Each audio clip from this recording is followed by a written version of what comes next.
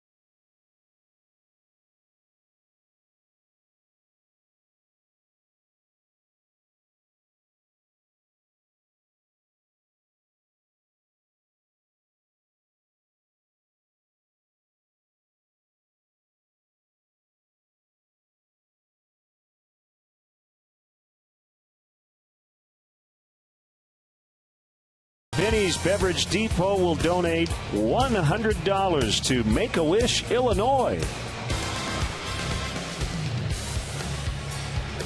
We'd like to welcome all our viewers watching on Gridley Cable in Gridley, Illinois.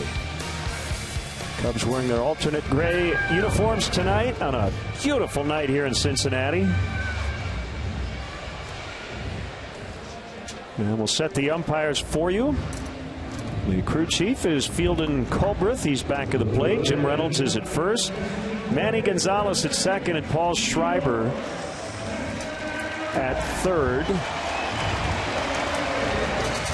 Reds take the field. Cubs 49 and 42, holding down the second wild card spot. Third in the division, 8.5 out. Cincinnati 41-49.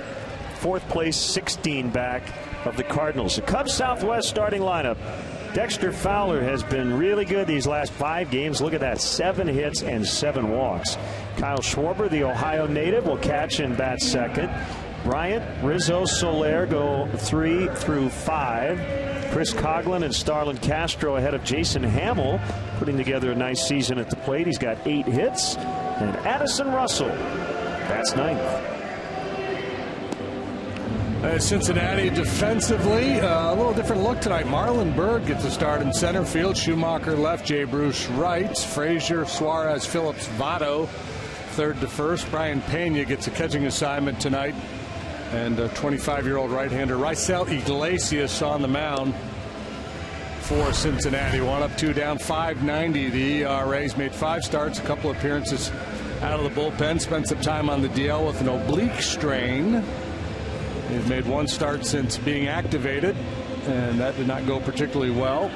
A wiry right-hander, 25 years of age, slings it up there. He draws comparisons to El Duque, Orlando Hernandez, and the Cub hitters are ready to rock and roll. Boys all want to get a crack at this young right-hander.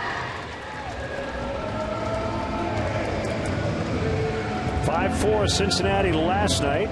4 had kind of been the Cubs' magic number.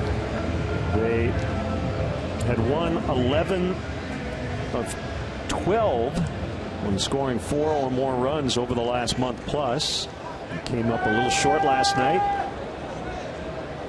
Todd Frazier will play in on the grass at third as Iglesias gets ready to work.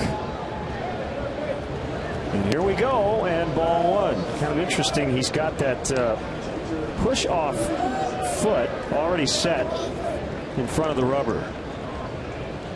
Pretty simple delivery. And that sinker is in there for a strike. 1-1. Yeah, he could top out at 95 miles an hour. He sits comfortably around 92. Slider might be his best pitch. He's got a developing changeup. Signed to a 7-year major league contract last year out of Cuba. Struggled with his control, pitching mainly as a reliever in the Cuban National League. He defected to Haiti in 2013 on his 2nd attempt in 2 months, and then signed that long contract last June with the Reds.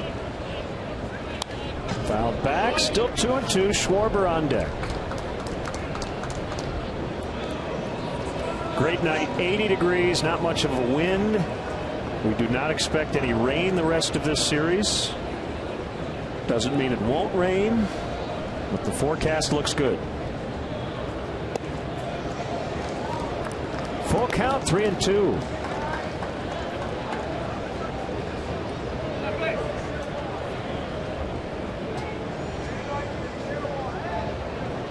Here it comes. And right to a kneeling Brandon Phillips. Despite losing, the Cubs did a lot of good things offensively last night. So some positive trends. You talked about Fowler, the good run he's been on. He was on base 4 times last night. Schwarber had some great at-bats. Addison Russell had his first multi-hit game in a good long while.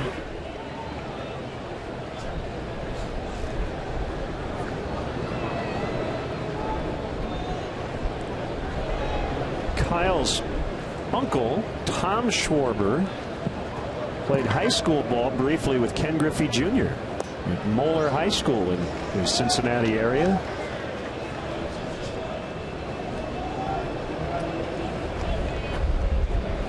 Schwarber, 10 games into his major league career, has 12 hits and 6 RBIs.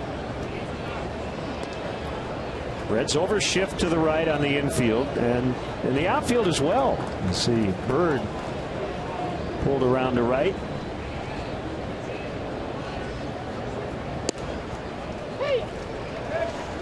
Top of the zone at 91. Schwarber blistered a couple of balls last night. Also worked a walk. One was a single, one was a line out to right field. Swing and a miss, strike 3. Sneaky cheese there, 94 from Iglesias. Quick arm action. He's got very loose arm action, doesn't he? He slings it up there.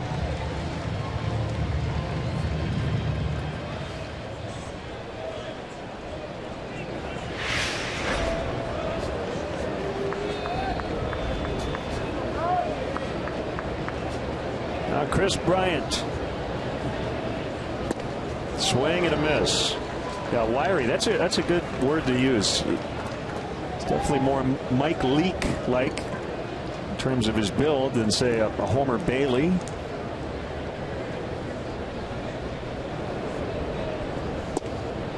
Dropped down a little more that time and reached 95. Yeah, that's the thing. He's done it a couple times now where he's dropped down, and you think he might sacrifice a little velocity with that delivery, but he doesn't. He threw one at 94, that one at 95.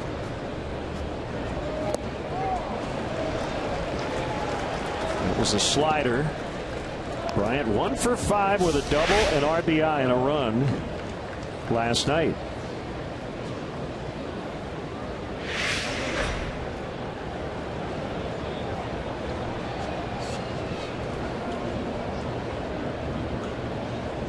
Here comes his 1-2, and Chris pops it up. Phillips out in the outfield grass. Puts it in his pocket, and the Cubs go down in order. Reds coming up against that guy, Jason Hamill.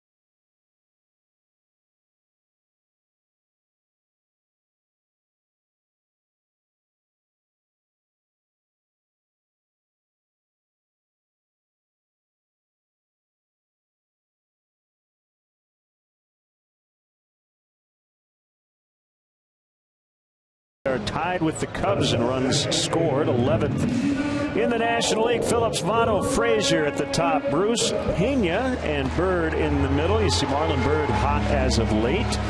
Suarez has done a really nice job in for Zach Cozart. Skip Schumacher, the veteran, will play left with the pitcher Iglesias still searching for his first hit.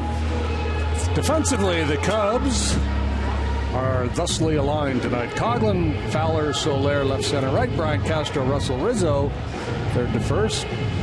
Kyle Schwarber, the former All-State linebacker from Ohio, behind the plate, and Jason Hamill is our Lexus pursuing perfection starting pitcher. He's only thrown 1 inning since July 3rd because in that start on the 8th, his hammy started barking. He had to come out.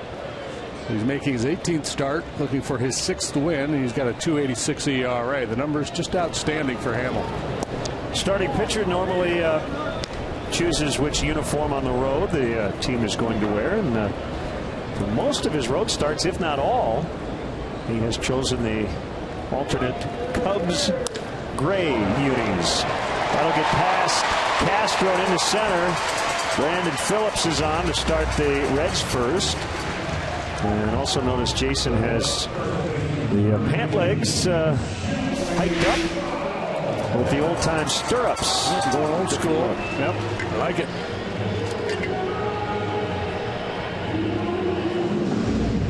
Phillips gets things started for the Reds with a solid single, and now Hamill has to deal with Joey Votto.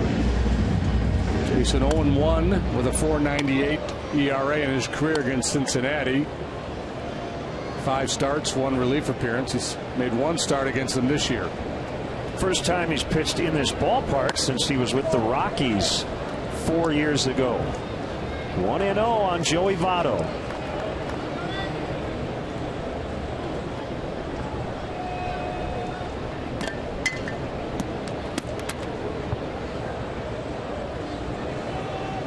Phillips has been running a little bit this year. Last couple of years he didn't run much at all.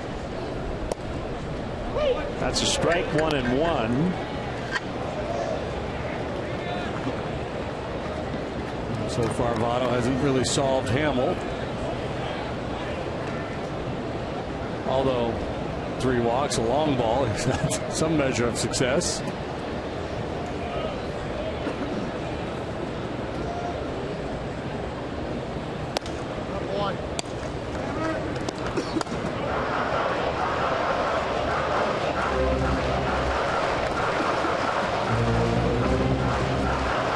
Whatever you do, don't look at the picture of Devin Mesoraco back there, the bobblehead.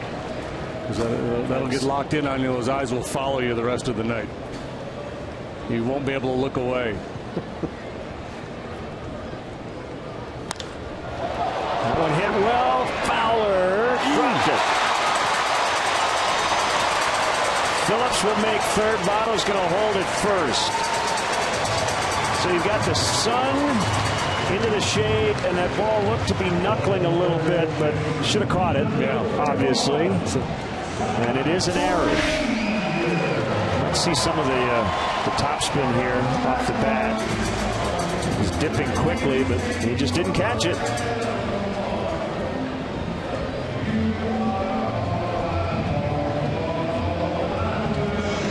So trouble here for Hamill.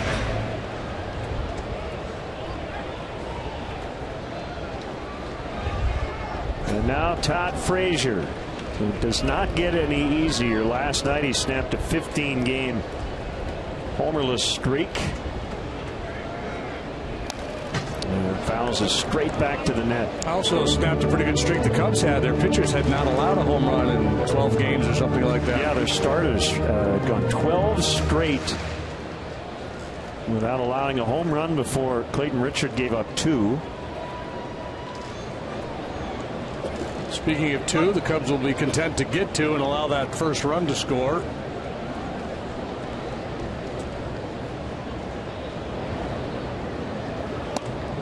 And on the hands that time, Frazier on a pace for a club record in extra base hits. The Reds single season mark is 92 extra base hits. Frank Robinson in 1962. Frazier on a pace for 95. Leads the National League in doubles and total bases. This should get Phillips in. Fowler makes the catch, and he'll throw it towards second. Sac fly. Todd Frazier, 1-0 Cincinnati.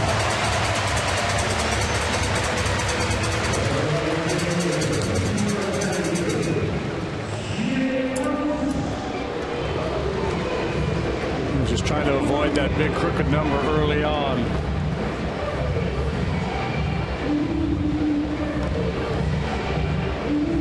Comes Jay Bruce. We highlighted him in the open. He's really been swinging it well lately.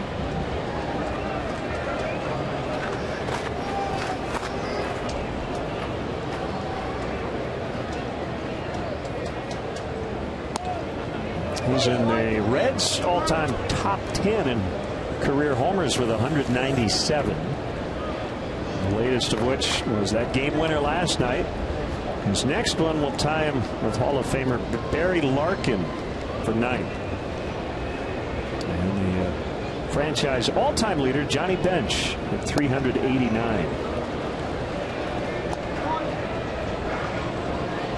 I think I for sure focus on club records more with teams like the Reds and the Pirates and the Cubs and the Dodgers, the Giants. They've been around a long time, so when you get into the top 10, that means something, and Votto and Phillips not too far behind him. It's one thing to be in the top 10 in Tampa Ray history, Rockies or Diamondbacks history, or Rays. Yeah, a little different when the team history goes back into the 1870s.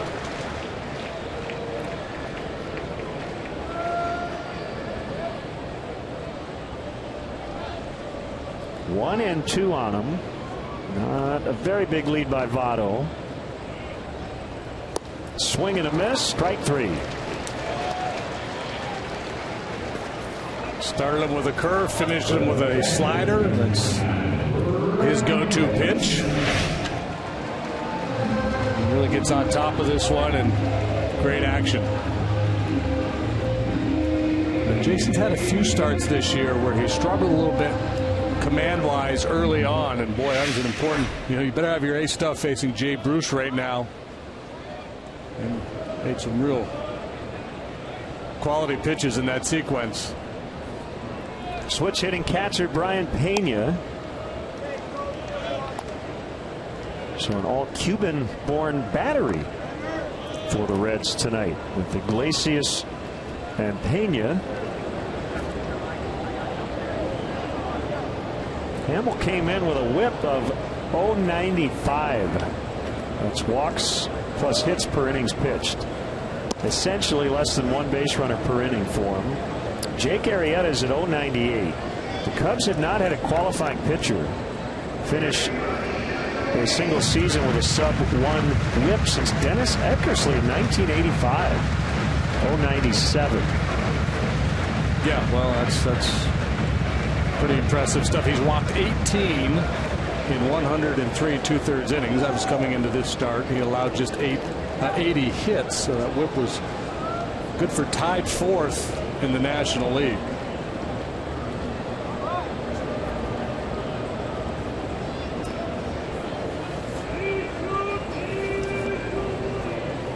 If you're putting together an all underrated team in the National League, Jason Hamill has got to be on it. No doubt.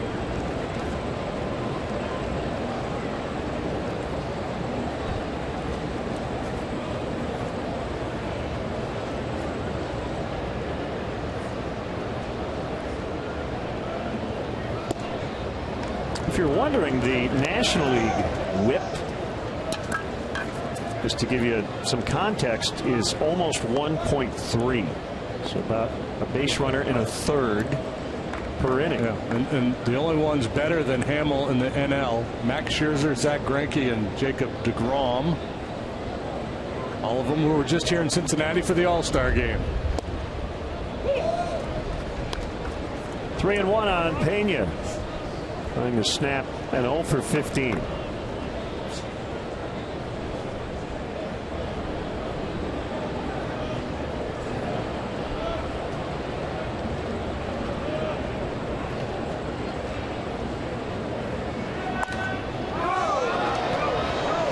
Looks like it'll go to 0 for his last 16 as Bryant makes a catch in foul territory. An unearned run. Reds lead 1-0.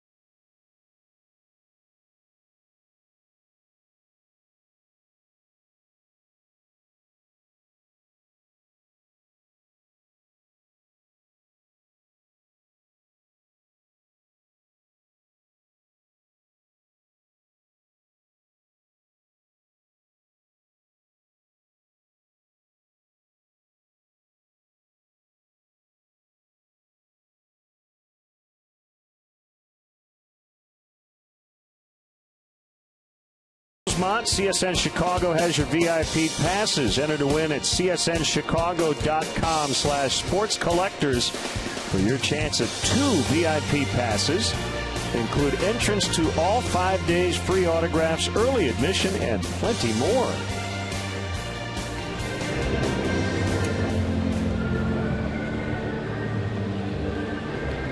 Reds with a 1-0 lead. I think I read where Chris Bryant's going to be signing there. Or at least maybe some of his memorabilia is going to be for sale there. He signed a deal recently. Saw that. Marketing. Yeah. Deal. It's good to be Chris Bryant. Yeah. Well, the Cubs second in the National League in walks. The Reds pitching staff has surrendered the most free passes in the majors. So patience might be a virtue in these next couple of days. 1 ball, no strikes.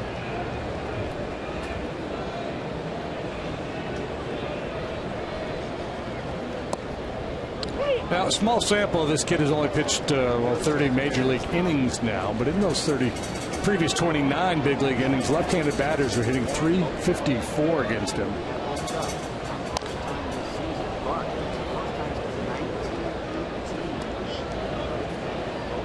Yeah, just his 8th major league game, his 6th start. Second time he's gotten in there since coming off the DL. Missed most of June with a strained left oblique.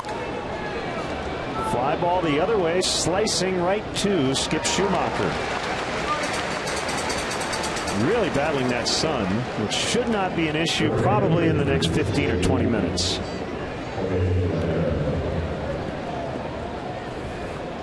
Man, I see Schumacher shaking his head saying, man, I can't see it. Now this is kind of like Miller Park, right?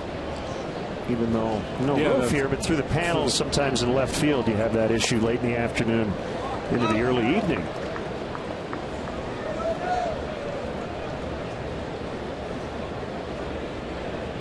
Soler did not face Iglesias at any point when they were in Cuba.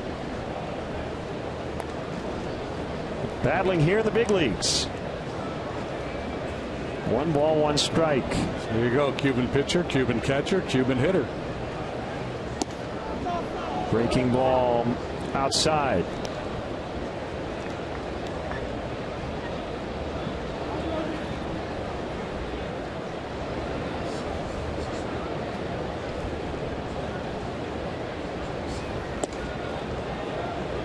Missed again on the fastball that time. Coglin on deck.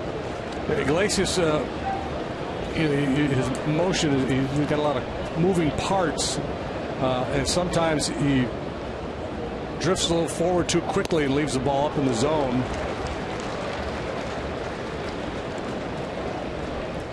Yeah, that one was up a little bit, but Soler missed it. Yeah, it was up with a little something on it. And the scouting report we got on him from our colleague next door, Chris Welsh, he has very good command of the fastball to his glove side. That one right there. Yep. Taken for ball 4. And the Cubs have a base runner. He tries to paint that outside corner with a drop down delivery. Slides off the outside edge. A very keen eye by Soler. He takes a walk.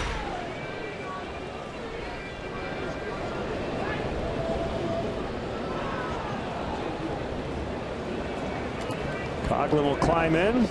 3 games since the break, 4 hits, 2 doubles, a walk, and a run knocked in.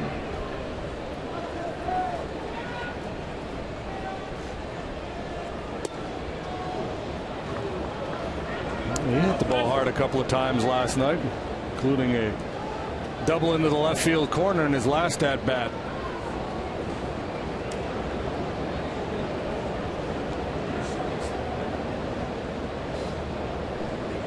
Change up, and he bounced it 2-0.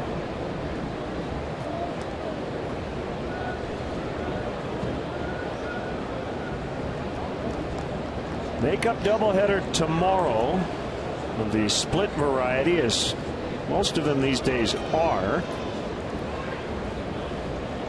The 11:30 Chicago time start. Kyle Hendricks and Mike Leake.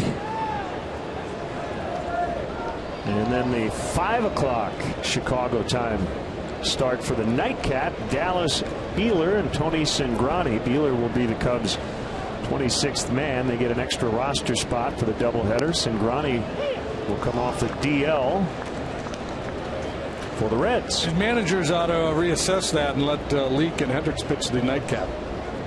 Now the game might be over with in 90 minutes. Ryan Price played in the minor leagues for Joe Madden. Yeah. Behind Coglin now, 3-1. Brian, a pitcher, did not pitch in the big leagues. Good minor league numbers, and then had a long run as a very successful big league pitching coach before getting the managerial job here. This is his second season. But he played for Joe way back in the early 80s. That's into center for a base hit. The Cubs have their first hit. And they have 2 on with 1 out for Starlin Castro. Yeah, I asked Brian Price when the Reds were in Chicago about the whole pitching coach becoming the manager, and I thought he gave a really good answer. He said, I don't claim to be a hitting expert, so that's what I needed to learn, that part of the game. But he said guys who were position players, they have to learn the pitching side of it. And that makes a lot of sense too. Yeah. Yeah. So nobody comes to that job having everything covered. Right. In terms of how to play the game. I mean, you have your ideas about strategy and how to manage a clubhouse and handle the pitching game. And really, what's the old cliche? Baseball is 90% pitching. So it makes sense that there'd be more managers who were pitchers. And he also said pitchers are weird. And he included himself. He said that, the psychology of starters every 5 days and relievers every day. He said, I understand the mindset. So he felt that gave him a little bit of an advantage.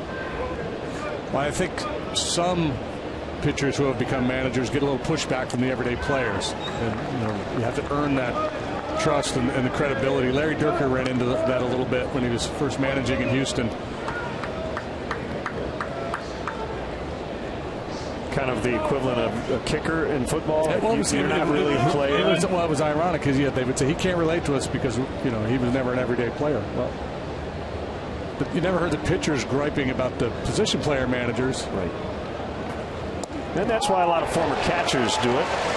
As Castro has taken a fair amount of called thirds here lately. That was a breaking ball. He has taken some fastballs for strike 3. Right now it just seems to be caught up kind of in the middle, which is the worst place to be. And that wasn't a strike, so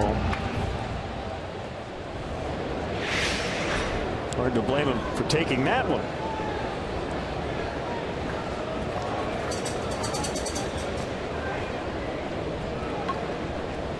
Swing and a miss by Hamill.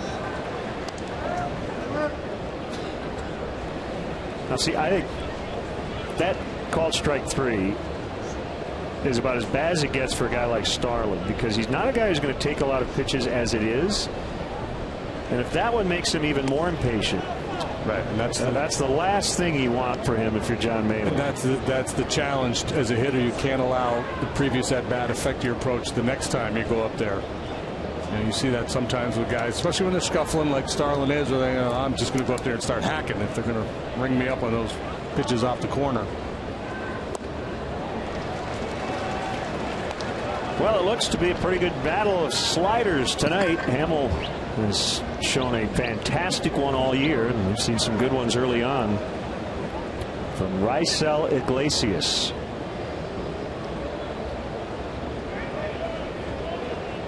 Long look at his catcher, now ready. That deflects off Iglesias' glove, but plenty of time for Phillips with the pitcher running, and the Cubs are done in the second. They strand 2 and they're down 1-zip.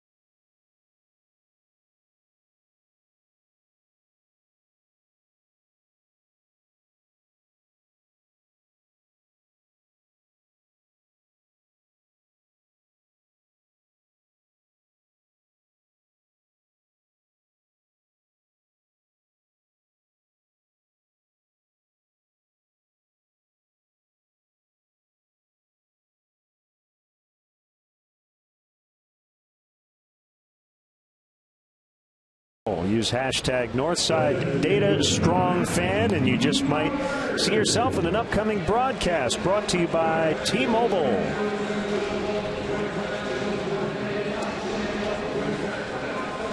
1-0 Cincinnati, unearned run in the first. It's about as pleasant a night as you're going to get at the ballpark. It's pretty steamy here in Porkopolis this time of year. Gene Shalit. And a lot of Cub fans.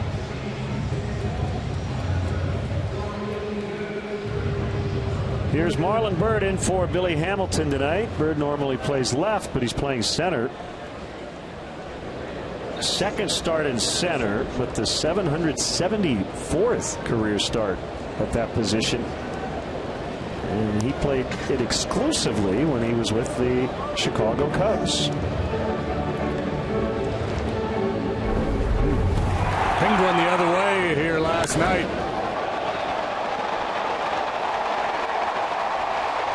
10-12 rows back. Couldn't get the slider. 0-2. This club hits a lot of home runs. That was number 16 for Byrd last night.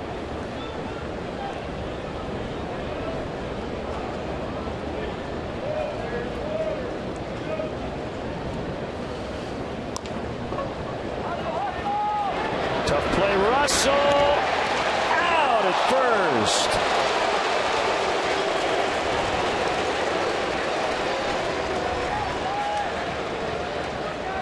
Well, Brian Price asking for a little time as they review this one. Boy, sweet play by Addison Russell. It's been fun to watch play. Going right, going left, coming in. They think he's safe, and they're going to challenge.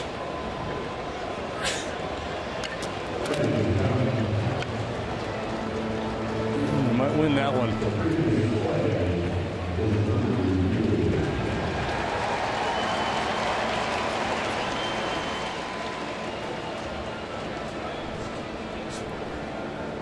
So time for a Forsythe replay review. I want to give Marlon Byrd some credit here, and this is the way he was as a Cub. He goes through the bag at first base exactly how you should. Almost like a sprinter reaching the tape at the finish line.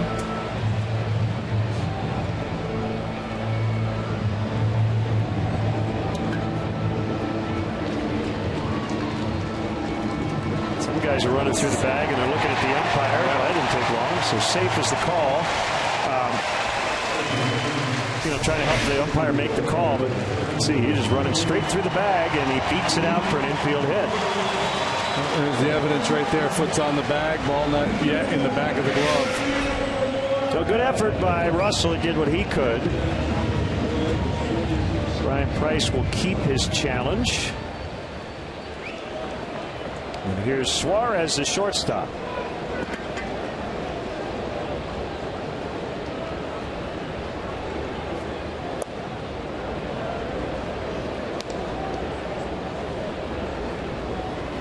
Over from the Tigers in the deal for Alfredo Simon, who did a lot of good work for the Reds last year. He was an all-star, as a matter of fact.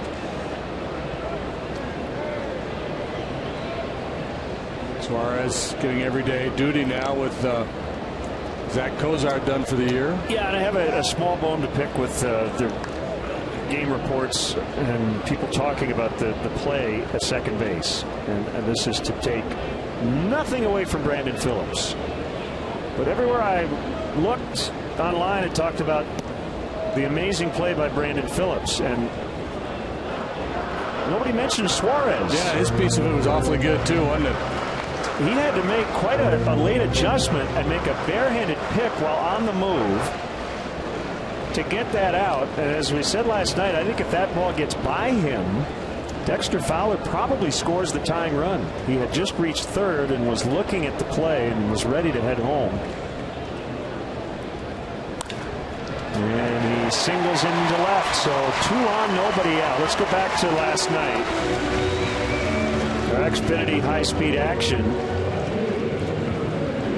Again, Phillips gets all the credit in the world, but how about a little for Suarez, too, on the back end?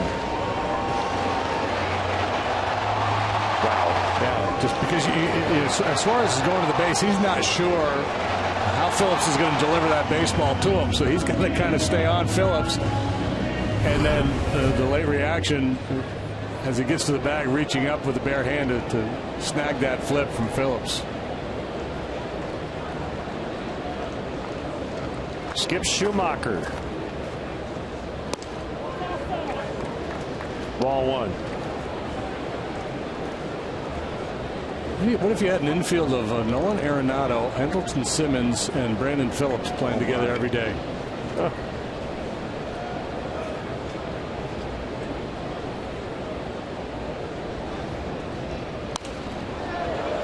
Fouled out of play.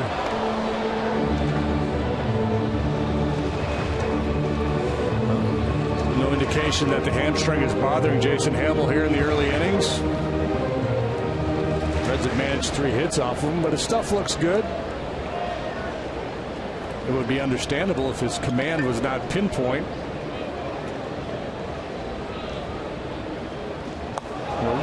Gets all the way past.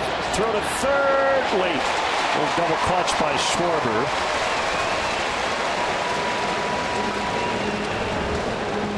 How does Suarez not go to second base on that? And he came back in a hurry to Schwarber, but double play still in order because Suarez didn't advance. Probably Hatcher's fault. Hatch didn't yell go loud enough. You got one job, Hatch. You got to be kidding me.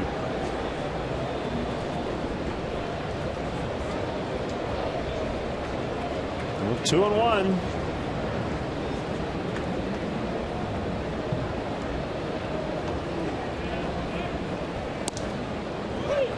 Two and two. Pitcher on deck. Punch out here would be awfully nice. With Bruce, it was a down and in slider. If they go back there with Schumacher.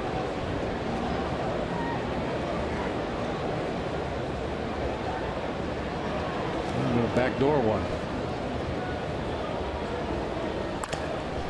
Bounce towards center. Castro will field and get the out at first, but Schumacher will get an RBI as Bird scores.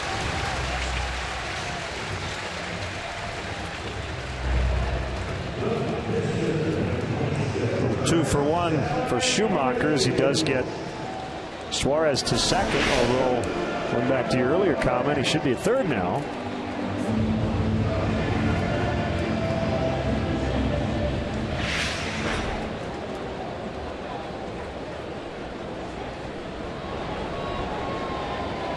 Now Iglesias 0 for 8 with 4 strikeouts. Not a typical bunting spot with a runner at second because there's already one out. 2-0 Reds.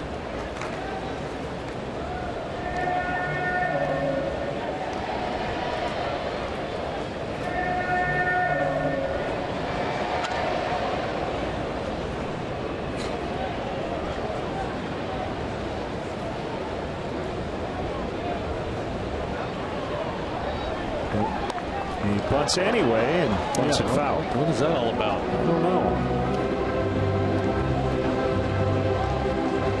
Jimmy Riggleman, I think he's yelling at him, swing. He's trying to get him over for that 2-out sacrifice fly.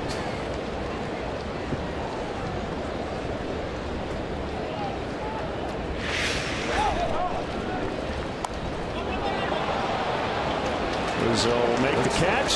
That's some very curious baseball right there. Yep.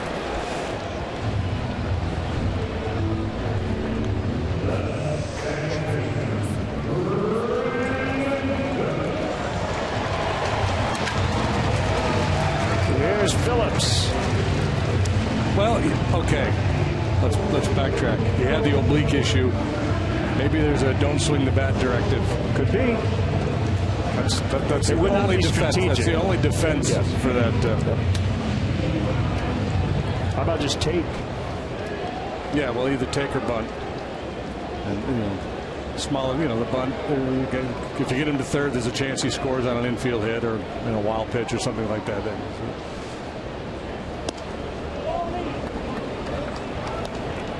Phillips singled and scored in the first inning.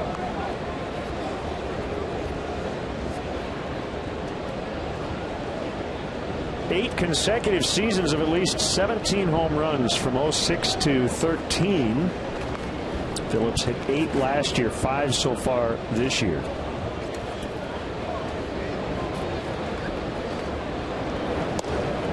You saw them early. He was hitting for a decent average, but for no power at all.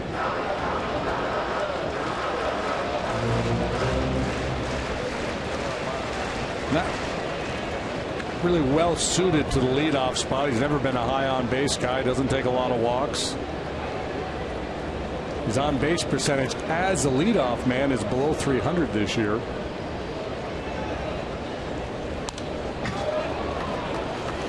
That's a job they would love to see Billy Hamilton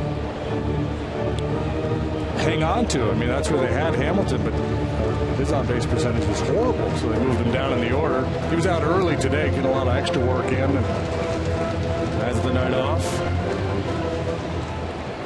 Pretty good weapon off the bench, though, with his ability to steal a base.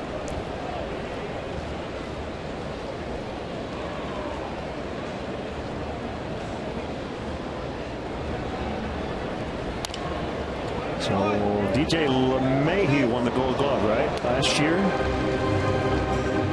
That sounds right. At yes. second. But Brandon Phillips, a perennial contender.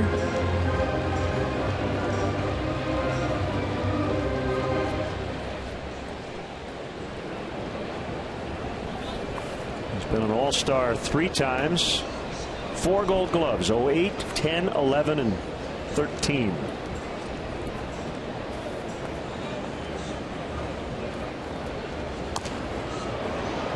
With an easy play to end the Reds' second. It's Cincinnati 2 and the Cubs nothing.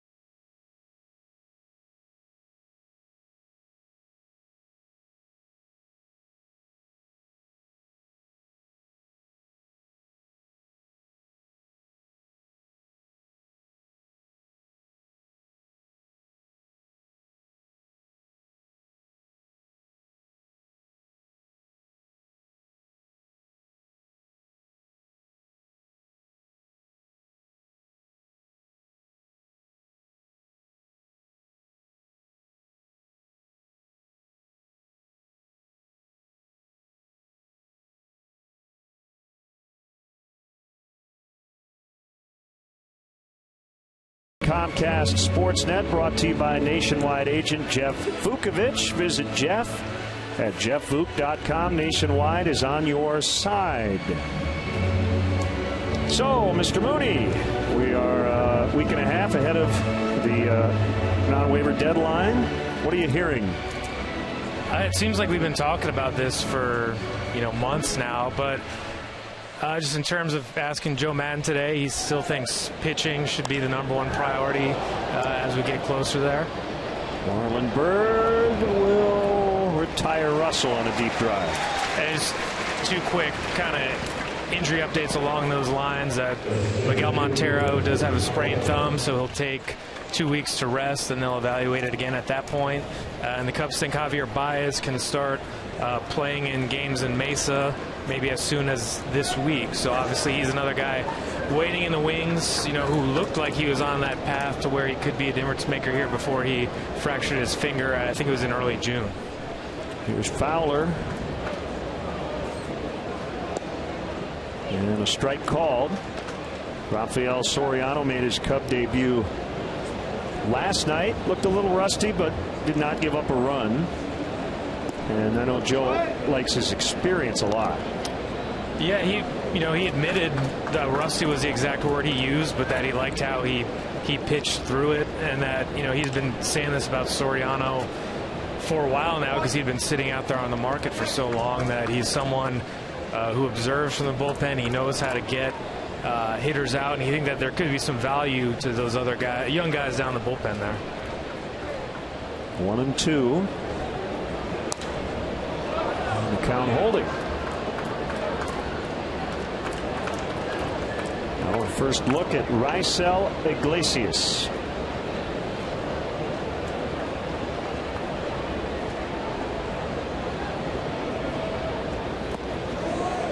Almost hit Dexter. I know Theo has talked about the wild card versus the division. Joe mentioned the other day our goal going into the second half. He said is to win the division. But that one game wild card round has to change the math, right? In terms of how much you give up for somebody if you feel like that's ultimately where you'd end up. I'm not saying that's where the Cubs will end up, but yeah, I think when you hit the All-Star break, and I think, you know, Fangraphs and Baseball Perspectives was giving them maybe a 5% chance to win the division.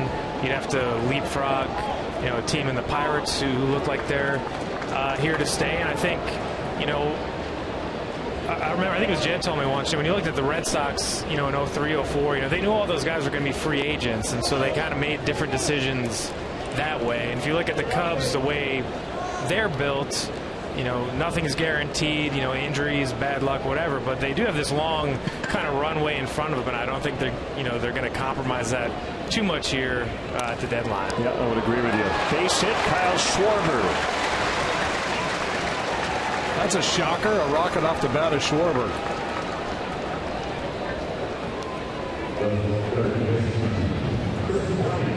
Yeah, I agree completely. And Joe had, you know, as the manager of the team, you have to talk about winning the division.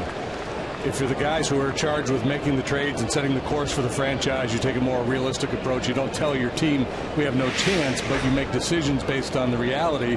And the reality is, there's, you know, the chances of winning the division are pretty dim. The chances of being a postseason team are pretty good, really good. So you try to get a little bit better, but without giving up any of those big pieces. Now, there's probably a fit. Maybe there's a fit for a guy who answers both those needs, who's short-term and long-term. That has a lot of value. So, you know, maybe that changes the math a little bit, and you're willing to give up more to get that guy. And they do realize there is value in, you know, making these games relevant in the last 2 months of the season and getting, you know, into October, and, you know, maybe get a playoff game or two at Wrigley, because these guys, you know, the Chris Bryants and everyone are going to have to be thrown into the fire at some point. Shallow center. Phillips, the second baseman, will take it. Check out Patrick Looney, CSNChicago.com for all the latest. 2-0 Reds.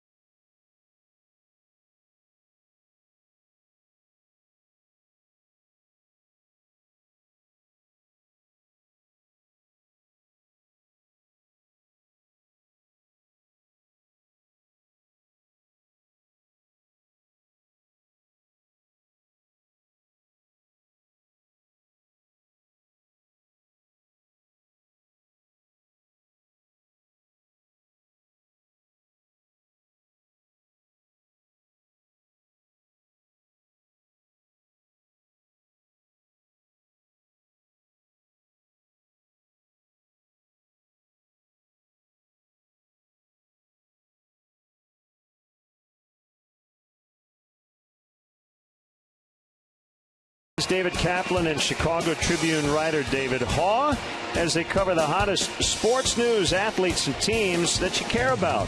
Make sure you don't miss the Cap and Haugh Show, presented by Horowitz and Associates, weekdays at 9 on CSN Chicago. Shouldn't David's last name be Half? It's like laugh, only with an H. I suppose. I mean, you could ask him. Because he can pronounce it any way he wants. Yeah, I generally try to defer to the actual, yield to the person whose name it really is. Whose name we're discussing. 1-0 on Joey Votto. Maybe a little rust for Jason Hamill. That ball deep to right.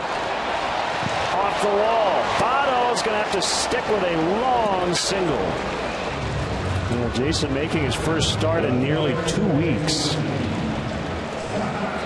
Yeah, he's been a little unfortunate with the unearned run on the first infield hit to get the second inning started. That time he made a mistake over the plate to absolutely the wrong guy. Top hand, top spin smash here by Votto. Keeps it in the ballpark. And Soler keeps him at first base.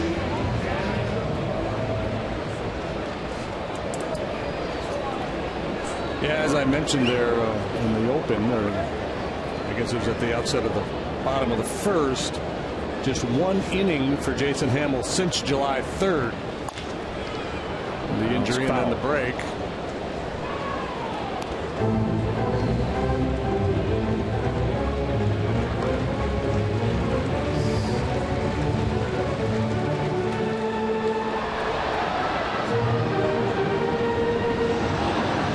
Congrats to the Chicago Cubs RBI seniors. Became the Central Regional champs. Beat the White Sox yesterday in Milwaukee at Miller Park. They'll move on to the RBI World Series in Dallas. That's in August. Short right. Russell's got it. Cubs RBI program fully funded through Cubs Care, a fund of the McCormick Foundation. Stay hydrated, boys. Dallas in August. Yeah.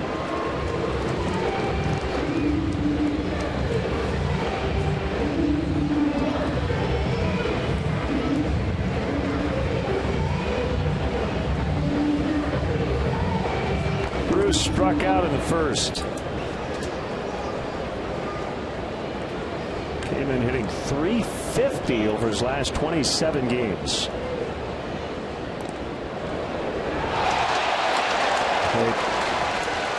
Picked off Joey Votto. Yes, he does, and no argument. So Jason Hamill nailed him.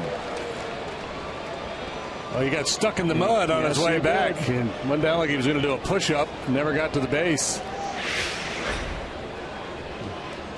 A little ambush, surprise attack there by Hamill. Votto doesn't run much at all, so he probably figured there's no way they're going to come over on me. And Hamill with a real quick move. Would not be surprised to find out that the Cubs pitchers are among the league leaders in this department. They've picked off a few over there this year.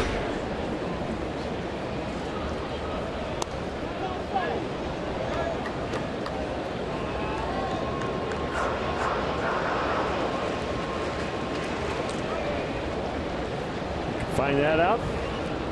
The 1-0 to Bruce. It's a strike.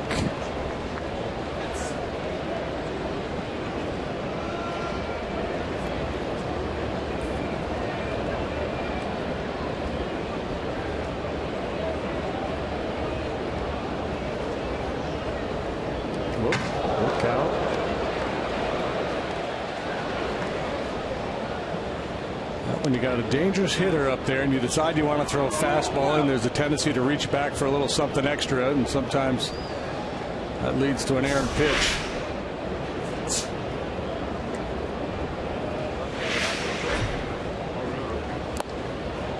Foul tipped.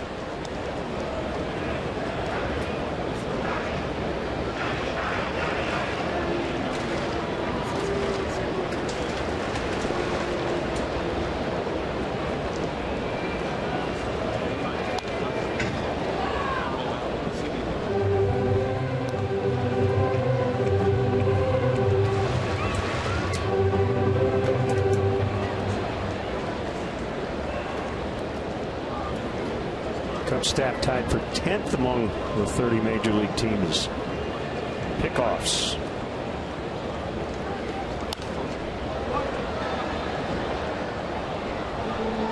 How would you rate your move back in the day? I would rate it as fully committed. Wasn't afraid to go over there. Okay. Well, that was particularly deceptive.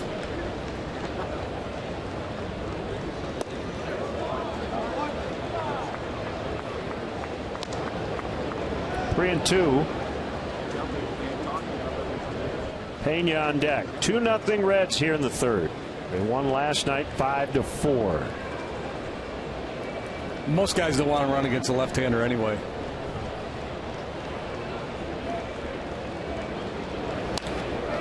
Oh, route.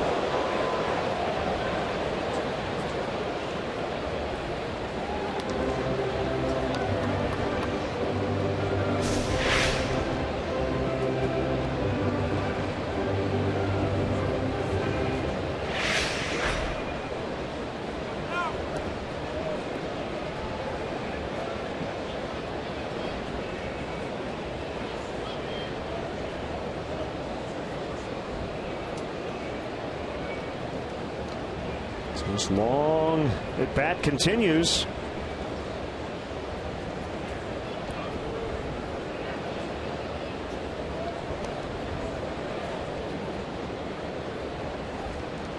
There's something down and away here. 9-pitch walk. Cub fans, let's go. Come out and enjoy the new Budweiser bleachers. There's no experience quite like it. The combination of exciting Cubs baseball and our new bleacher experience will keep the Budweiser bleachers one of the hot spots for entertainment in Chicago all summer long. Visit Cubs.com/bleachers to buy tickets and learn more about the available spaces.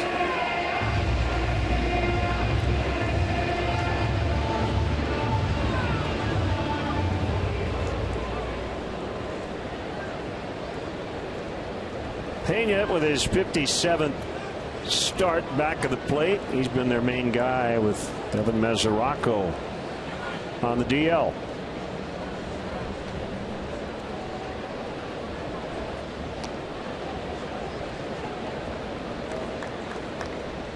Fowler playing a particularly shallow center against Pena.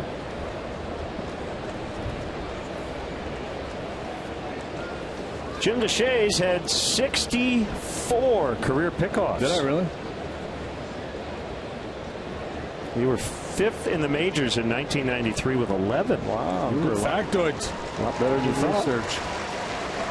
Well, when you got so many base runners, your chances improve. Yeah, greatly. It's like missing a layup and trying to pad your rebound stats.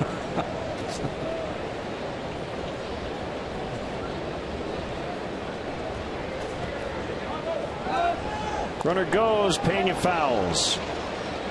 Yeah, Pena, a good guy to start a base runner with. He makes a lot of contact.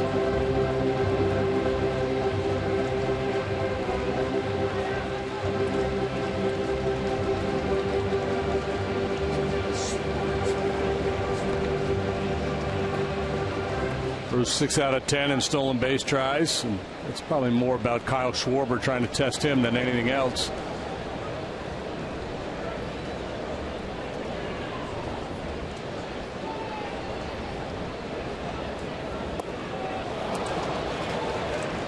One and two.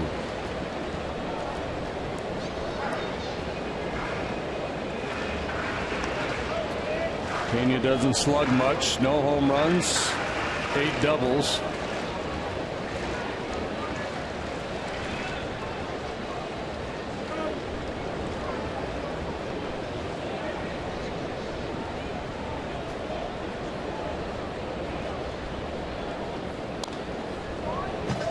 Happy 4th birthday to Owen Benjaminson. Moving on the Cubs tonight.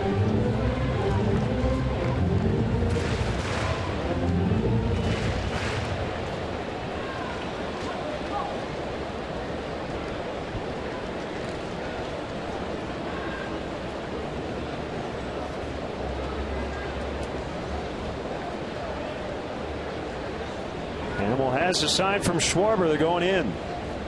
No, they're not. They're going over.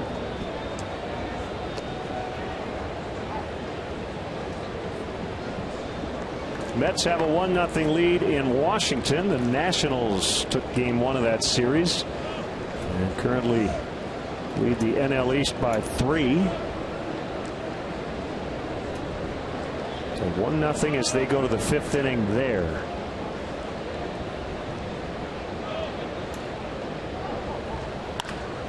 Bounce past Hamill. That will get into center. Bruce will stop at second. Third base runner of the inning for the Reds.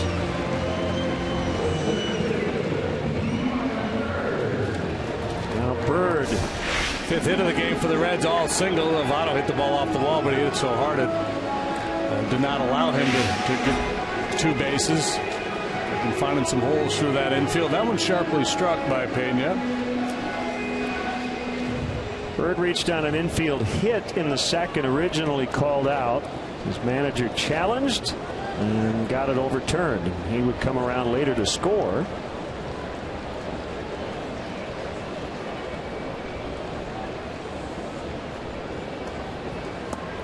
Swing and a miss. The Cardinals are in Chicago playing the White Sox. Michael Wacha, Carlos Rodon tonight.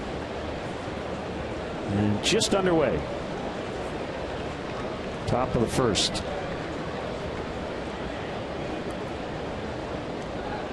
Same in Kansas City. Pirates and Cardinals recently started. Cole and Vargas matching up there.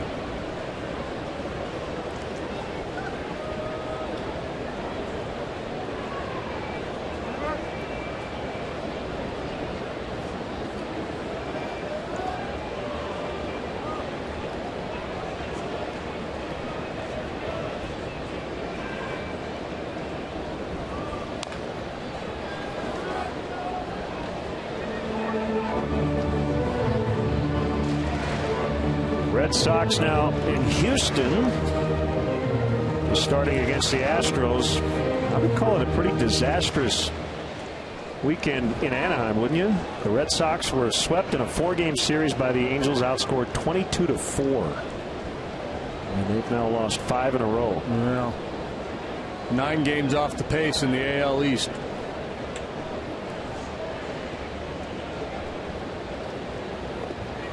And on the flip side, you'd say it was a great weekend for the Angels. They've now won 15 of 19. They've got a 2-game lead over Houston going into play tonight. Hottest team in baseball. Yeah, they're hosting the Twins tonight.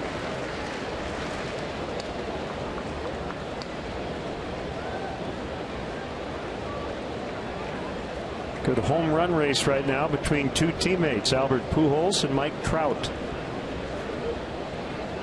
Albert just passed Mike Schmidt, the all-time home run list. Swing and a miss, a long 3rd inning, but Hamill doesn't give up any runs for the first time tonight.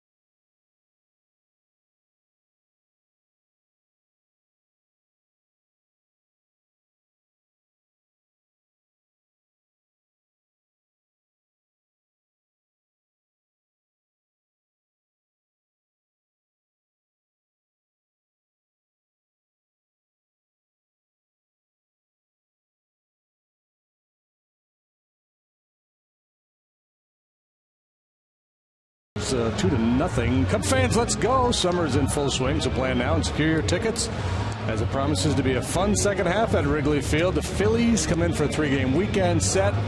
That begins Friday, and then a 3-game series with the Colorado Rockies to follow. To purchase tickets, visit Cubs.com.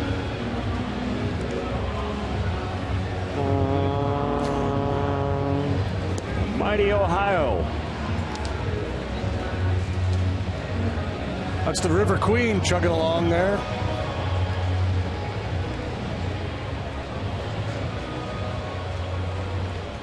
Two 2-0 Cincinnati. She's having a brew.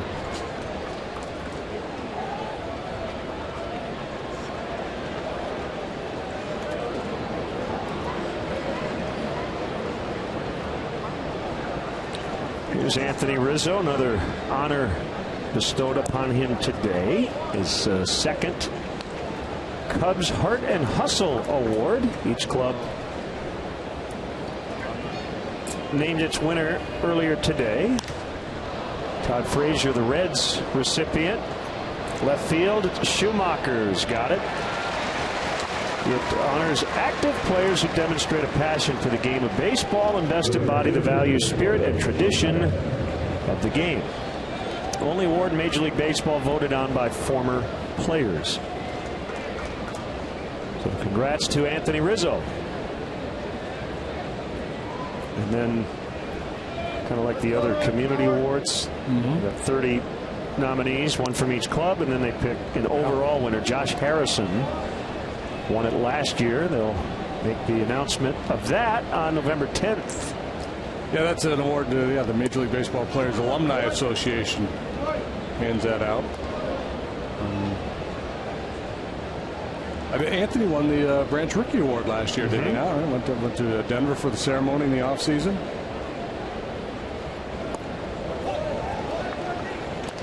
Soler walked in the second.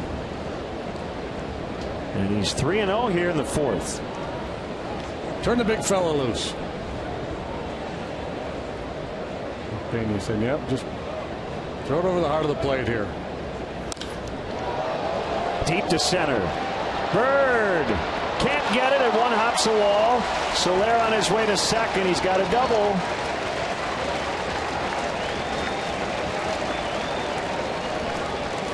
That was a 1-iron.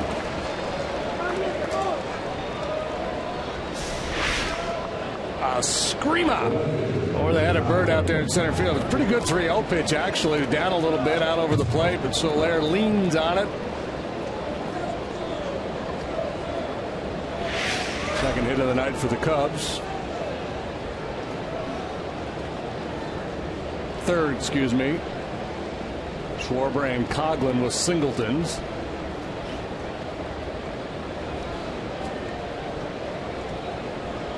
Hits the ball hard, doesn't he? Man, he hits it hard. Yeah.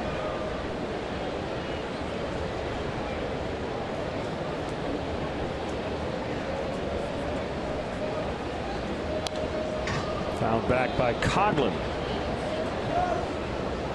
Yeah, Joe Maddon is a big fan of the 3-0 green light. Yeah, I am too, and I've become more so over the years, because what has happened is pitchers have become so unwilling to yield. We see 3-1 changeups, 3-1 break. Used to be you could count on a fastball at 2-0, 3-1. Not anymore. Changeup. Even guys who aren't considered really dangerous hitters get pitched too carefully, and hitters counts. It's just not the here it is. Take your best whack at it on those counts. 3-0, you still. You tend to get fastballs a high percentage of the time, and when you're sitting on one, you can usually do some damage.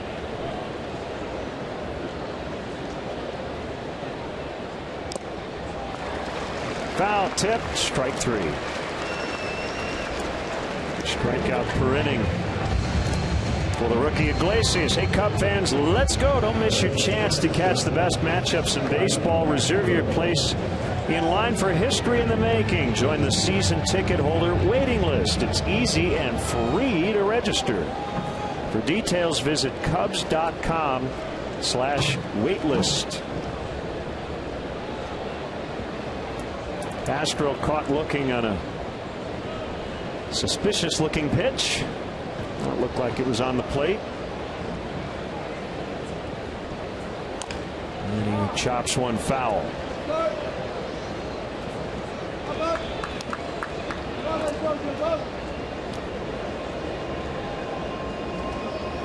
And Starlin's going through something that, I use golf analogies a lot. A lot of times you can go to the driving range and feel really good about your swing, and then you get out on the golf course and it's just not there. And I think that's what's going on with Starlin. Joe Madden keeps talking about the good work that Starlin's putting in. They really like his approach in BP, and when he's doing his work off the field, his cage work, but it hasn't translated very often into the games. He has a tendency to pull off the ball.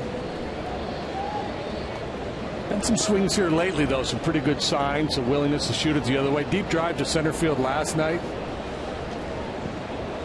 RBI base hit to right the night before.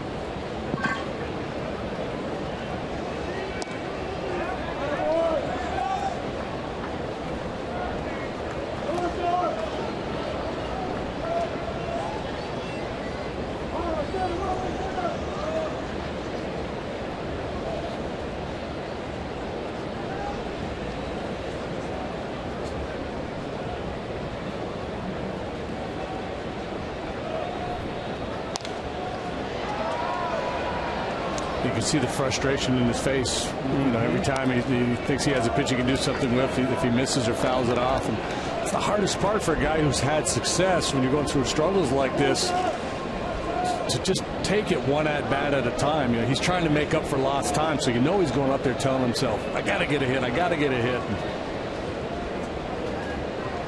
when you think that way, you tend to go out of the zone.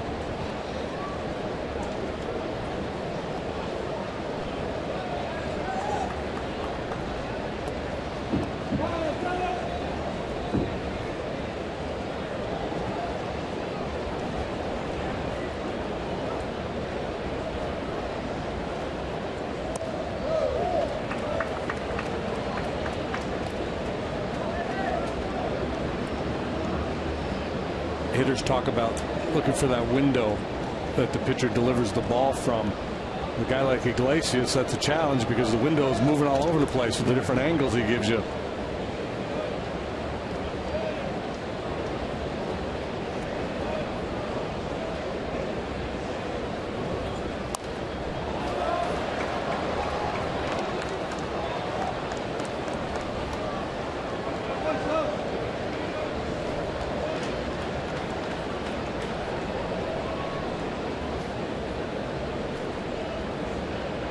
That's the other issue, and Starlin has always had a huge strike zone, and he does have the ability to spoil a pitch like that. But right now he's swinging at pitches a foot off the plate, and that one down, almost bounced up there, and taking hittable pitches. Yeah, and it's the brain getting in the way of the body. Sometimes you start thinking. You talked about it last time. He's kind of caught in between. He'll chase a bad ball, then he's, I'm not going to chase. I'm going to stay back, and boom, next thing you know, they slip one by him. 95 foul tip, strike 3, and the Cubs waste the one-out double by Soler.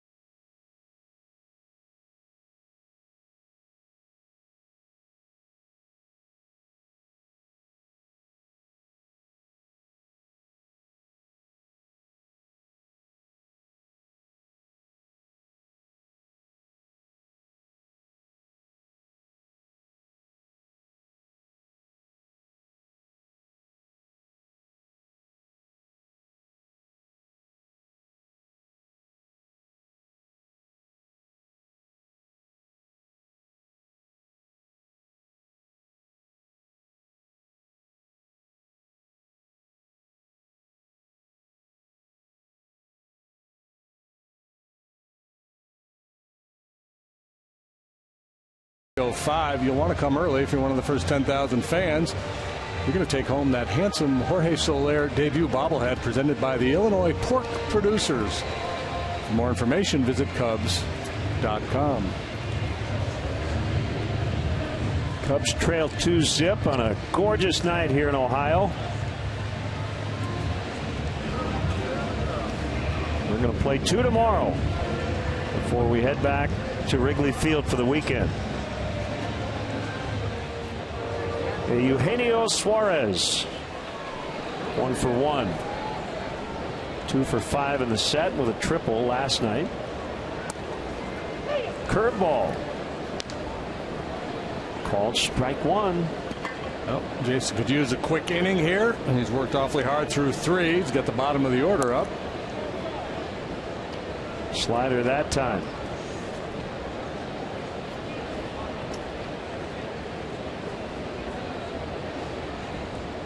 By the way, are we to assume Aroldis Chapman is not available tonight? I don't know. We assumed he was not available last night after throwing 2 innings and 44 pitches the day before, but out he came throwing 101. So I'm not going to assume he's not available. There were 2 games tomorrow. I have to think they're giving him the day off tonight. And would be available for one of the 2 tomorrow.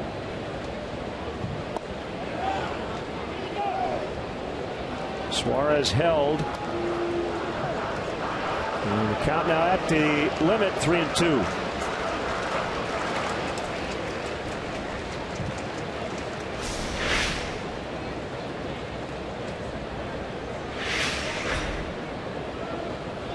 Swing and a miss. Strike 3.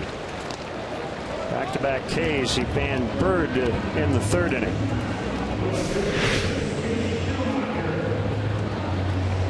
Tardy. 7-hole hitter. Dismissed, and now 8-9 here as he tries to get his first 1-2-3 inning of the night. He kind of looks like Fred Savage, that kid. He's from Fred Savage. Not a Wonder Years reference. I like it.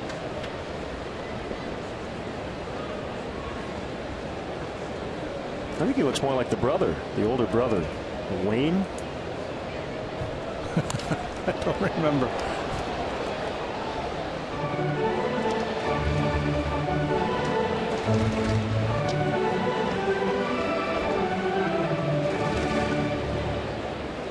So tonight's poll question: Kevin Arnold or Wayne Arnold?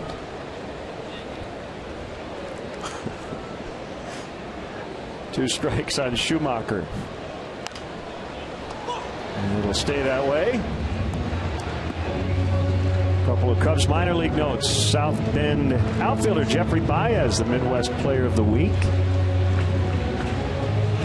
Currently working on a 9-game hitting streak, during which he's batted .472. The Myrtle Beach Pelicans have rattled off 7 straight.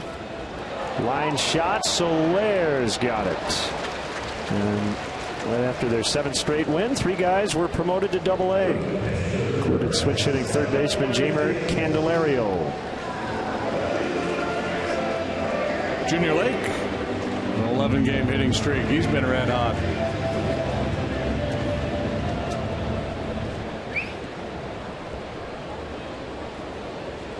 Well, we're going to test that. He's not supposed to swing the bat theory here with 2 outs and nobody on it. He's in just straight take mode here.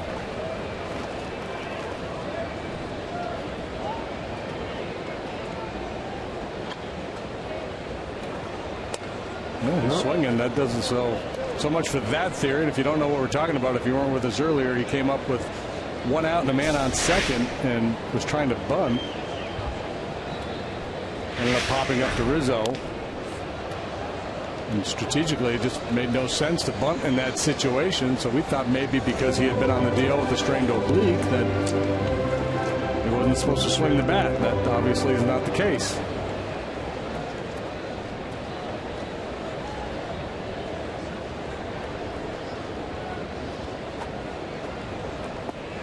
Swing and a miss. After 4, 2-0 Cincinnati.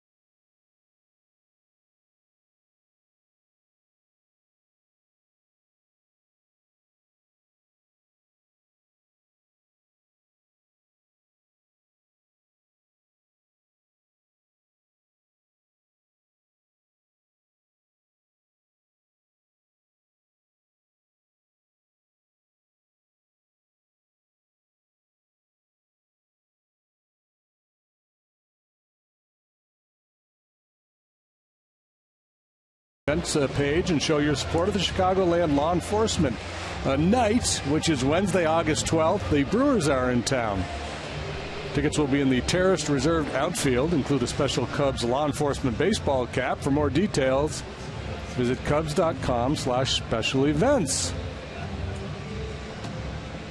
It's Chicagoland Law Enforcement Night. This should be fun.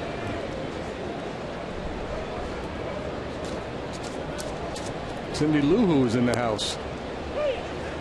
Strike on Jason Hamill. 8-9-1 here in the 5th inning.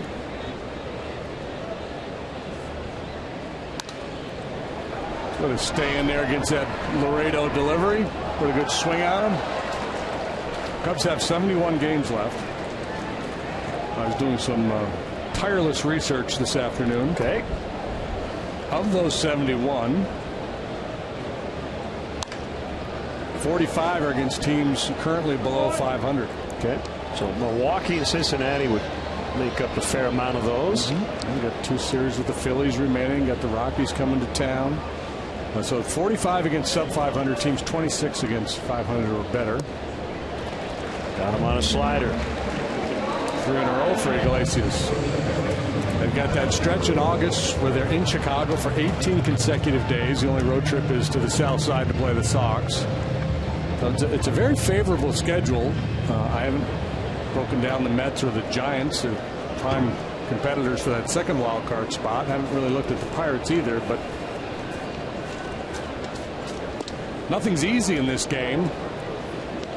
And the Cubs have earned it. I mean, they've recently, just before the break, went through a very difficult part of their schedule. They've been very 500-ish of late. 5-5 the last 10, 10-10 the last 20, 15-15 the last 30.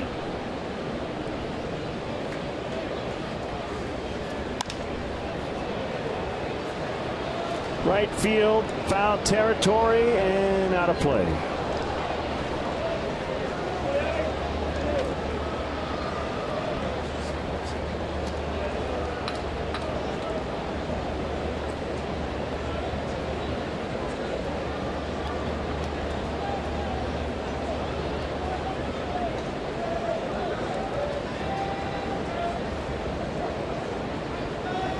Here it is. Ooh, he went. Jim Reynolds said so. He didn't say it with a lot of conviction, did he? But when called upon, you have to make a decision. Real close. 2-2. Now, Russell on base 3 times last night. A couple of walks, a deep drive to left, or excuse me, a couple singles, a walk, and a deep drive to left. Hit the ball hard his first time up tonight. Chasing Marlon Byrd deep into center field. And he draws the walk. I like the look of him in the batter's box here of late.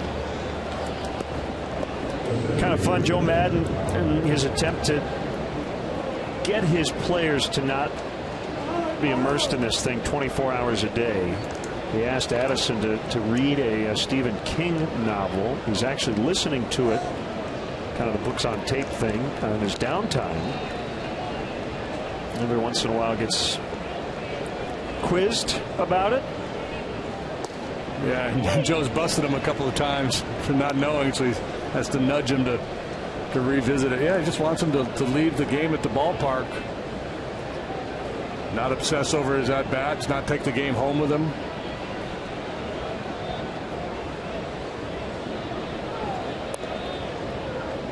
It's very easy to get into that trap as a player where, you know, you play the game, you go home, you turn on Sports Center, the highlight shows, you get on the internet, read everything about you, read everything about the game. And when you're going good, that's fine, but if you're scuffling a little bit, it makes sense to unplug.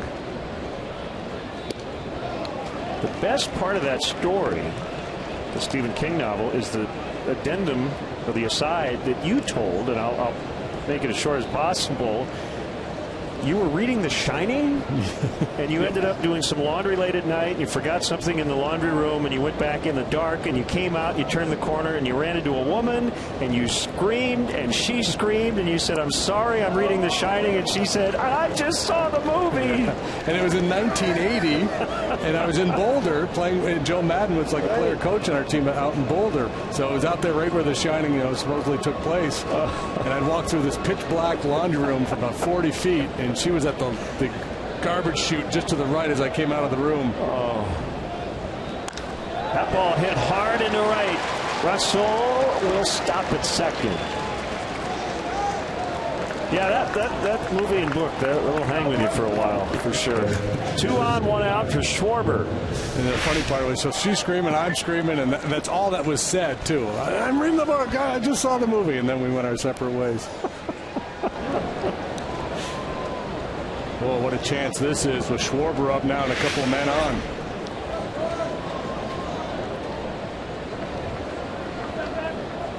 Trying to get something done against Iglesias. It had at least a base runner in every inning but the first. So here's Schwarber, Bryant, and Rizzo, hopefully getting their third look at Iglesias. Strike one. Dangerous time for the young right-hander, and gets a borderline call.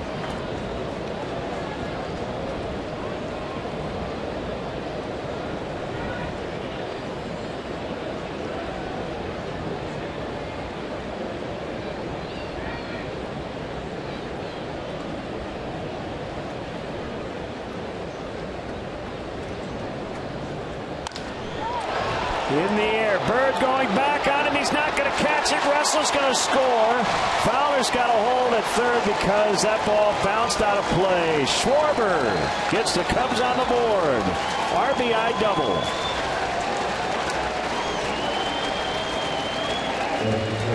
Man, is this kid impressive.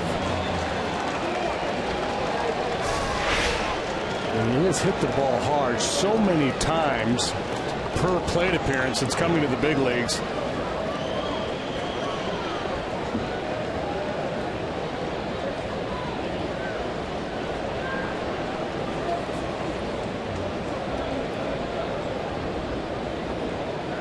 Schwarber cheering section pretty excited.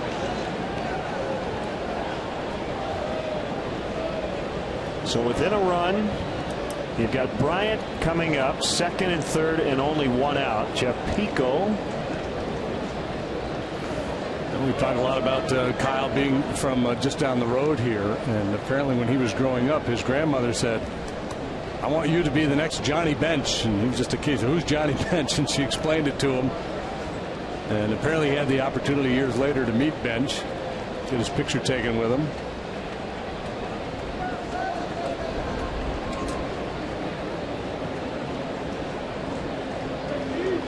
There's Johnny now.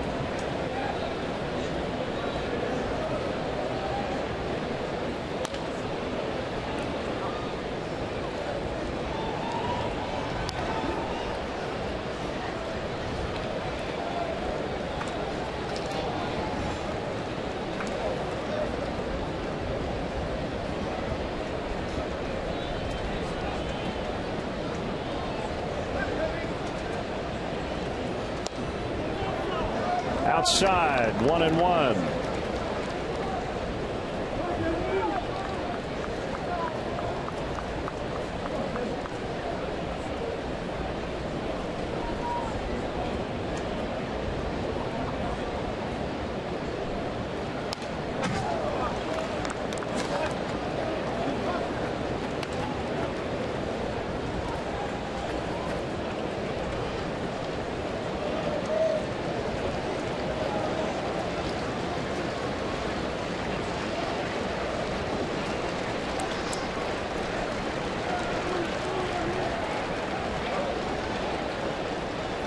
Kick, the pitch, big strikeout for Iglesias.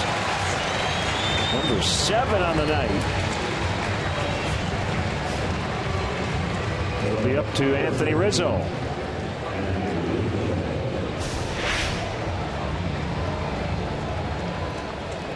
Backup slider gets a swing through.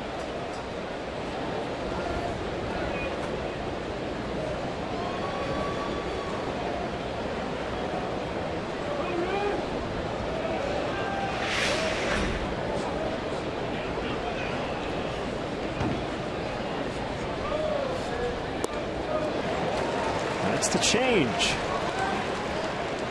Frazier, the only Reds infielder to the left of second base.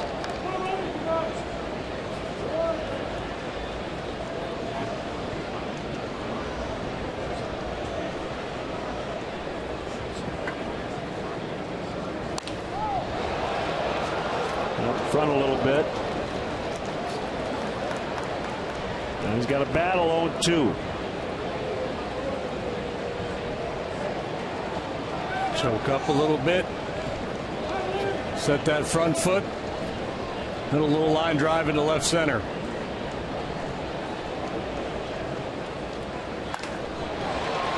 Bird again on the move, but this time he's going to make the grab, and that will end the threat. The Cubs get one on the Schwarber double. It's now 2-1 Reds.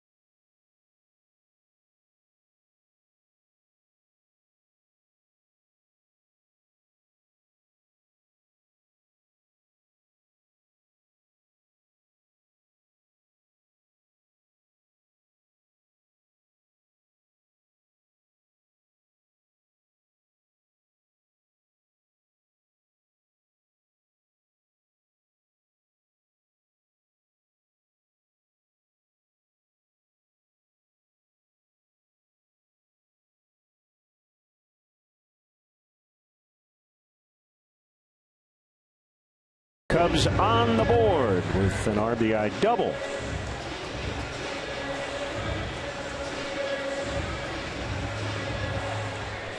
Unfortunately, that ball bounced out of play, or Cubs would have tied it.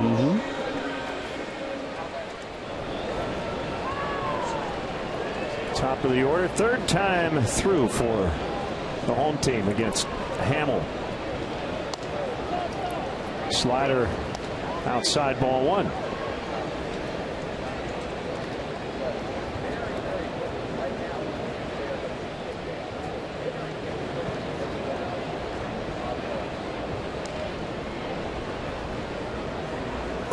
Swing and a miss. That was a really good slider. Good slider. He's been on top of it. He's had very good downward tilt on that slide ball here tonight.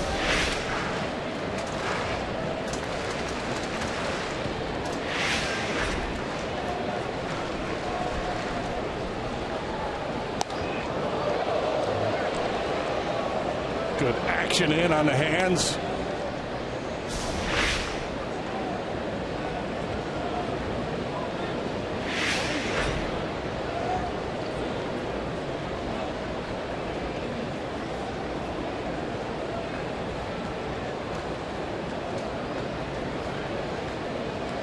Coming home on a 2-1 and lifted into center. Where Dexter Fowler makes the grab. Time for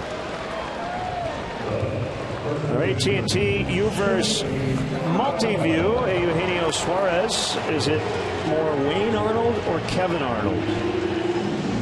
I think he's a tweener.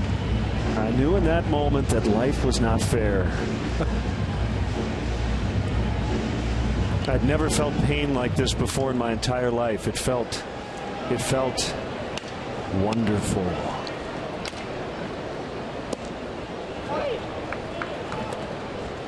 The great Winnie Cooper.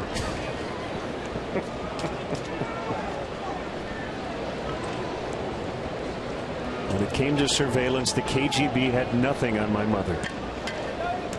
Some great lines from that show.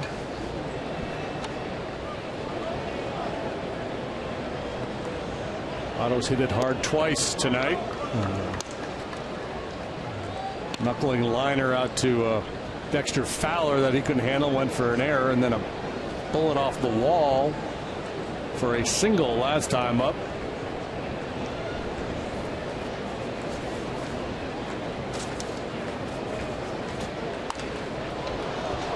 Left field, Coglin.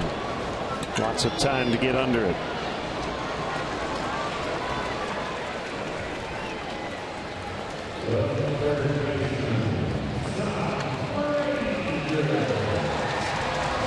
We'll bring up Frazier. Sac fly in the first inning to put the Reds on top.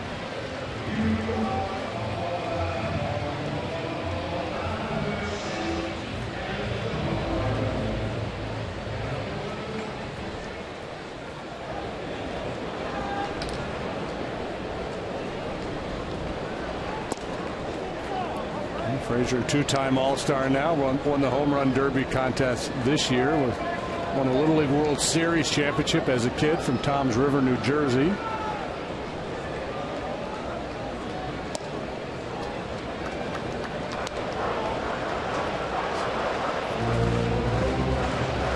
Had two brothers that played minor league ball. One got a little bit of time in the big leagues.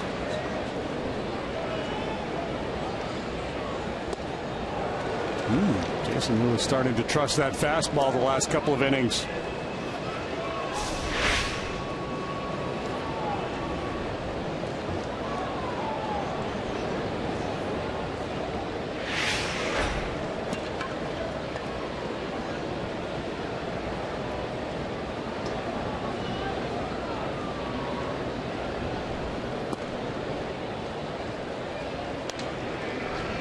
Jason's interesting in that with each successive look at him, the batting average against goes down, which is pretty rare. Third time around against him, hitters are only hitting $173.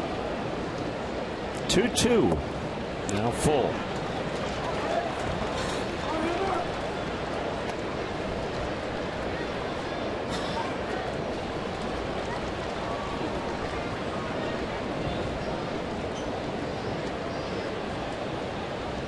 Yeah, there's that great picture of Frazier standing next to Derek Jeter. When Frazier was a kid. Yeah, 12 years old. Stadium. Yeah, their Little League team was honored at the stadium, and you got to go out and stand at shortstop with Jeter.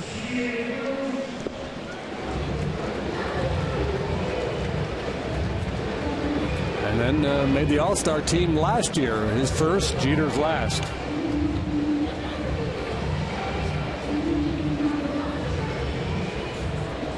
Decisive blow in the game last night came after Justin Grimm walked Frazier, and then Bruce hit that long home run. See if Jason can avoid a similar fate here tonight.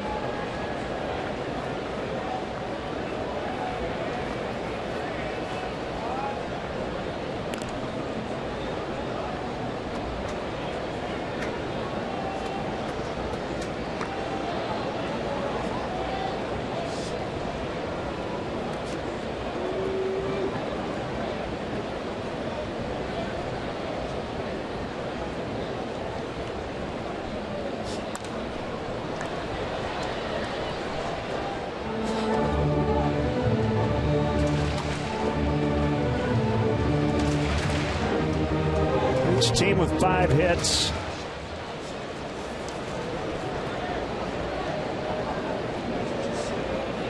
One of the Reds' runs unearned because of an error by Dexter Fowler in the first. 0-1 to Bruce. Curveball outside.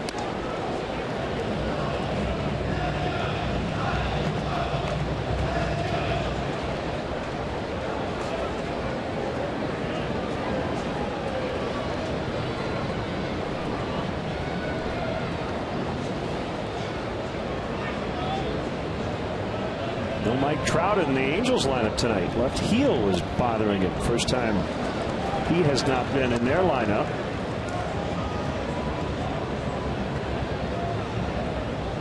So I guess Pujols was out of the lineup as well. But when he saw that Trout wasn't in there, he told his manager, "I'd like to play." So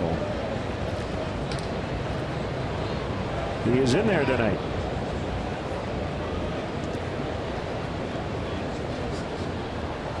Bruce lines one foul. Boy, he did that earlier. Yeah. Heads up over there.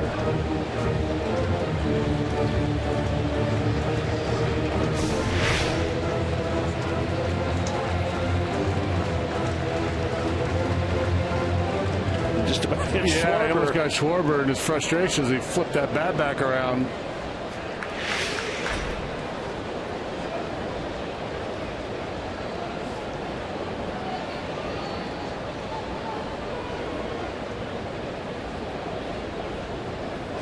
Runner goes, pitch in the dirt.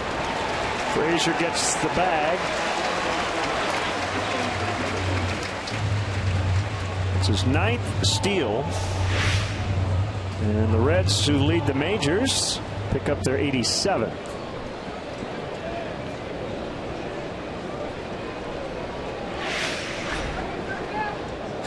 Yordano Ventura, who was the Royals' opening day starter, going back to AAA. ERA of 5.19. Jason Vargas pitching tonight, replacing him on the Royals roster. 3-2 to Bruce. Back-to-back walks. Yeah, I think with the stolen base, once first base became open, Jason decided that they weren't going to give in to Bruce, and Bruce was wise to it, didn't chase that slider like he did first time up. Not an intentional walk, but clearly a situation in which he was not going to give in to Bruce. Third walk of the night for Hamill. He came into this start with only 18 all year long.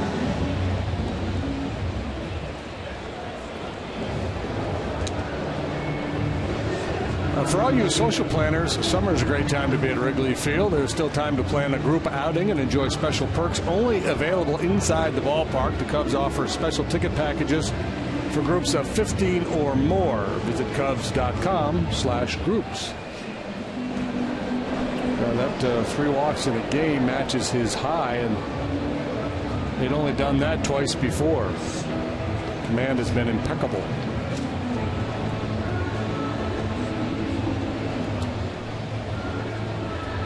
You might have to categorize that walk as a smart walk, a good decision not to give in to the red-hot Jay Bruce.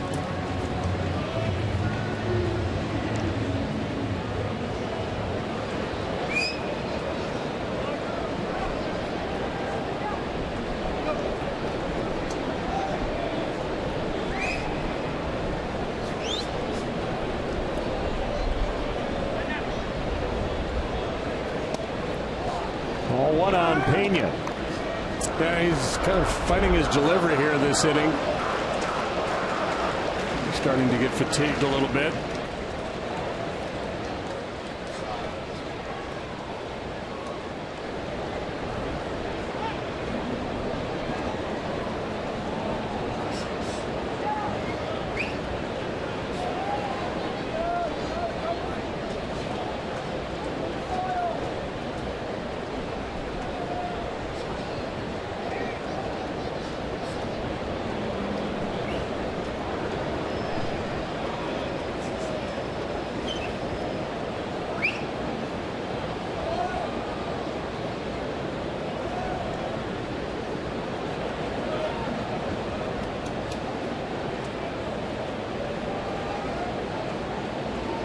A 6-6 righty on a 1-0. Curveball, 2-0. Hamill was born in South Carolina, went to high school in Washington, went to college in Oregon. It was Washington State. and now lives in New England in the offseason.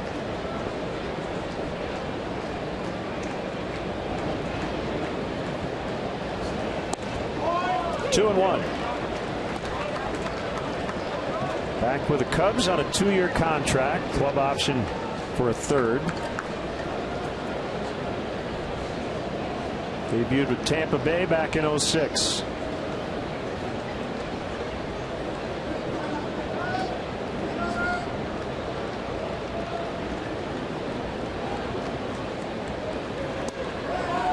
Strike two.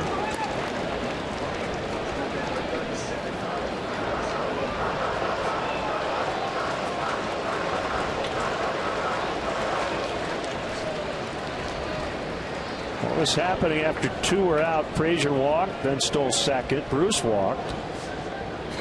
And Travis Wood just starting to throw.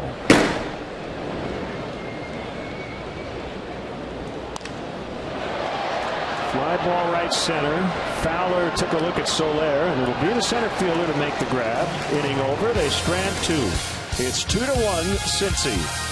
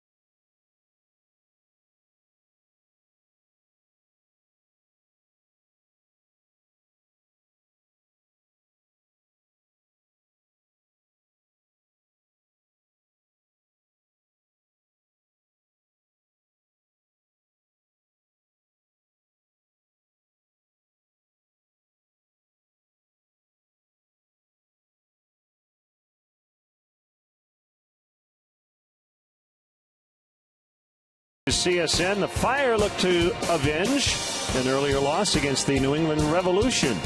Coverage begins at 7 on CSN with the Spanish language broadcast available on CSN Plus.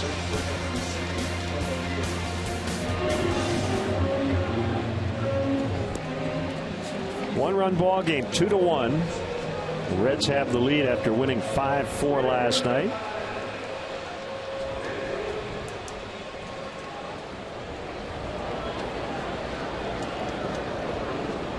And the Cubs will have Soler, Coglin, and Castro due.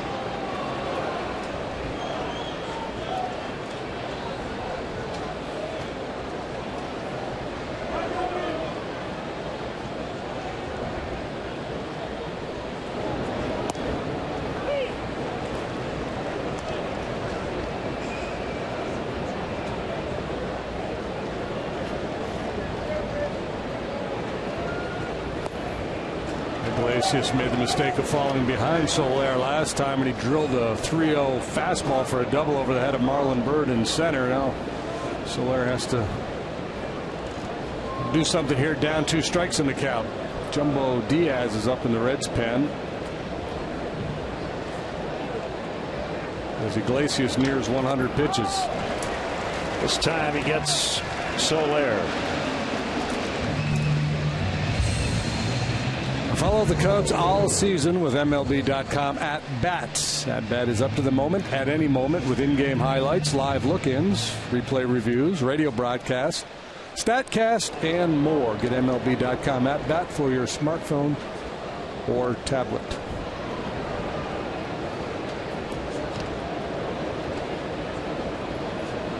There's Coglin. Right-hander Aaron Nola making his big league debut for the Phillies tonight. He was the 7th overall pick out of LSU last year, and really good, actually, leaving trailing 1-0 to the Rays. He went 6 innings, gave up 5 hits, and the only run, a home run by the pitcher, Nathan Carnes.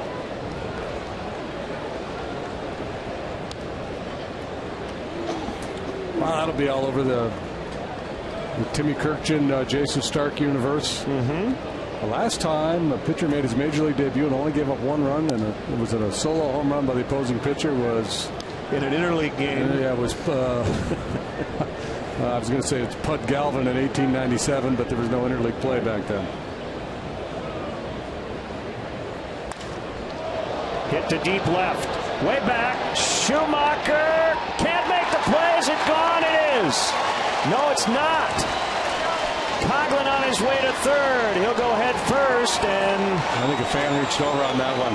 There may be a boundary replay here, and that is not something the manager has to challenge. And in fact, I already saw Manny Gonzalez make the motion. I think they're going to take another look at it. Yeah, I think you have to. That could have been a home run. We're not sure yet. Let's see.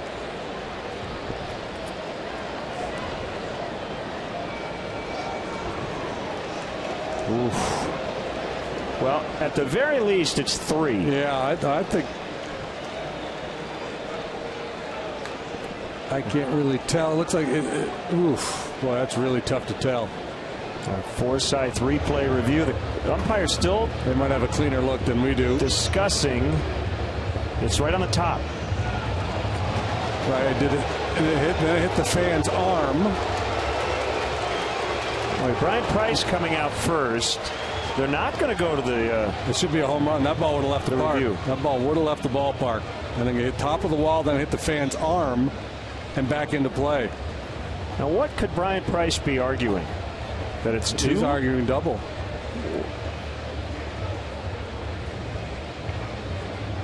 Yeah, I think after this conversation ends, Joe's going to go over and ask them to look at it in New York, and I think you're right. I think it's going to be a home run. Now, with fan interference, it's not like a ground rule double. Runner at first and a ground rule double has to stop at third, but here they place the runner where they think he would have been, and Coglin didn't stop, which is the right thing. He just kept running. Right. And he ended up at third. So why would you place him at second if you're the umpires? Schumacher kind of gave up on it there momentarily.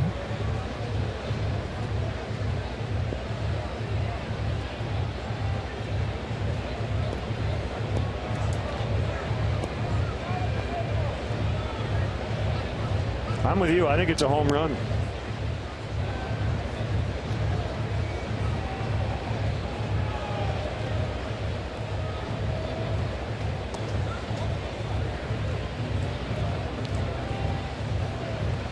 Yeah, I'm surprised they had the long conversation before looking at it. Why not just go ahead and take a look at it?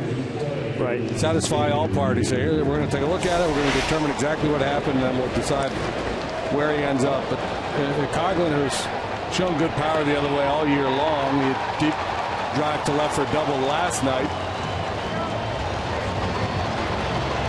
So Joe never had to have a conversation with Field and Culbreth.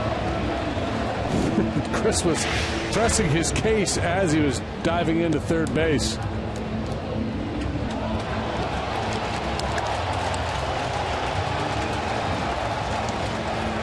He's hit 8 home runs this year. He's been stuck on that number since June 10th.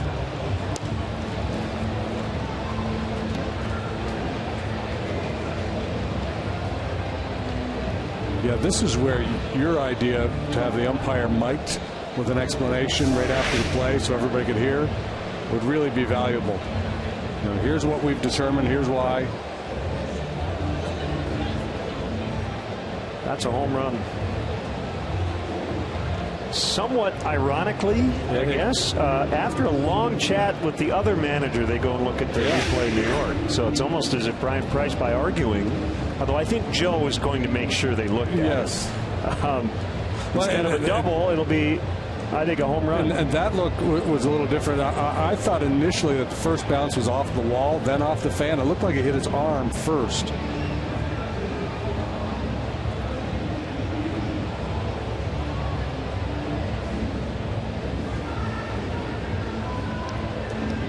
But I think his arm was on top of the wall, not leaning over in front of it.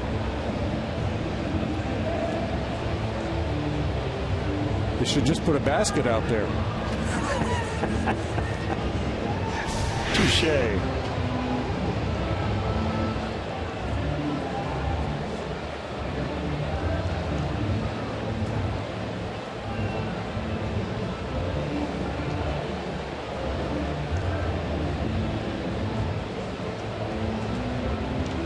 See, if it hits the face of the wall at the top, there's a chance it stays in play. If it hits the top of the wall, it's going out. Yeah.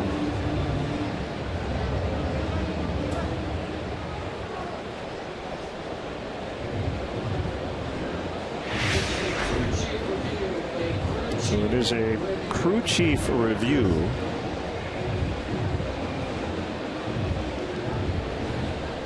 So if the guy had simply caught it, they call it a home run, and then we do this and try to figure out whether he leaned in or not. But he dropped it, which added even more confusion. Don't blame the fan for reaching for it. Some people get on fans for doing that. The natural reaction is there's a fly ball coming right at me. I'm going to catch it.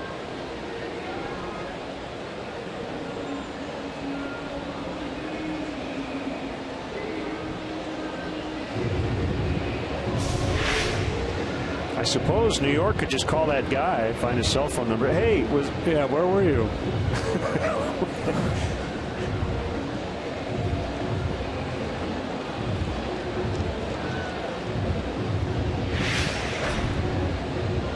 Well, tie ball game. Well, here comes Brian Price again, looking for an explanation. This is what I don't like. And he's going to do what he can here, but once they look at it in New York, there's no other discussion. Yeah, and I don't think this is an argument. I think he just wants an explanation.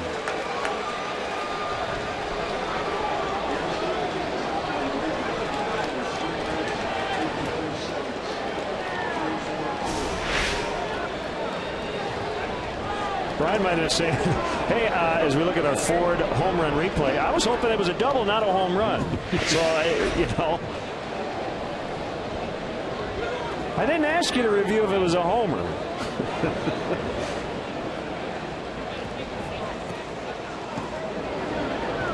So what could he be arguing here? I don't know. He might be saying, what is the basis for the decision that this is a home run? He might be trying to press the case because they looked at it. We reviewed it. Right. That's. I'm with you. And this is kind of been about a 6 or 7 minute delay. Let's move on. Yeah, while his pitcher stands out there, although he may be making a pitching change after all this anyway.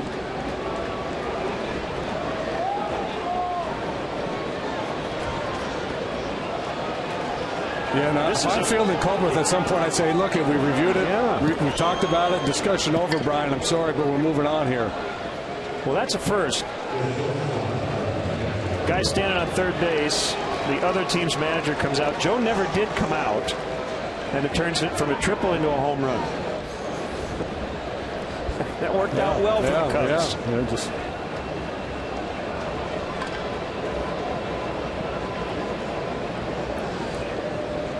First homer for Coglin since June 10th, 33 games ago.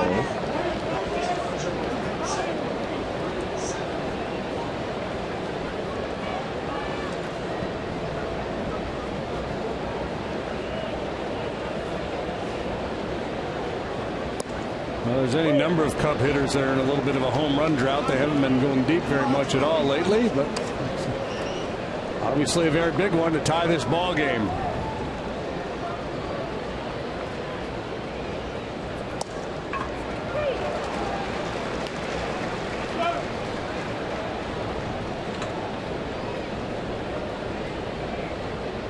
That match his career high. Didn't he have 9 last year?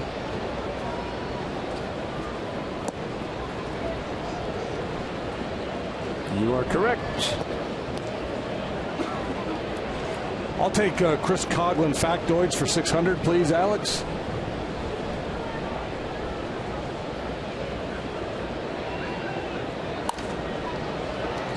Backhanded play. Suarez, Castro just out at first. 2 down.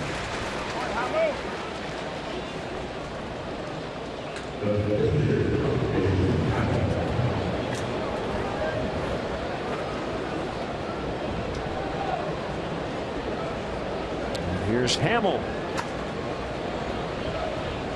Back to even. Cubs got 1 in the 5th and another here in the 6th. Yeah, really curious about the the post replay conversation between Brian Price and Field and Culbreth. We'll find out, I'm sure, after the game, as he'll be asked by reporters. If not, we'll try to ask him tomorrow.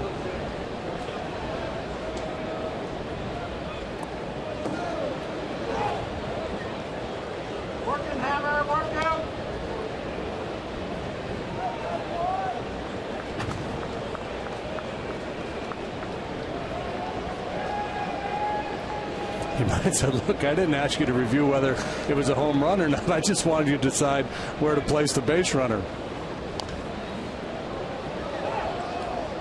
Well, isn't it kind of like suing somebody? You have to open your own books.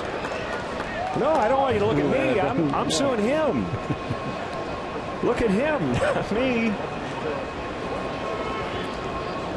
It was not the basis of my appeal. Well, I think they got it right. And that's really the point of replay in the first place.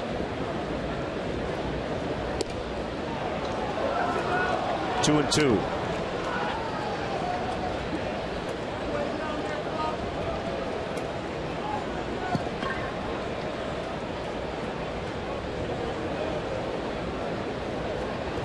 Three and two. One more look.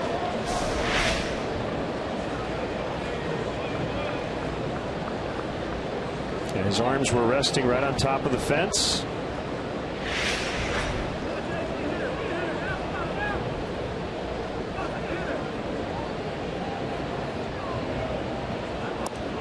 Ball 4. So he walks the pitcher.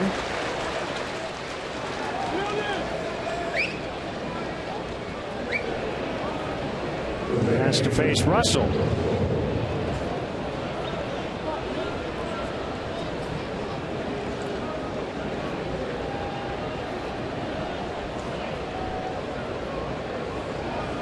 How about this?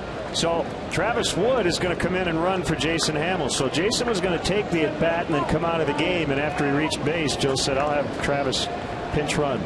This is great.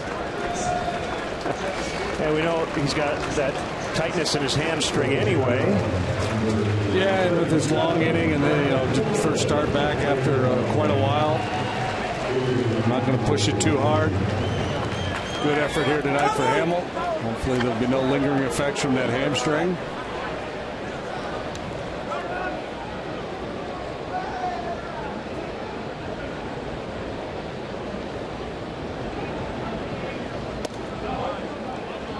Well, you got a 9-hole hitter in Addison Russell that's got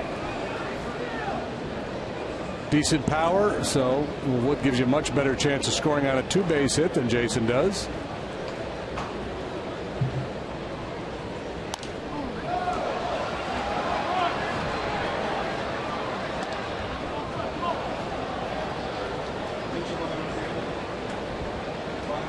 Don't see that too often, do you? Pitcher getting pulled as he reaches base. He's having some fun.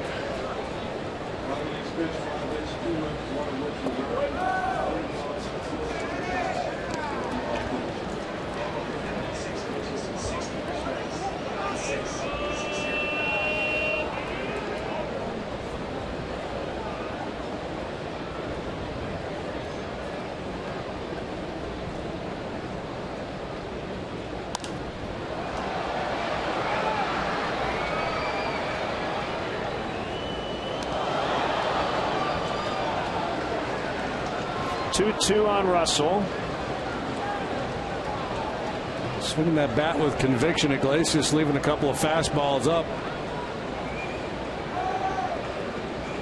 Throws another one. Russell might make him pay. I'm going to try a slider here.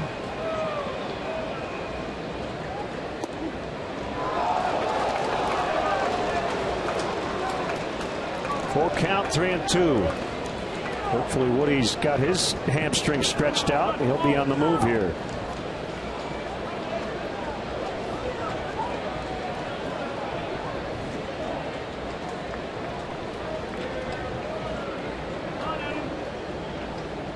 A right center gap.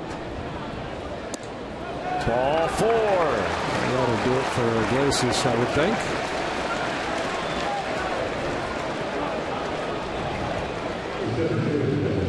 So Weber sauces and seasonings called to the pen. Why grill with anything else? Iglesias running out of gas here in the 6th. 2-2 tie.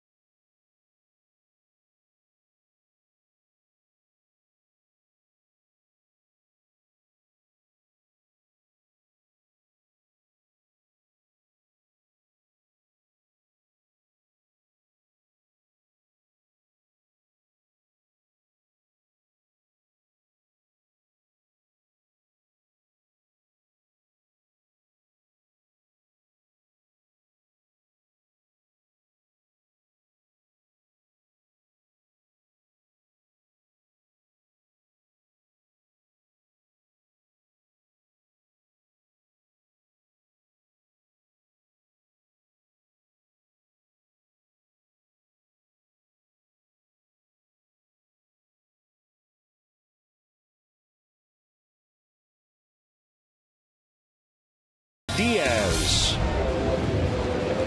Jumbo Diaz, after a long run in the minor leagues, made his major league debut last year.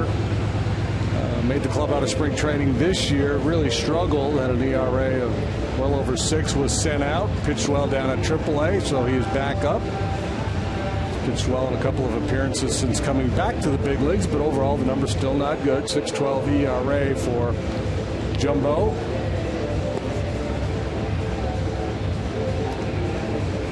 Throws hard. Mid to upper 90s fastball, slider, and a split finger pitch. So Iglesias chatting with Aroldis Chapman. Again, we are going to assume he's not available tonight, although we made that assumption last night, and he got the save. Yeah. Well, this is the fact that he's hanging out in the dugout, not the bullpen. Further evidence that he's not likely available. Doesn't mean he couldn't trot out there if needed. Cubs trying to get that go-ahead run in here and give Hamill a chance to win. Ball 1 to Fowler.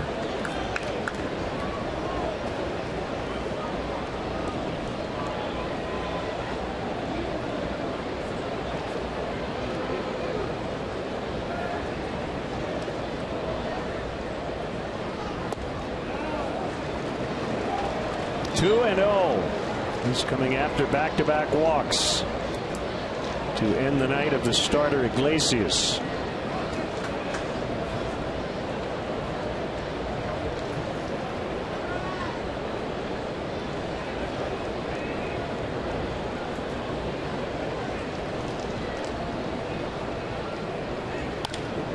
Hit hard on a short hop. Suarez to first to end the inning.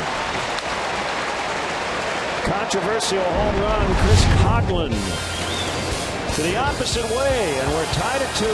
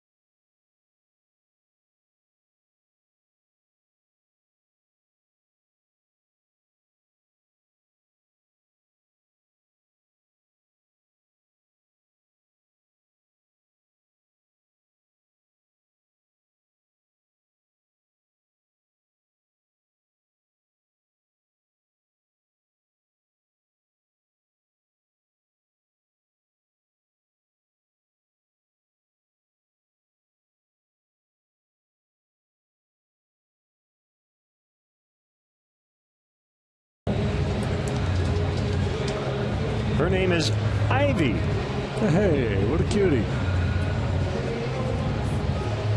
We'll see you at the ballpark, Ivy.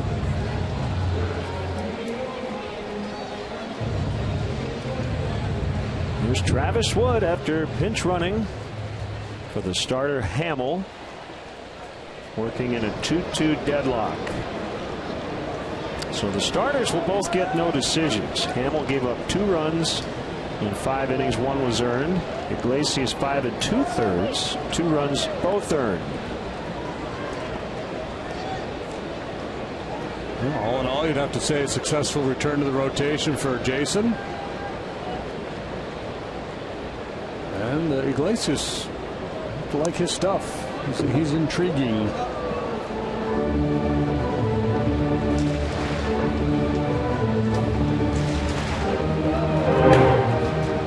Ryan Matthews was the winning pitcher in the ball game last night. Travis Wood also worked last night, 2/3 of an inning. Ground ball to Castro, the shortstop. Bird retired.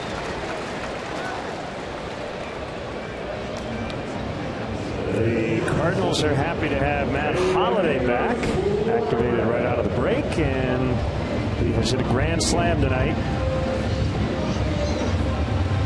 In Chicago, a 7-0 Cardinal lead in the 4th over the White Sox.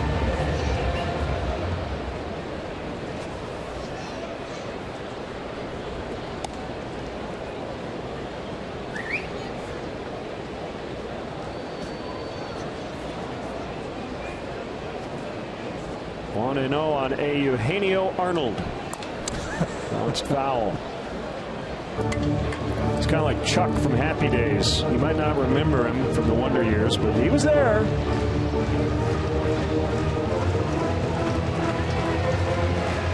He was always out playing ball.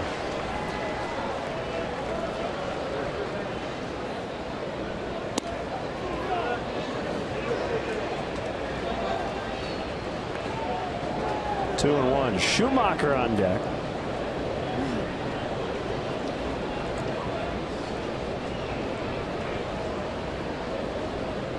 Brewers playing pretty good ball, and they lead the Indians 3-0 in the top of the 5th behind Matt Garza tonight.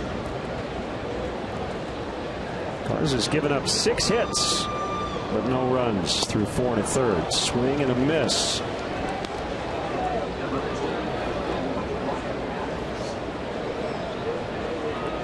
Good late action on that cutter down and in by Wood.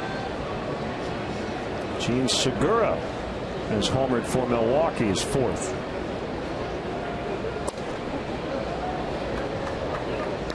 Three and 2.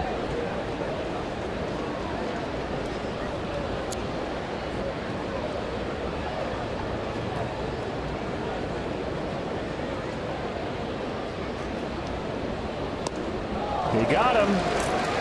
First strikeout for Travis. Second out of the inning.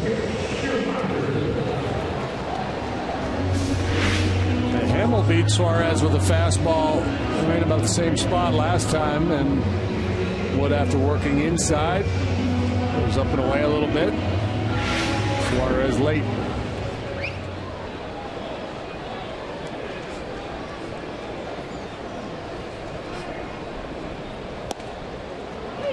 .92 and a strike to Schumacher.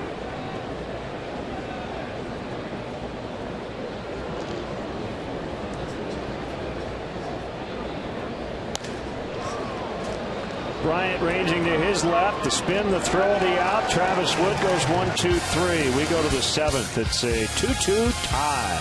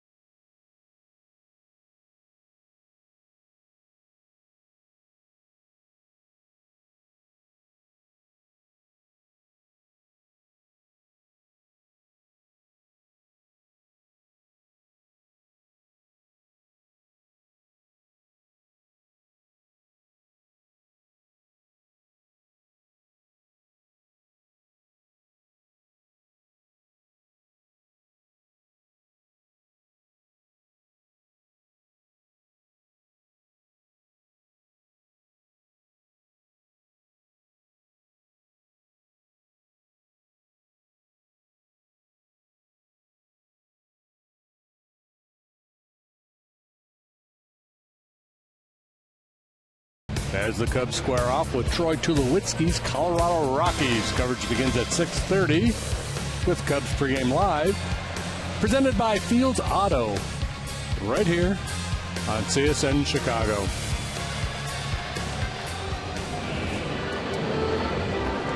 Well, the 46th anniversary of the moon landing yesterday. We had Patrick Mooney on earlier, so we have to have that shot. Yeah, it's got a whole lunar theme going.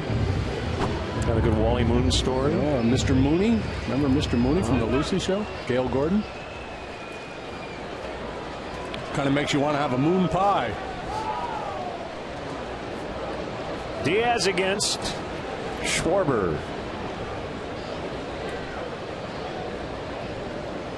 2-2 in the 7th. Ball 1.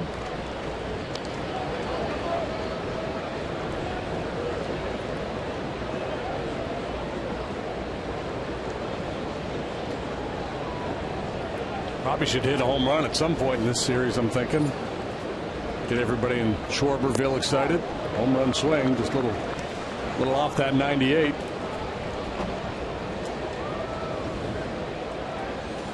It's the Schwarber section. Say that fast. It's a swarm of Schwarbers. His dad is the police chief in Middletown.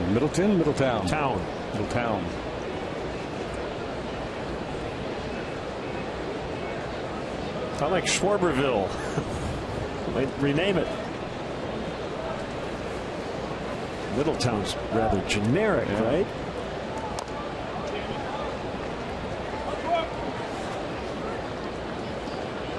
All the Schwarbers in Schwarberville, the tall and the small, we're waiting for Schwarber to go deep, y'all.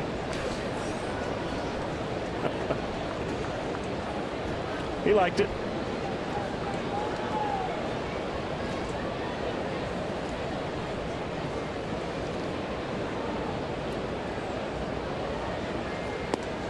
Good take.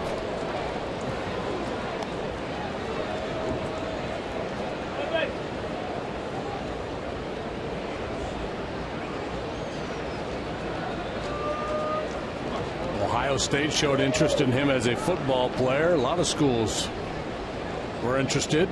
He went to U of I to play baseball. University of Indiana University. IU, excuse me. Don't want to mess that up.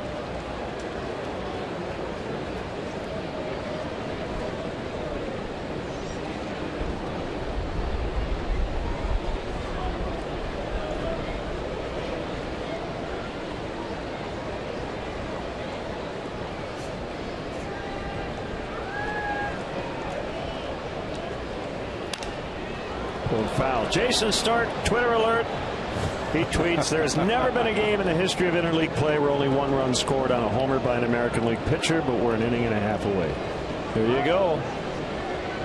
I love it. Take long. So it's 1-0 Tampa Bay late in Philadelphia.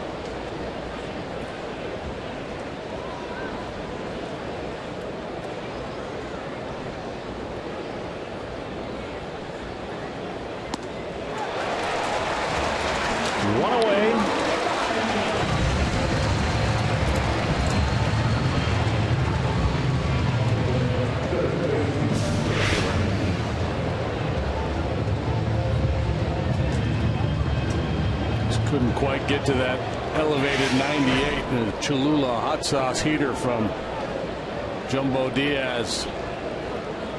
Earlier this year, the smokestack caught on fire. That's right. And you know why? No, I was just going to ask you. Well, because they have fire in it. Oh, yeah. Well, yeah. Everyone wondered, how did that happen? Thinking, well, when you shoot fire out of the top of that thing, there might be a fire at some point. Do we know what was going on at that particular time that created the? No, I'm assuming there was some sort of malfunction. Kind of like the wardrobe malfunction, the Super Bowl, a valve malfunction, or a valve function, as I like to call it.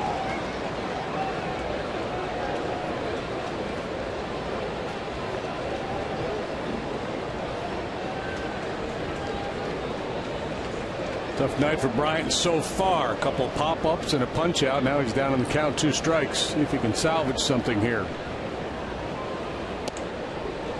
It's my understanding that there's 7 bats on each of those smokestacks, adding up to 14 to pay homage to Pete Rose, who wore number 14. Okay.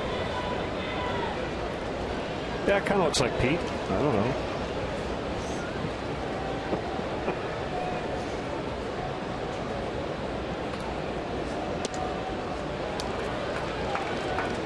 Two balls, 2 strikes. This game in the hands of the bullpens the rest of the night.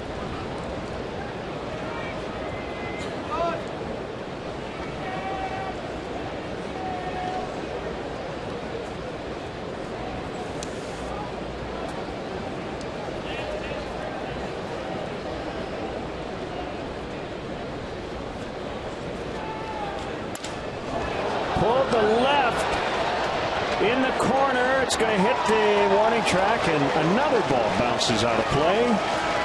A double for Bryant. That just speaks to how strong he is. That ball is in on him. It sounded like he maybe even cracked his bat. Still almost hit it out of here. Yeah. Yeah, you can see the splinters.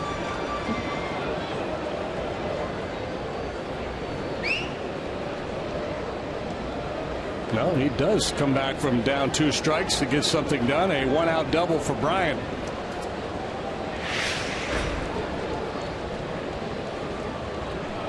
Rizzo has lined out twice and flied out once. Batting in the cleanup spot. Strike call.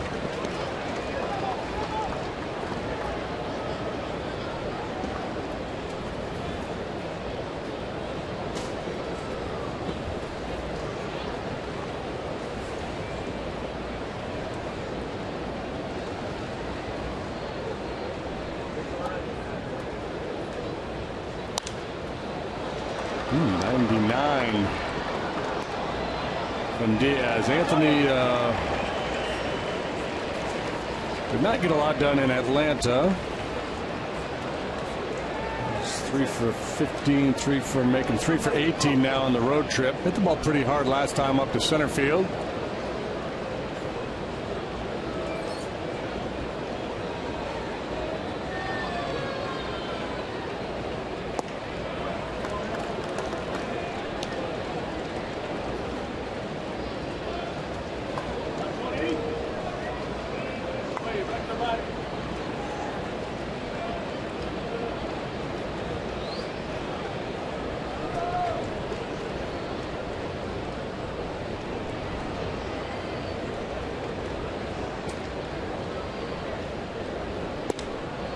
Yeah, good to see the Cubs doing a little slugging here. Swung the bats well last night, and went for a stretch there for a couple of weeks where they hardly ever seemed to turn an outfielder around. We're doing a lot of hitting, and most of what they were doing just singles. Diaz, not a kid, 31 years old, signed way back in 01 by the Dodgers. A lot of minor league time. Debuted in the big leagues last year. 13 minor league seasons.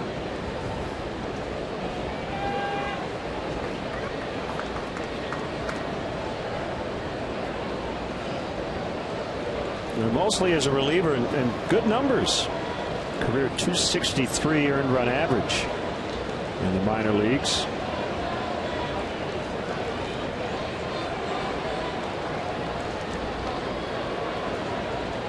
A lot of strikeouts, a lot of walks. In on the hands that time, Rizzo to Votto. Diaz covers. Bryant now at third. 2 outs.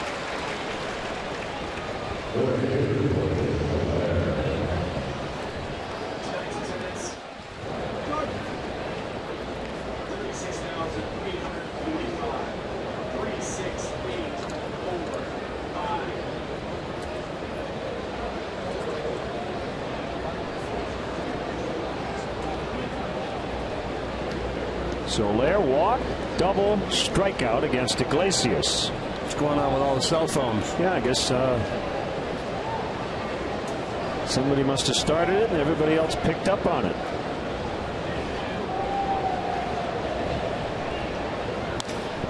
Fly ball, center field. Bird has room right on the edge of the track. Paying homage to the Fireflies here in Cincinnati. 2-2 as we stretch.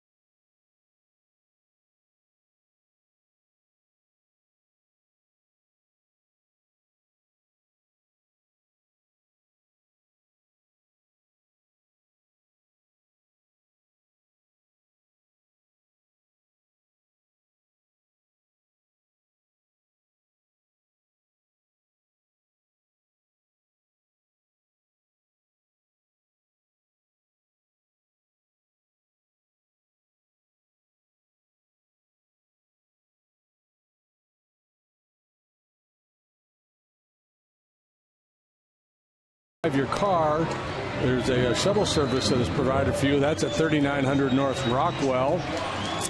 There's a bike check. That's at Clark and Addison. And public transportation is always a good way to go as well. That's how you get to Wrigley Field.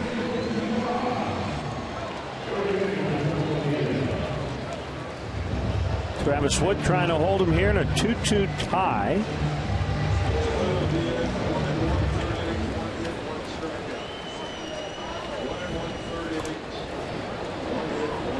Jason Bourgeois pinch hitting for Diaz. Who's out doing some early work, working on his bunting. A speed guy. And Chris Bryant even with maybe a step in front of the bag down there at third. Pushes a bunt. Rizzo will field and beats him to first.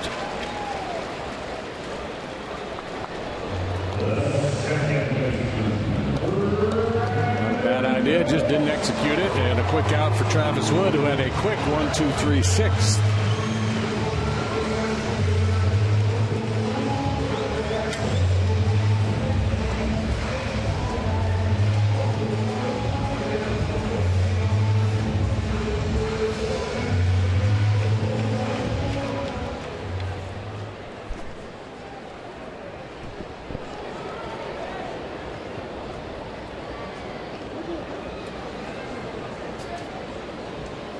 Phillips, ball one.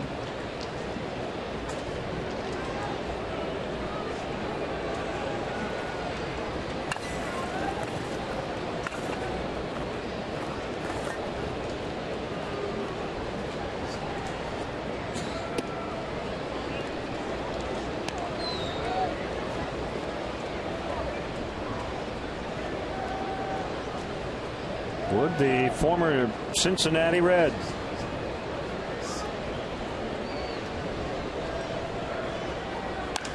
Ground ball, right field, base hit. Second one tonight for Phillips.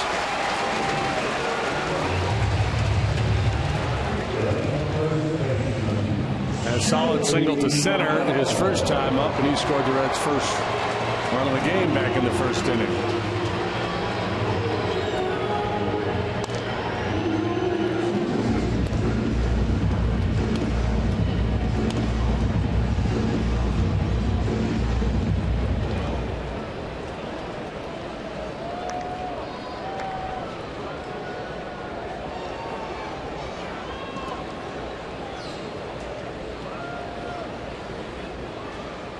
Votto fouls. Votto, who really struggled last year, quad injury that cost him a whole bunch of time. It's on an interview that he had done recently. Read an interview and talked about he couldn't lean on his back leg, and that's where he gets all his power from.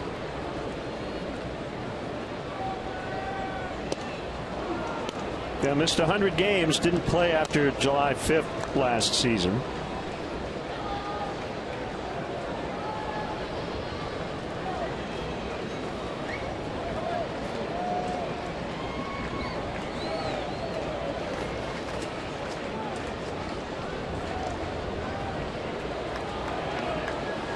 Votto just 3 out of 16 in his career against Travis.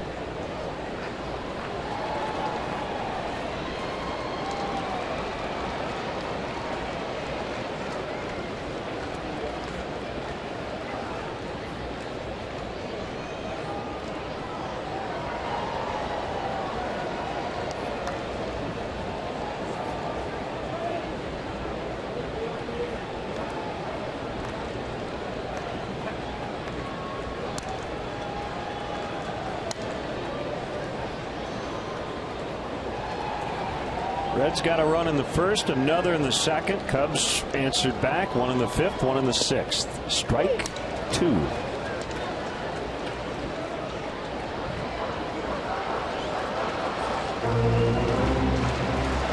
very contemplative Joey Votto. He looks like he's got those gears grinding. He didn't step out of the box because you're not supposed to, but he just travels all around it as he contemplates this 1-2 delivery from Travis Wood.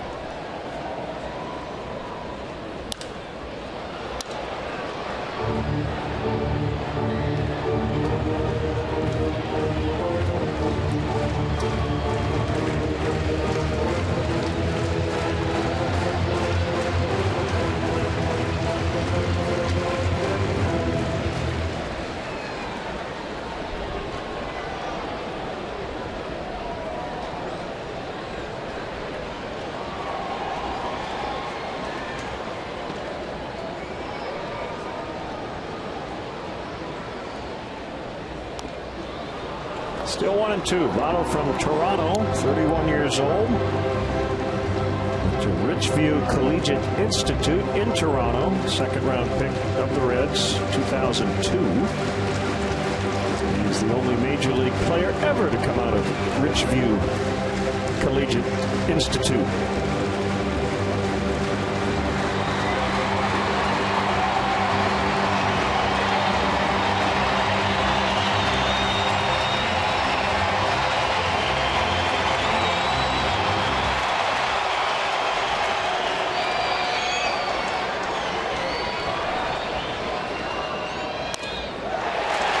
Shot, base hit. Phillips on his way to third. He'll get there.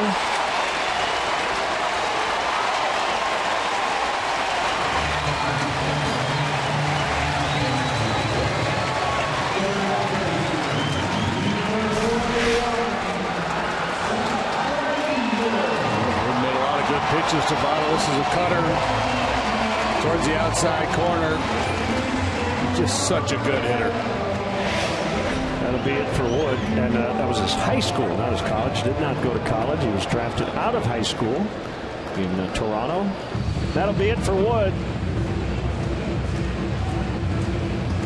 Weber's Sauces and Seasonings called it a pen. Here's Pedro Strop.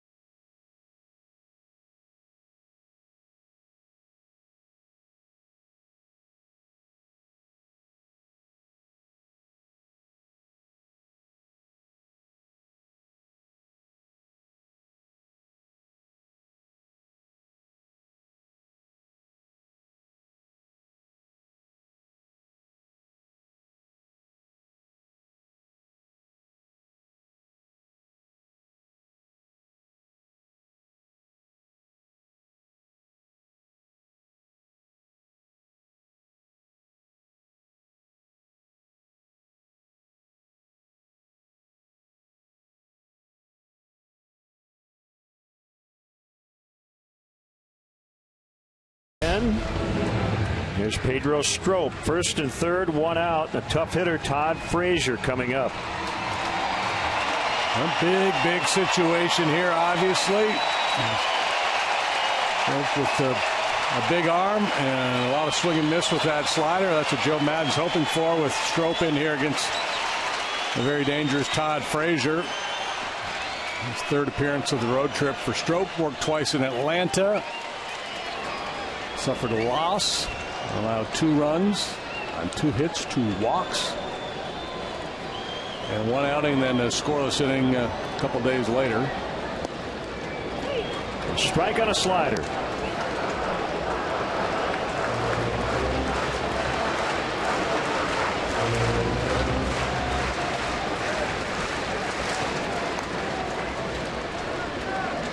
Phillips at third, Votto at first. Cubs at double play depth all around.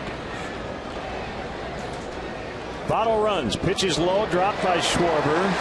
Takes away the double play chance.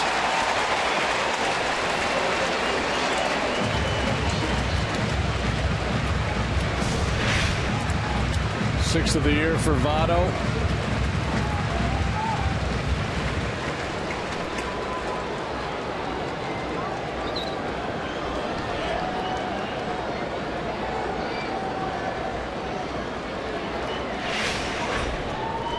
Infield in now, blocked by Schwarber. 2-1. Kyle work in progress behind the plate. So situations like this always a little dicey.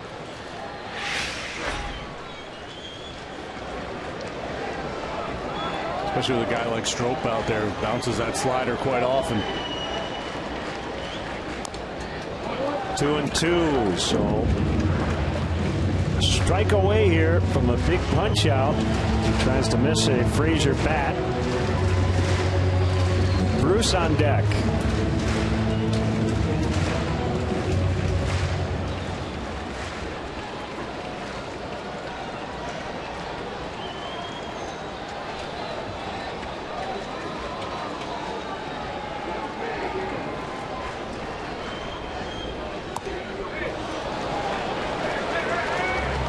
Was an emergency hack.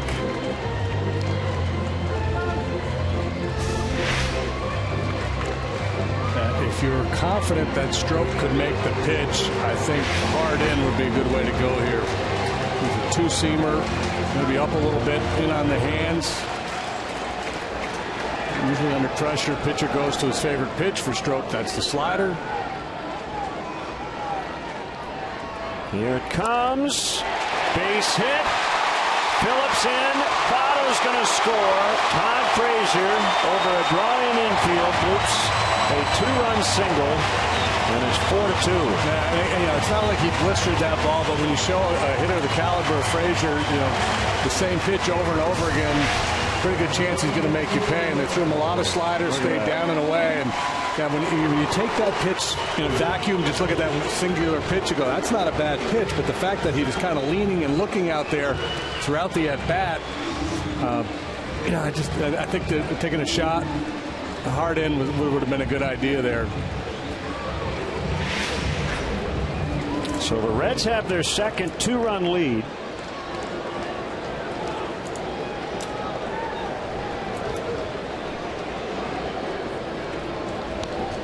Jay Bruce tried to bunt and he fouled. Yeah, he's got Bryant deep and way off the line there. So interesting thought by Bruce, who's really been swinging it well.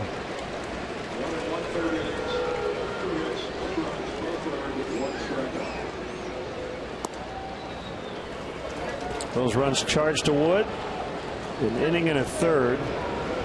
2 hits, 2 runs.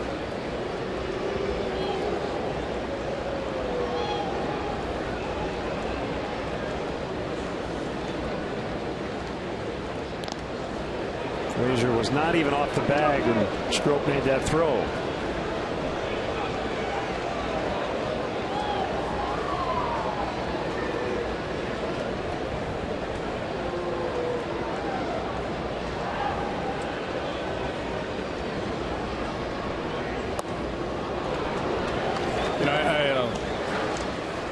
mentioned the remaining schedule for the Cubs, and now they have 45 of 71 against teams with losing record, which is interesting to point out. You still have to win, a fair share of those games. The Cubs have actually been better against teams with winning records than teams with losing records. At the end of the day, it doesn't really matter how you get there if you get enough wins, but it just seems like this is an opportunity to take advantage of some struggling teams.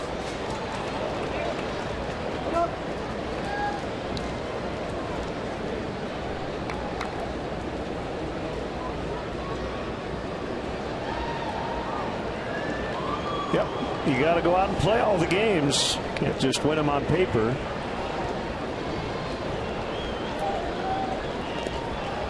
And again, Frazier barely off the bag.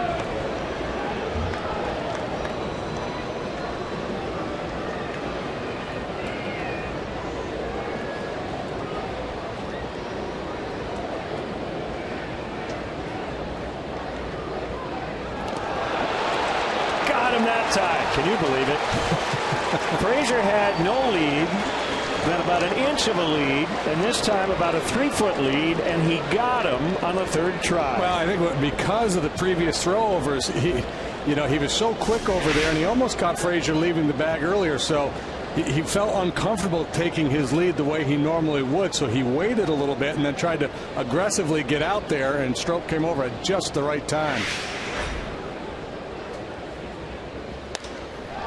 Line left field. It'll hold up for Coglin, and the inning is over. Damage done, however, as Frazier gives the Reds a 2-run advantage.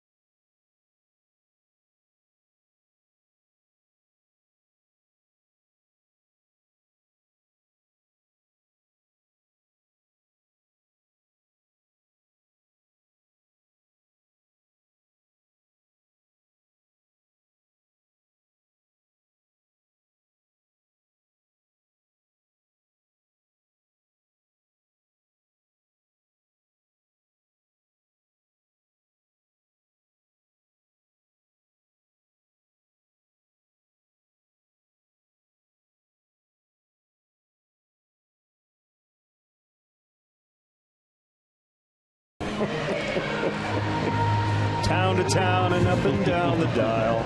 Well, Todd Frazier homered last night. Big go-ahead 2-run single tonight. And the Cubs trail late yet again. And it's right-hander Ryan Matthews here in the 8th. Matthews, the winning pitcher in the ballgame last night, evening his record at 1-1. ERA of 4.05. 10 walks, 19 strikeouts, 28 hits in 26 2/3 innings. You see he's allowed just the one long one. Lefties had a lot more luck against him than righties.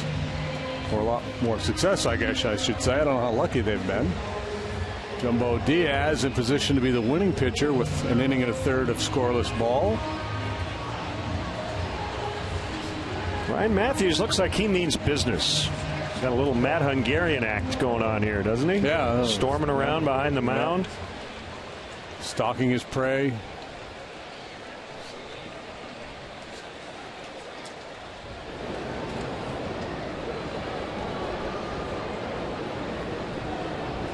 Pitch to Coglin, who homered in the 6th. Slowest home run trot of the year, because he had to stop at third while they looked at the review.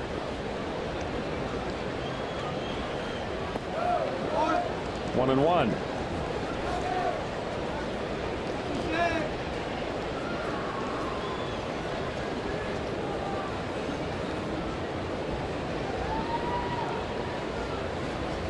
Cubs a 1-game lead for the second wild card spot. Giants lost in San Diego last night. Heston and Despagne tonight, or a little later. Mets in the mix as well, and they were winners tonight behind Jacob deGrom. Beat the Nationals. So they're back within 2 in the National League East. 7-2 the final in that ball game.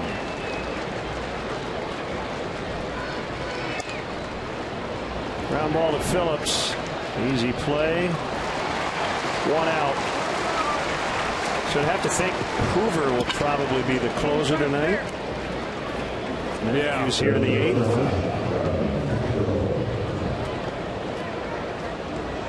Here's Castro with Jonathan Herrera now in the on-deck circle in the pitcher spot.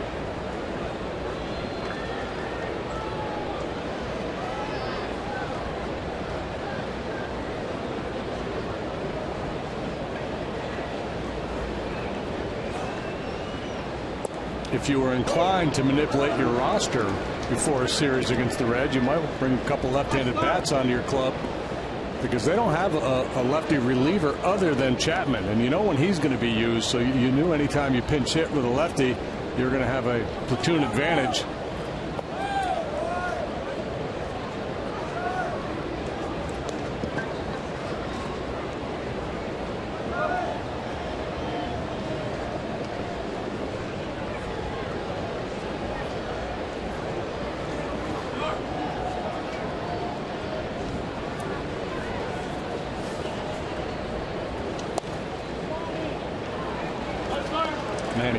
Who's been in their bullpen all year is on the disabled list.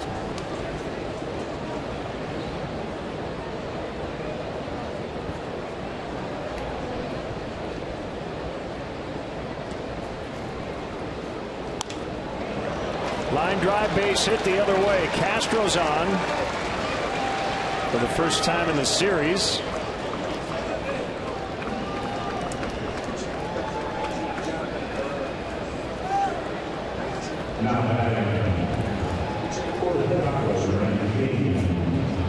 Here is Herrera. I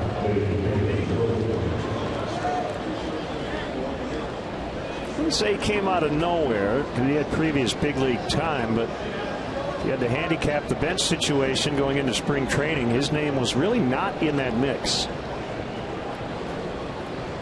But he made the club, and he's done a nice job. Filled in at second and at third before guys like Russell and Bryant got here.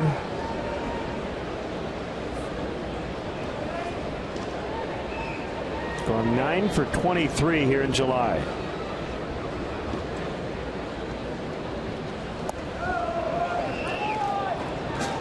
Yeah, I think he's the kind of player that grows on a manager, and so you may have gone into camp thinking, well, he's got an outside shot, or thinking of him more in terms of just depth.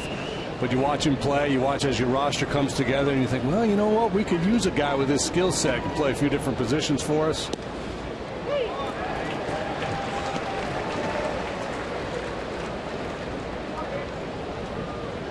Two and one. Rondon the righty, Russell the left-hander.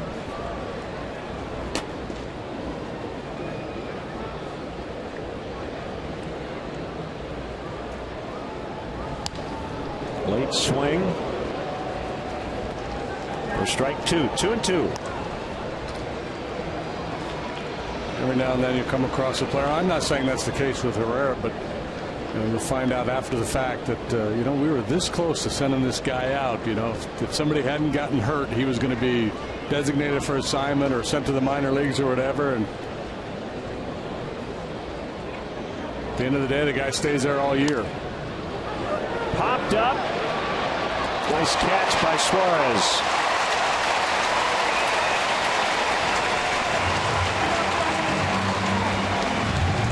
Two down. Suarez getting this opportunity due to the injury to Zach Cozart. And he's proving that he can play a little bit. The Reds are going to have depth at the shortstop position when Cozart ultimately gets healthy.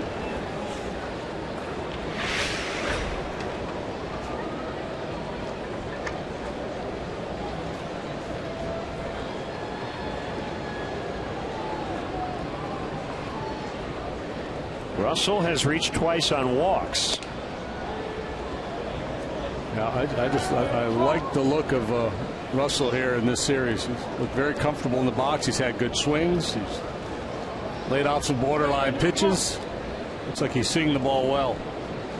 And when he swings, he's swinging with conviction.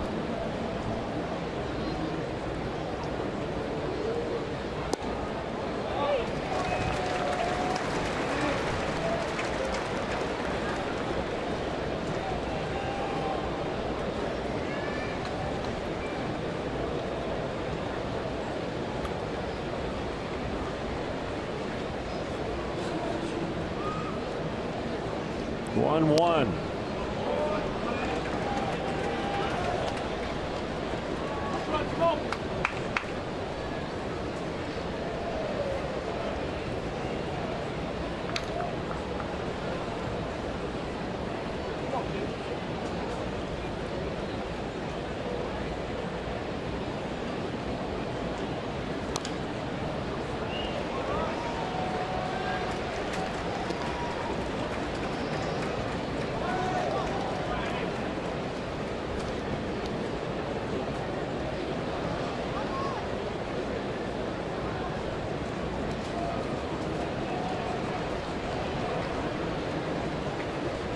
Cubs have come back once tonight, trying to do it for a second time.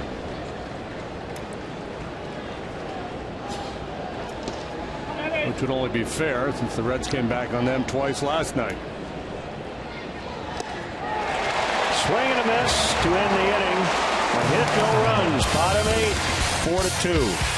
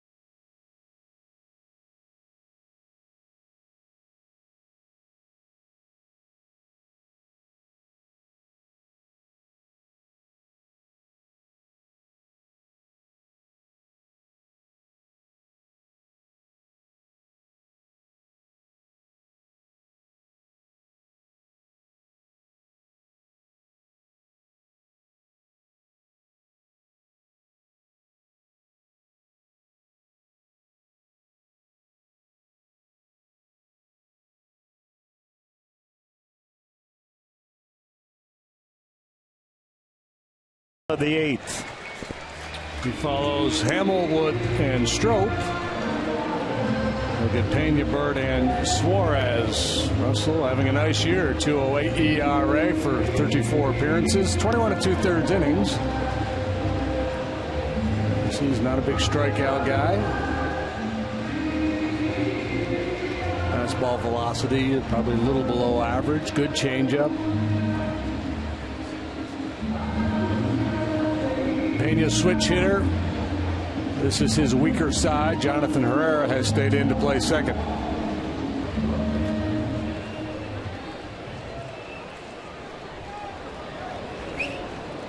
So one Russell in, one Russell out.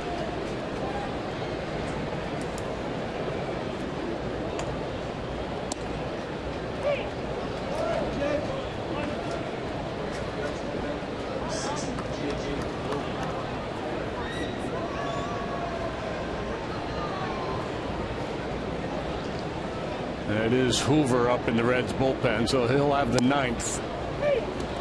Good heater from Russell, well placed on the inside corner. There's the big righty. 1-0.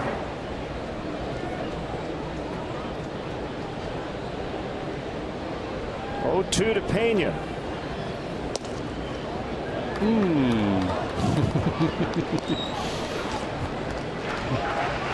Pena thought he was going to be rung up. This is a backdoor slider trying to work its way to that outside corner, and certainly could have been.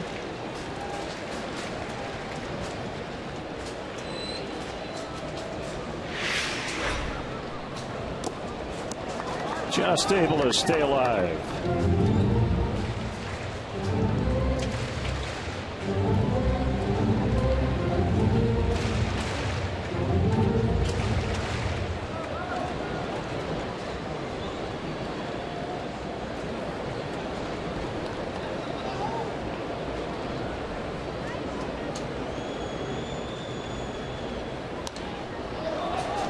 Cardinals had a 7-0 lead as the White Sox came to bat in the bottom of the 4th. It's now an 8-5 ball game.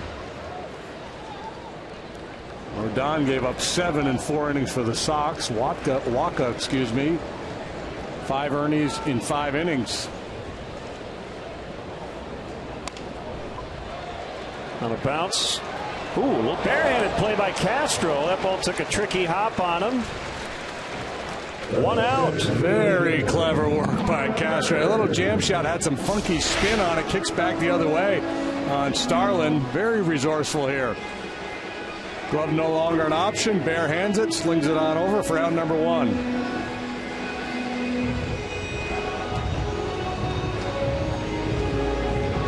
Excellent adjustment. And throw right on the money. We'll bring up Bird.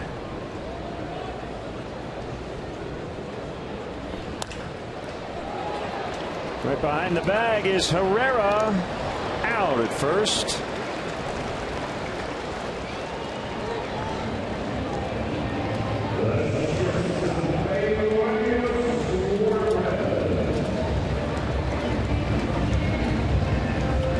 So Nathan Carnes with that home run for Tampa Bay. That was the only run when they raised 1-0 win over Philadelphia.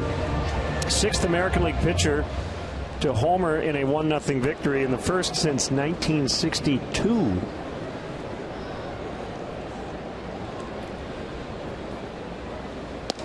Whoa.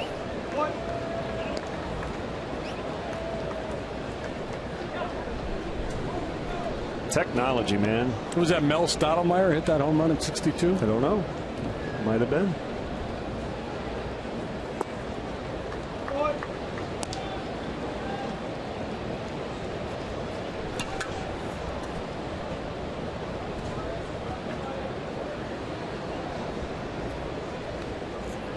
Top of the order for the Cubs in the 9th. And they're going to be down 2 as Soler will drift back. 4-2 Reds after 8.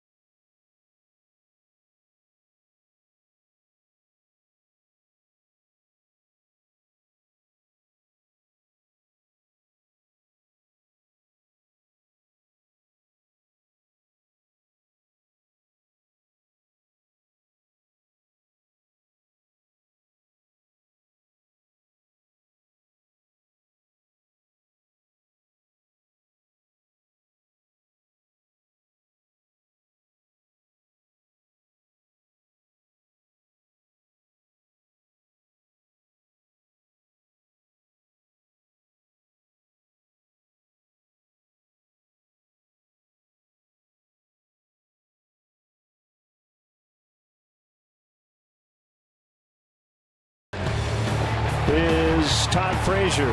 2-run single in the 7th, making it 4-2 Reds.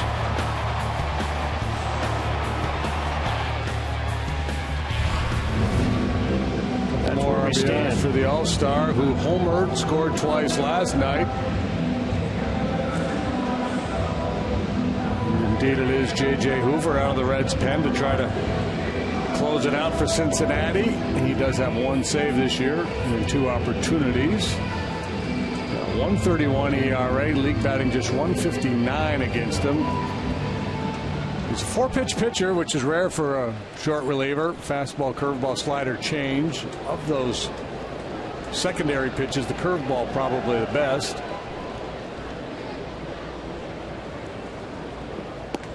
Fowler takes ball 1.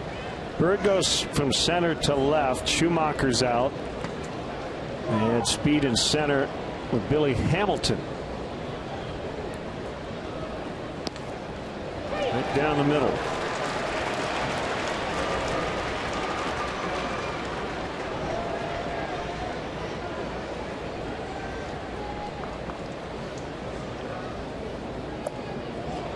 Curve, strike, 1 and 2. Now to get a guy on and pop a big one here. Try to tie it up.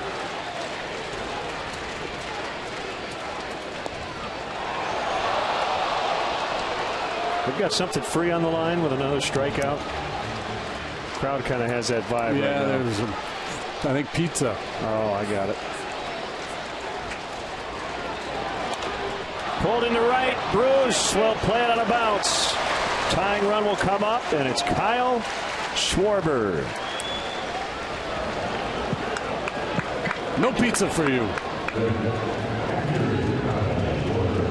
Well, here we go, right? 9th inning, down 2. You're just looking for an opportunity, and the Cubs have an opportunity, and they got the right guys coming up. Schwarber, Bryant, and Rizzo with Fowler on base.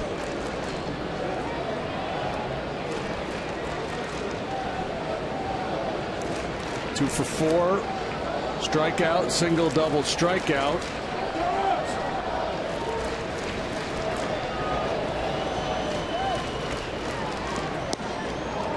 Fastball, 0-1. Expect to see Schwarber catch the first game tomorrow. Kyle Hendricks, left-handed starter for the Reds. Tony Cingrani in game 2, so likely be Ross or Teagarden in that one with Dallas Beeler on the mound for the Cubs. 2 strikes to Schwarber.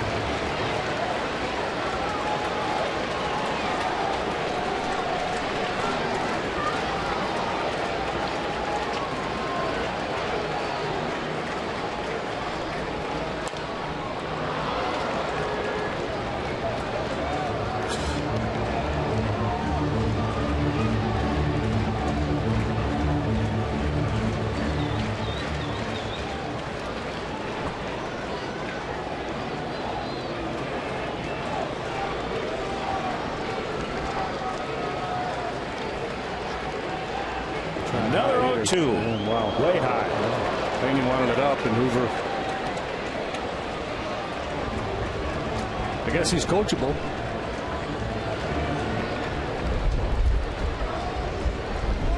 Schwarber will chase that high fastball from time to time. A lot of good hitters will. They're ready to hit, ready to attack.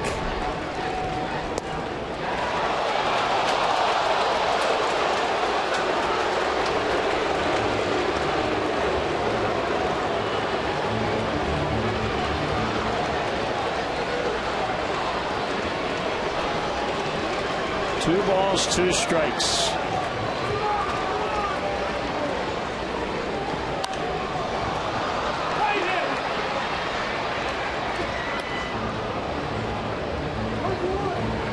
Reds playing no doubles in the outfield. Very deep all the way across.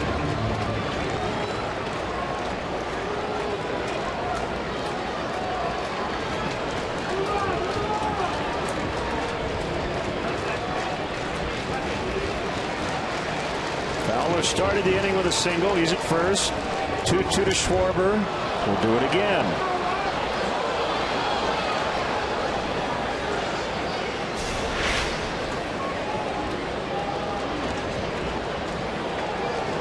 Really hasn't found the bottom of the strike zone yet in this sequence with Schwarber.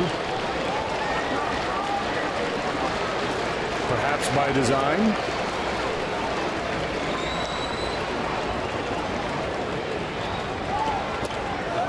He's run it full. 0-2 to 3-2.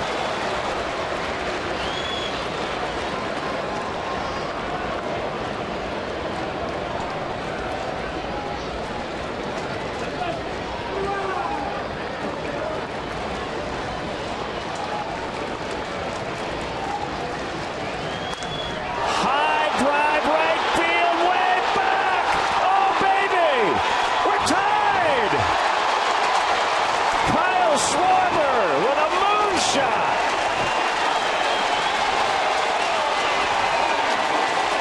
Of course he did.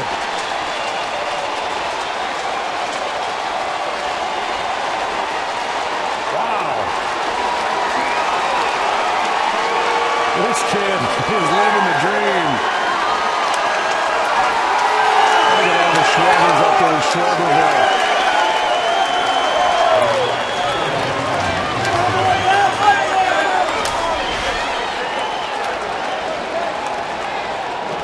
Beautiful swing of the bat. His forward home run replay, and no doubter game tying home run off the bat of young Kyle Schwarber.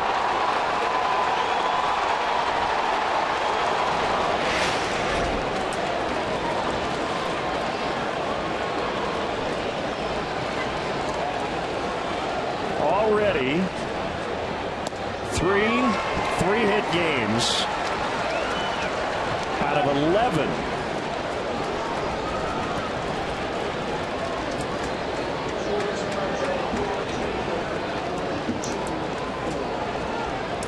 And still nobody out. Single homer. What do we say? Get him on. Pop a big one. 424 feet. If he had straightened it out, that thing's in the water. Yeah.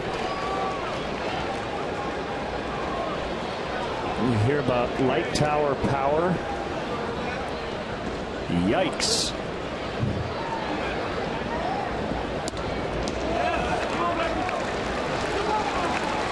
And he fought off those high fastballs. Hoover kept climbing the ladder on him. He was able to fight him off. 0-2 to 3-2 to tie game.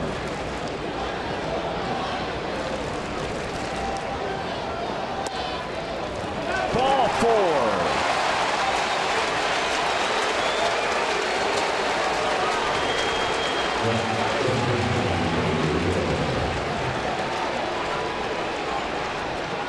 Jeff Pico, the pitching coach, is out.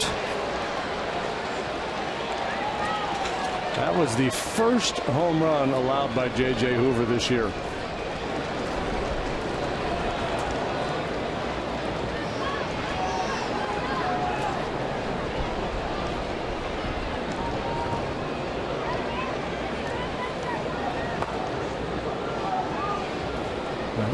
Two parts of the game, and Mike Borzello talking to Kyle Schwarber about the bottom of the inning.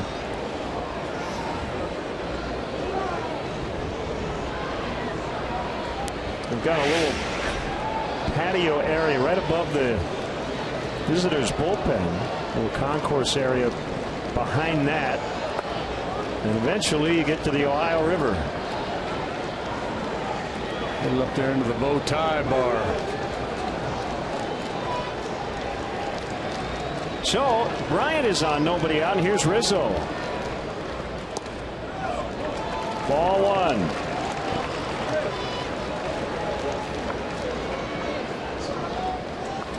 I know who's excited about this. I'm getting updates here on Twitter about Dawn Blowney.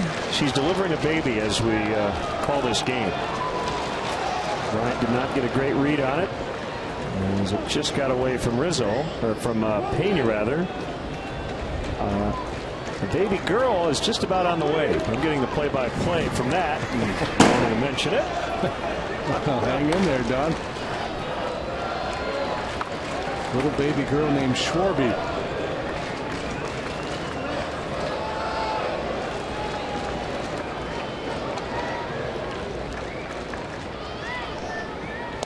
Swing and a miss. Changed him up.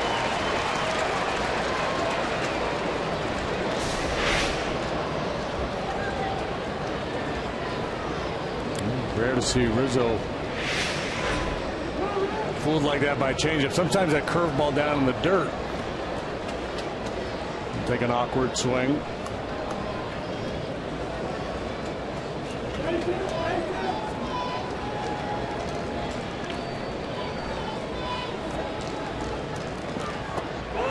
We got him. Frustrating at bat for Rizzo as he strikes out. One away.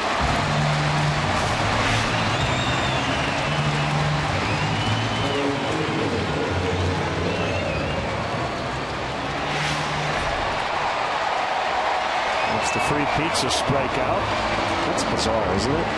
The ninth inning of a tie game. I'm going crazy for free pizza. So what is it? How many strikeouts? Must be 10, I'm guessing. Okay. 11. And an Axel out up in their bullpen. Ball one to Soler.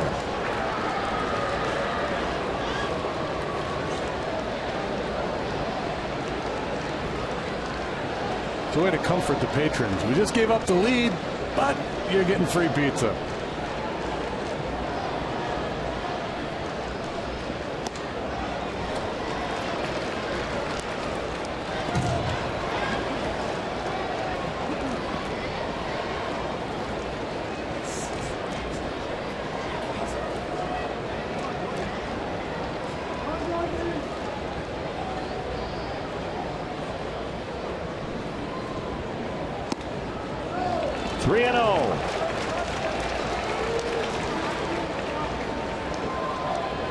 Lined a double on a 3-0 fastball, his second at bat back in the fourth.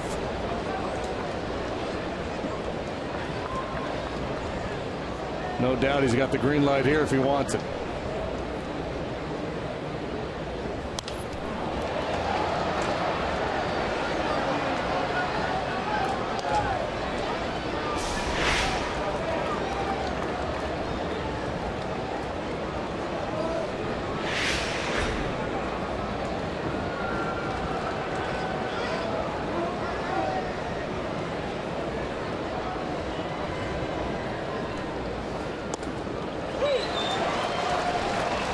Two.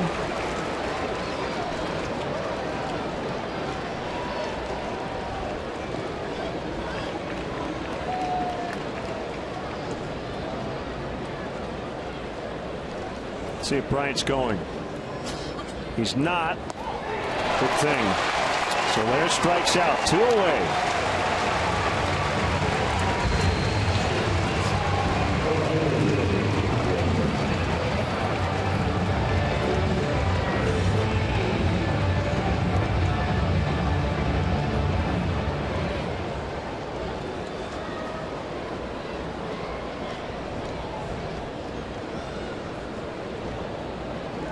Coglin now with 2 outs.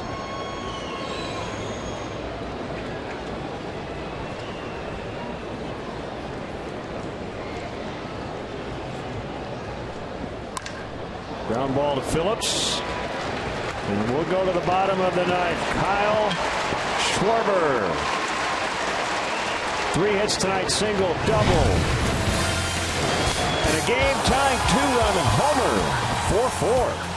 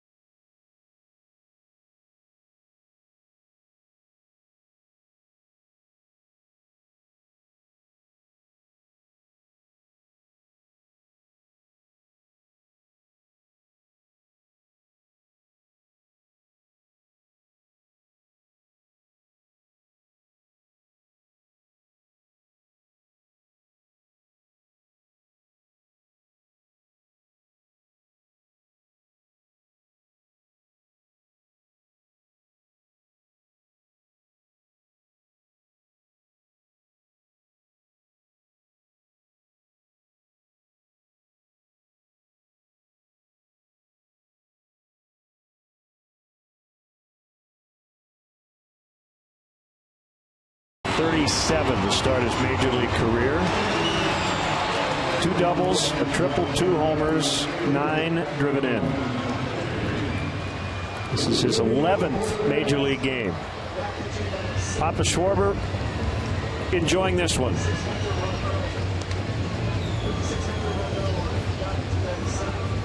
Now the chore for Hector Rondon is to get this game into extras. And Hector working for the 42nd time. He's got a 2.08 ERA. League hitting .199 against him. Chris Denorfia, former Red, will play left.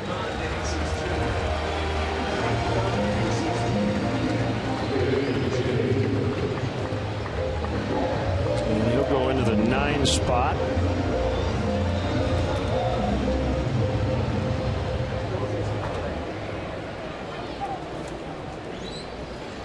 This is Ivan DeJesus Jr. hitting for the Reds. Billy Hamilton on deck. Right field, Solaire's got it.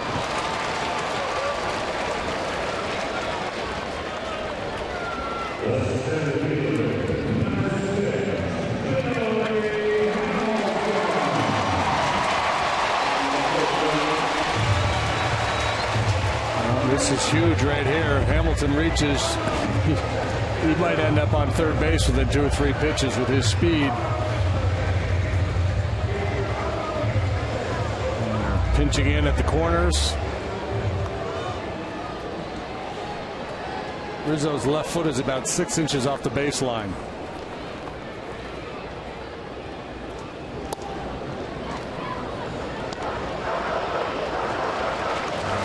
So they only have to slide over just a little bit.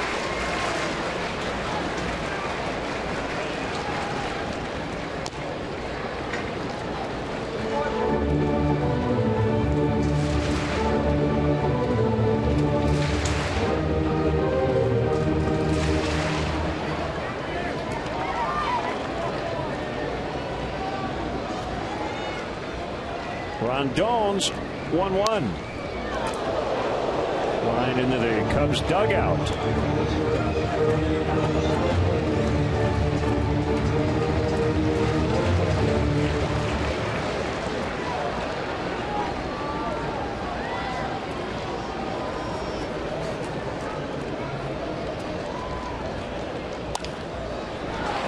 Castro better hurry. Throw to first. Wait. Blazing speed. You can't do it any better than Castro did. That was a beautiful play. He made a couple of dandies tonight. But game on as Hamilton will be on the move sooner rather than later. But watch this play by Castro. Watch how quickly he gets turned around and he gets plenty on the throw. Hamilton's just too fast. So, as you said, it's just a matter of time now before Hamilton tries to steal second. And the guess here is there won't be much time. No, so, you know, obviously you've got to throw over, change your looks, whatever you got to do to try to tighten him up a little bit and give Schwarber a fighting chance. At the same time, you can't get careless and lose your focus on the guy in the batter's box.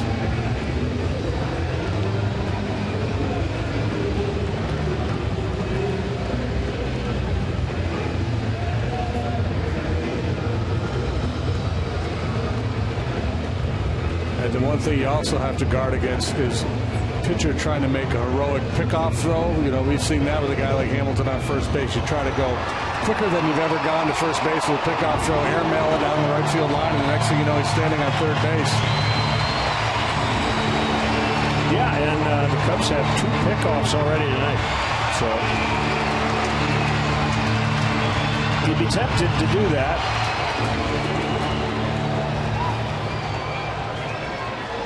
So the spotlight kind of shines on Schwarber again here. They have a chance to throw him out. I believe he did last year in the Southern League, didn't he? That sounds right, yeah. The year before, that would have been last year.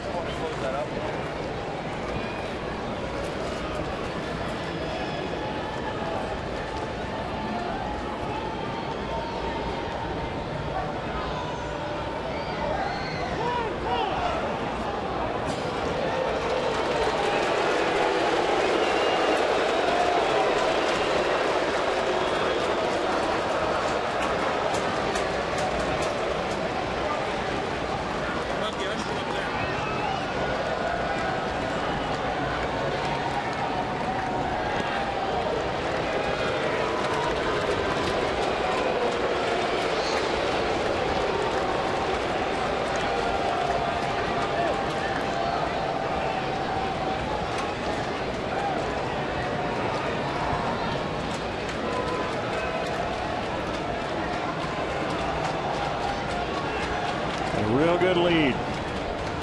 Not running. Strike called.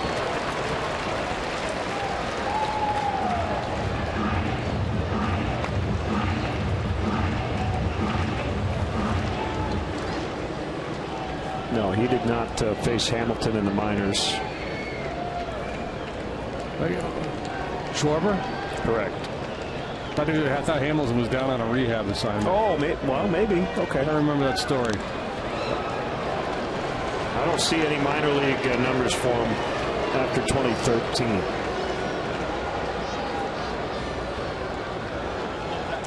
No, you know what? I think it was Buxton. Oh, okay. Yeah. The Twins. One strike on Brandon Phillips.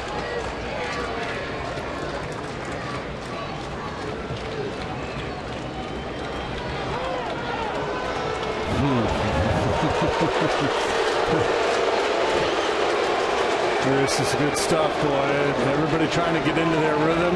Rondon trying to upset the rhythm of Hamilton over there at first base. Phillips can only wait so long. Maybe Martinez giving the signs to Schwarber. Now they're trying to defend this situation, throwing over. Slide step. Whatever they're going to try to do to shut him down.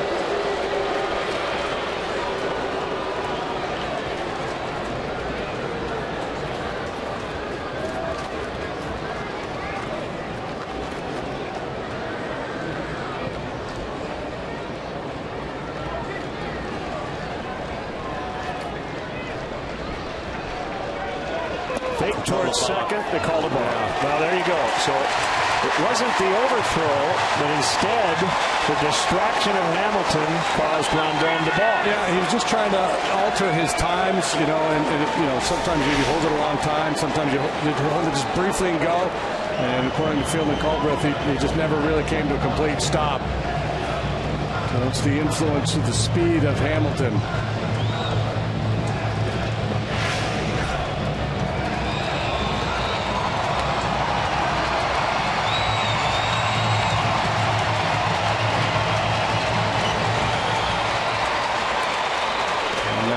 Does Brian Price give him the freedom to try to steal third base here in this situation?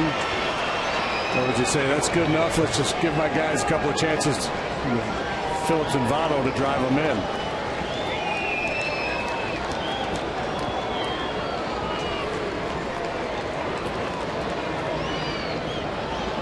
He's got 14 steals of third, and he's perfect.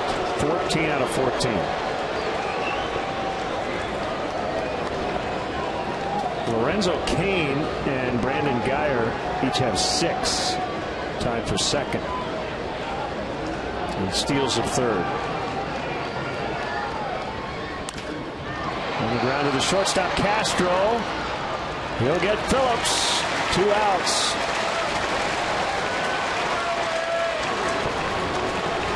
Two down. Here's Votto. And it's interesting, the idea of protection. We've talked about that before. You've got a base open, and in years past, JD, I mean, you probably just walk Votto right here. But Todd Frazier on deck, probably the last guy you want to face. Yeah, well, it's a tough call. I don't want to face either one of them. I like Rondon's chances a little better against Frazier. So I would, if I were Rondon, and if I were Joe Madden here, if I were going to strategize, I would say let's try to get Votto out, but obviously let's not give in if we fall behind. Well, they're ahead 0-1. And I mean, I would think, you know, treat the whole at bat. You know, regardless of what the count is, that you're just not going to give in. Even if you get the jump on them, continue to pick away at corners, fall behind. Nothing over the middle of the plate. The 0-1 pitch, 1-1. Almost as if you started the at-bat 0-2, and every pitch you were trying to make is a perfect pitcher's pitch. Obviously, the infielders have to know here, anything on the ground, even if you can't get it out, you got to keep it on the infield. If it gets to the outfield, the game ends. Hamilton scores. Knock it down.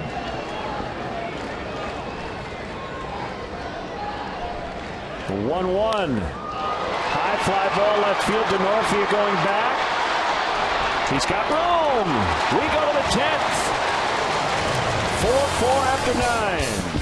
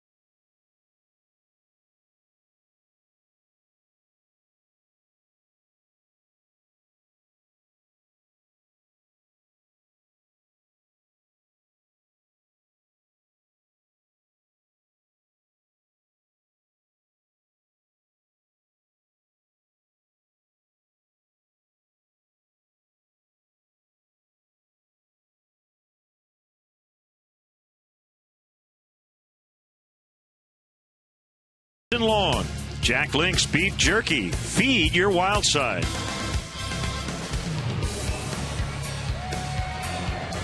Here's right-hander Dylan Axelrod with the new second baseman as well. Juan de Jesus Jr. 10th inning, 4-4.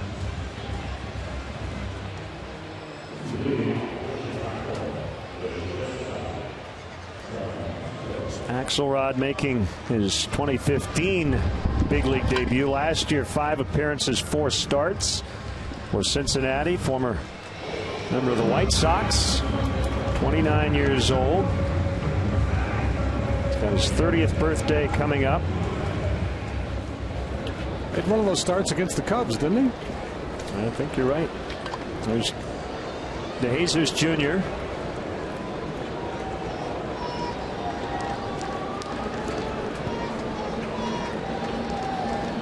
Yeah, he started against the Cubs last August 28th and beat them with 5 shutout innings.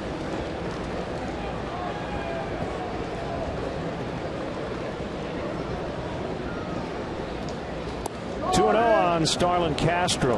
AAA numbers and all but 1 appearance for Axelrod at AAA as a starter. 6-6 with a 4.05.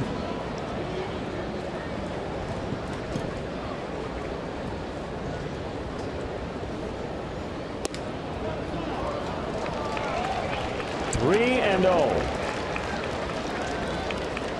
You give him the green light here? I think you got to take, right? Leading off the inning. Yes. And he does. It's 3-1. Axelrod brought up yesterday.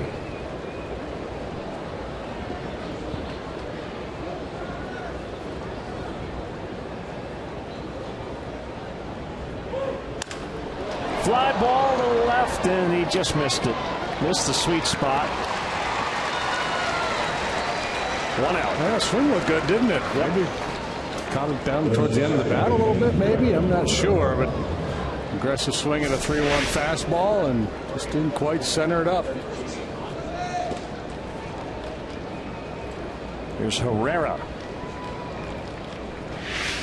Yeah, Manny Parra, you mentioned him earlier. He went to the DL with a sprained left elbow yesterday, and they replaced him with Axelrod. Slow curve, a little high.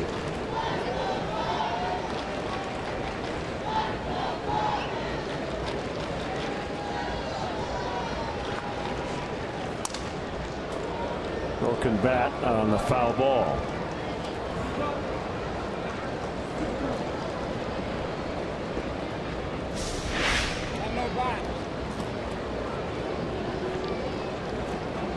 You see the Cubs dugout rise up. They thought he had gotten it. And you see his frustration. You realize that he did not.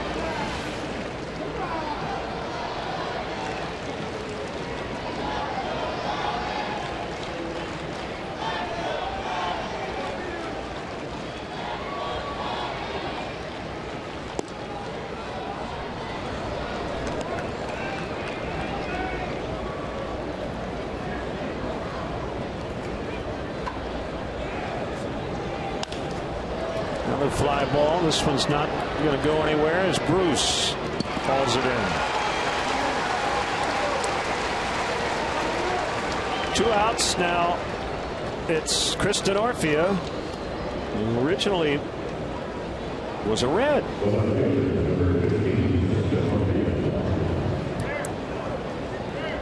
Drafted by Cincinnati in 2002, 19th round, debuted in 2005.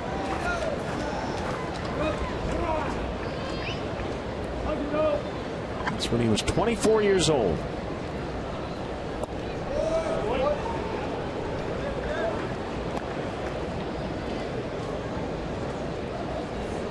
Actually, he was 25. He had just turned 25 when he debuted. 1-0 pitch. In the air, deep center. Hamilton's got it. Inning over. 3 flyouts to all 3 outfielders. 4-4 in the 10th.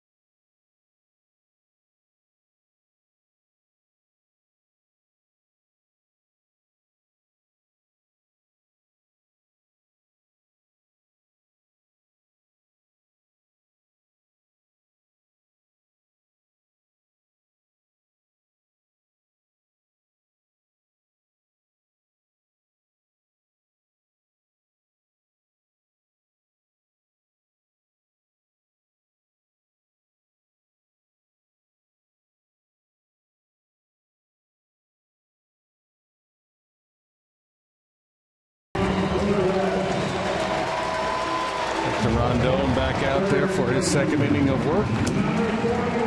Frazier, Bruce, Pena due up for Cincinnati.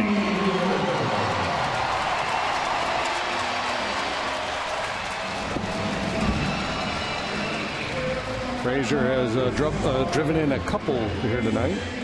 I'm going to say 3 of them in. Fact, he's driven them in. Dizzy Dean. After he slid into third.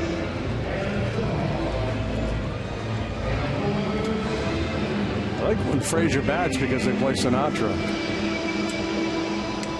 That's about the only thing you really like about it, though.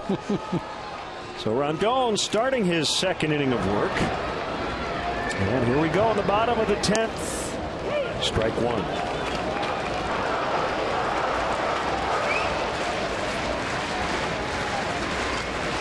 Now sac fly in the first, 2-run single in the 7th. That's what gave the Reds their 4-2 lead for Frazier.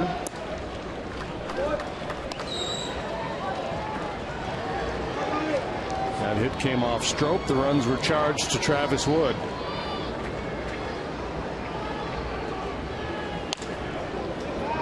Neither manager in the mood for a long extra inning game here tonight with a double dip coming tomorrow.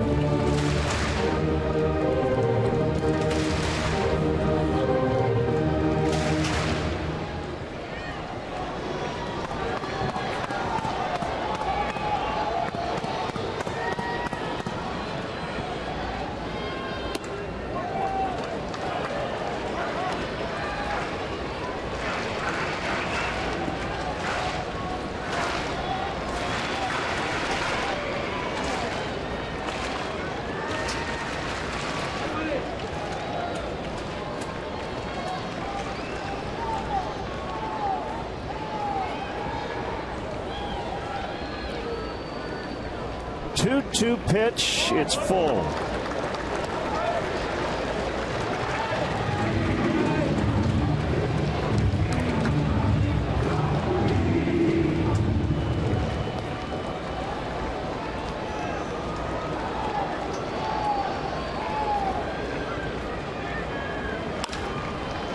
Bounce to Castro. He's been busy here in the last few innings.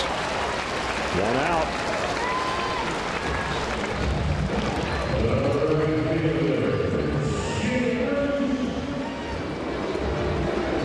We'll bring up Jay Bruce.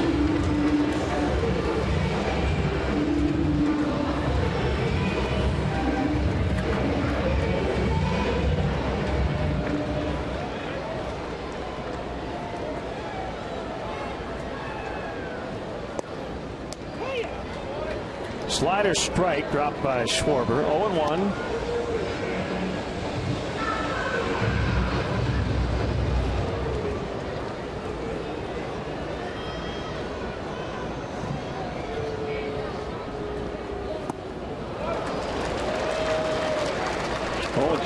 Really want to get this game into the 11th. Top of the order would be due for the Cubs. They got it done in the 9th to get us to extras.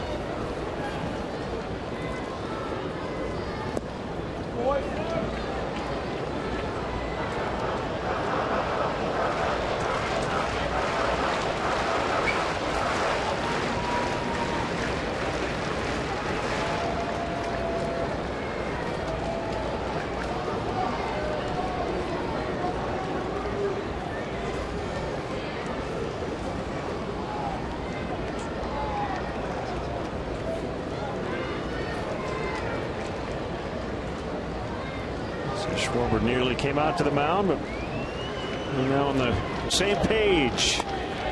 2-2. Yeah, he wasn't sure what Rondon wanted to throw there after being shaken off a couple of times, and then it came to him. Oh yeah, let's do this. I know where you want to go, big guy.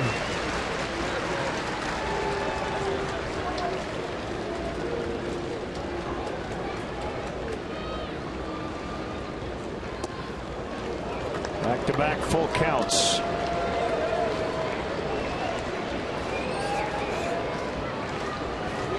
Ryan Pena on deck.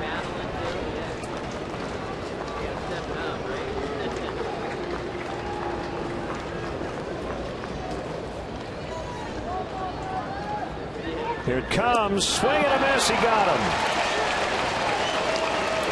Saved his best for last.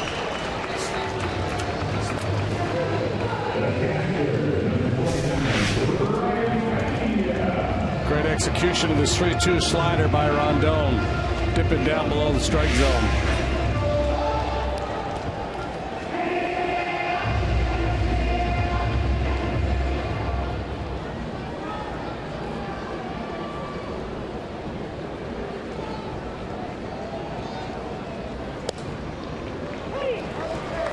.97 for strike one. Right back at it early tomorrow. We've got a doubleheader. Day-nighter to wrap up the set.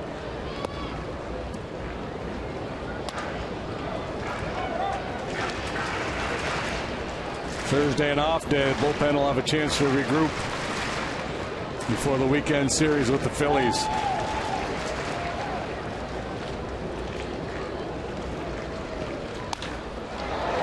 Inning alive, Pena with a base hit. He's 2 out of 5.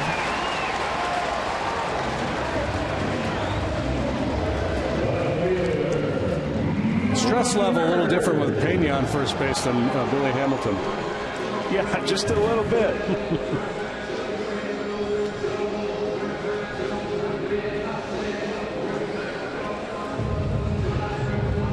Bird 1 for 4.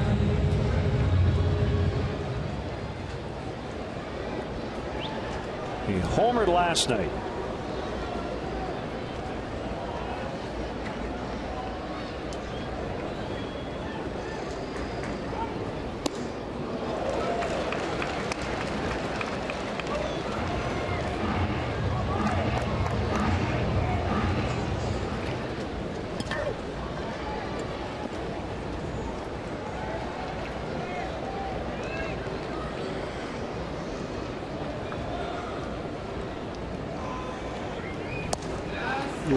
Sure. 2.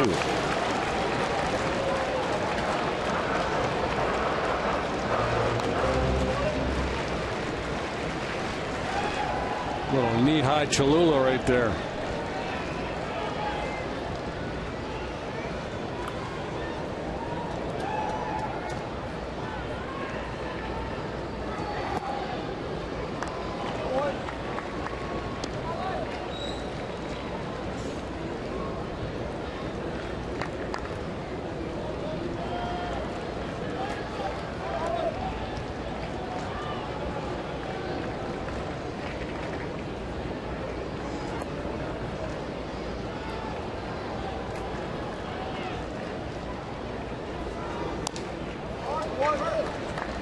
Reaching 98, Bird stays alive.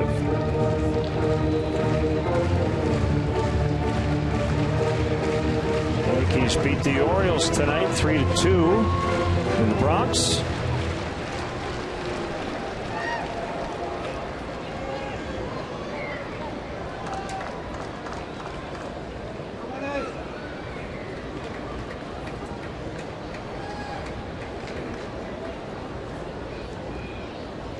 Four here in the 10th. Swing and a miss, inning over.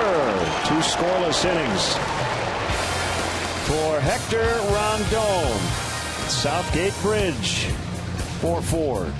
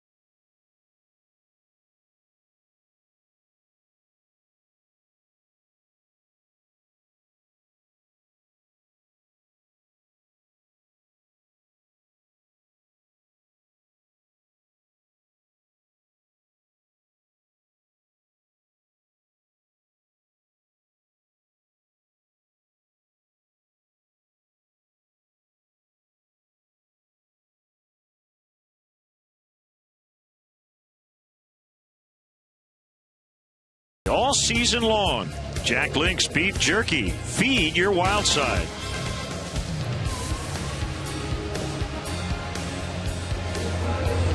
Four to 4, 11th inning. Axelrod 3 flyouts in the 10th, and he'll face Fowler, Schwarber, and Bryant here in the 11th. Yeah, this would be a good time to go. The bottom of the order due up for the Reds in the bottom of the inning. Push one across here, and you feel awfully good about your chances.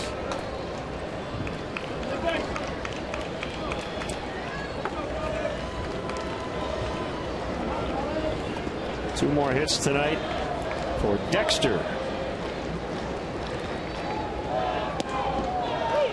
Changeup. Called strike.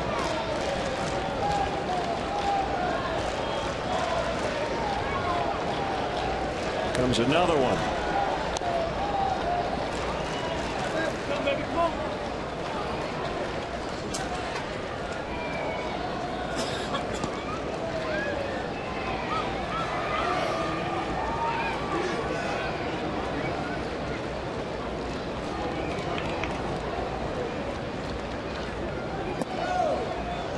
Curve in the dirt. Each team with 10 hits.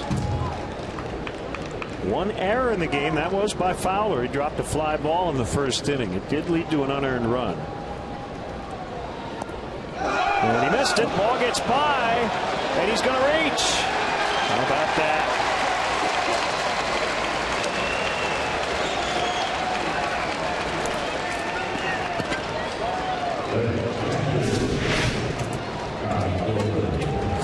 Pena, I don't know, he's a little fatigued or what, but he didn't move his feet at all. Pass ball charged to the catcher. Well, he just clanked it. Great opportunity with Fowler aboard. Kyle Schwarber. Why not? Tied the game in the ninth. Why not win it?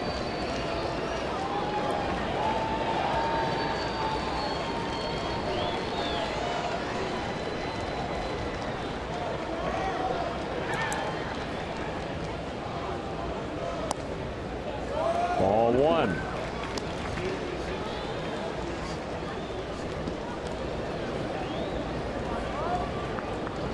By the way, he's a triple short of the cycle.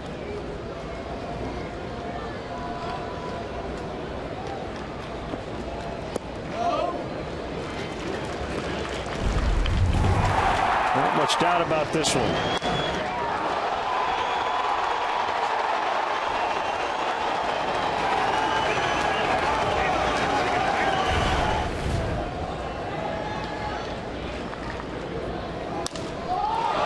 Fly to right. Jay Bruce, though, will have room. Just got under it a little bit.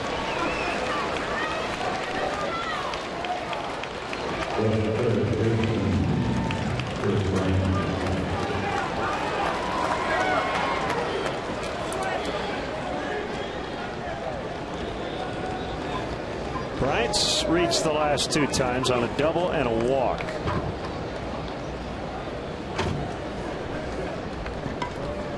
And you start to think about maybe stealing a bag here. Decent lead by Fowler. And a check on him by Axelrod.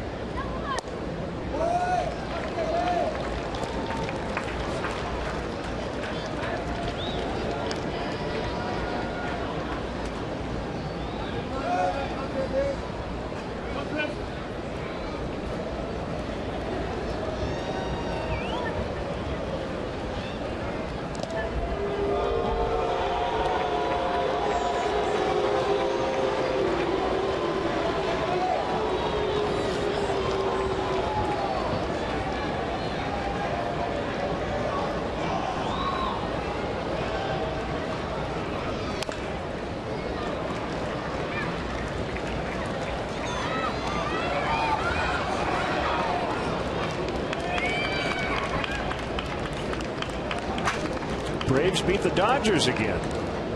4-3 the final in Atlanta.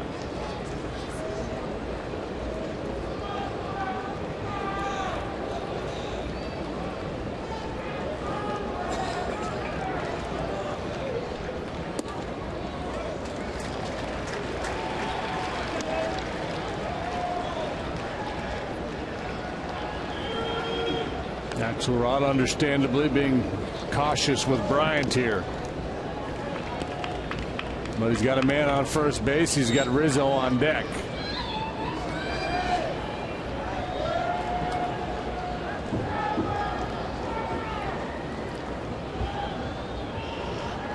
Chris has shown his willingness time and again to take his walks.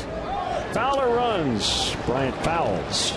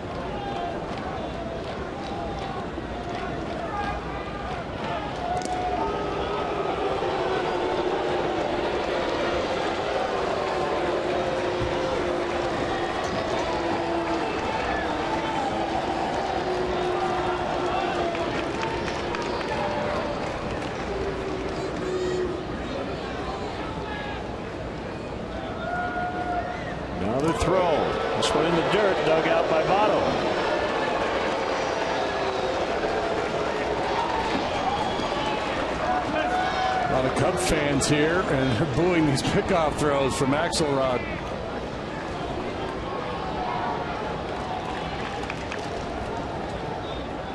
Not running. Close, didn't get it. 3-2.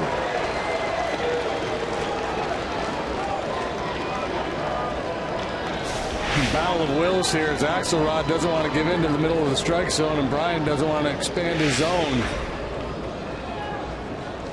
Quality pitch by Axelrod, but he didn't get the call.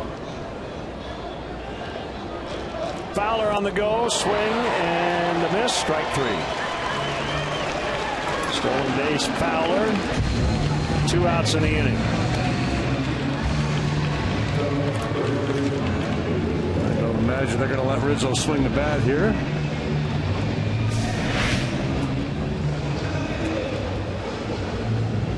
Well, at the end of the day, Chris a little overly anxious to chase that off-speed pitch down in the dirt. But Fowler makes his way into scoring position. They're going to walk him. And go after Soler instead.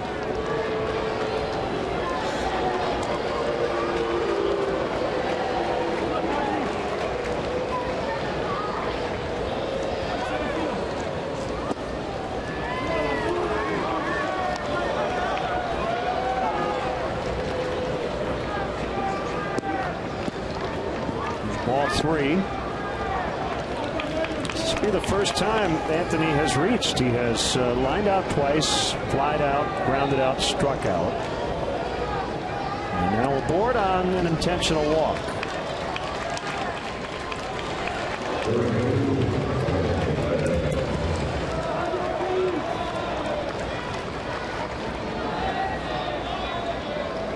Some would argue that he's not having a good night. Why put him on? Others would argue he's due. Exactly. I would be in the latter camp.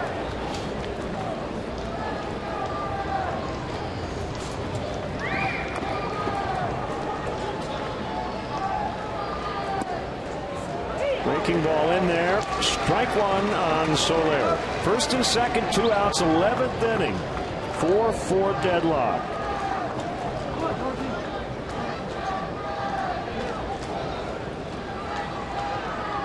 Here's a pitch. Bounce toward third, diving stop. Frazier up with it, throw to first. Safe, bases loaded. Infield hit Soler. Just a good play by Frazier to keep it out of left. Yeah, aggressive turnaround third base by Fowler, but Votto wise to it and was ready to make a play on him if he tried to race home. Taylor Teagarden will hit in a pitcher's spot.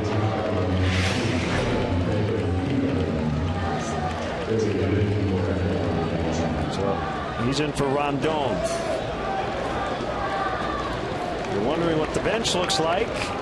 Scratch off Herrera, he's in the game. Scratch off DeNorfia, he's in the game. Teagarden now hitting. David Ross is the only available position player. Bases loaded, 2 outs, swing and a miss. Teagarden, one of 3 catchers on the roster. That's Jason Mott. Looks like we're going to see him no matter what. Tied or with the lead.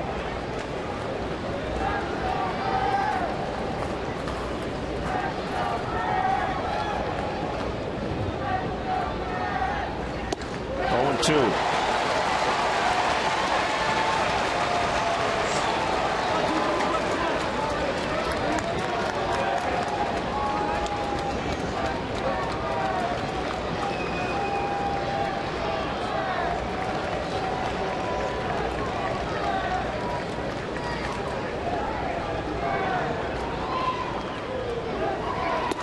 That's the inning.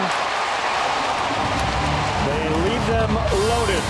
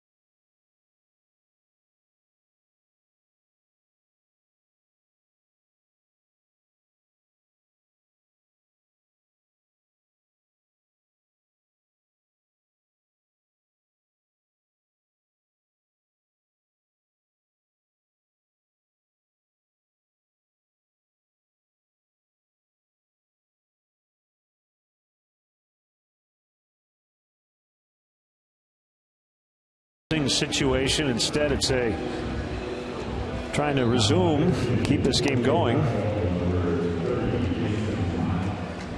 as he works the bottom of the 11th in a 4-4 tie. Hamilwood, Strop, Russell, Rondon, and now Mott. Rondon, boy, he's been on a real nice roll of late. 2 scoreless here tonight. He allowed a couple of hits, punched out a couple, didn't walk anybody. And Jason Mott now on for the 42nd time. He's picked up 6 wins in relief along the way to go along with 5 saves and 5 tries.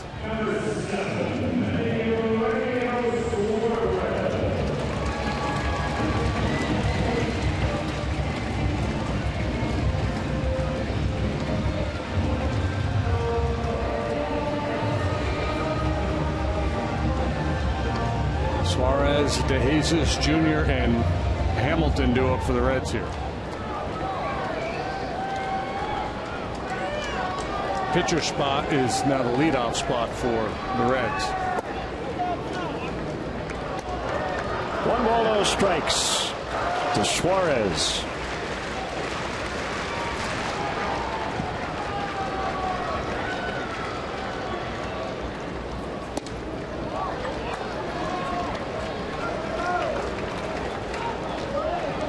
Two and 0.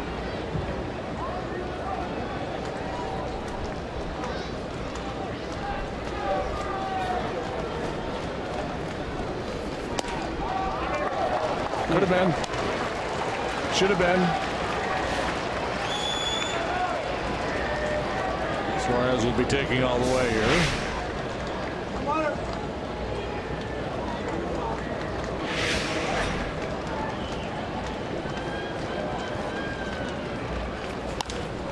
Nope. Swinging away 3-0. So they're looking at Herrera saying that would not have ended well for you, Jonathan. 1 out.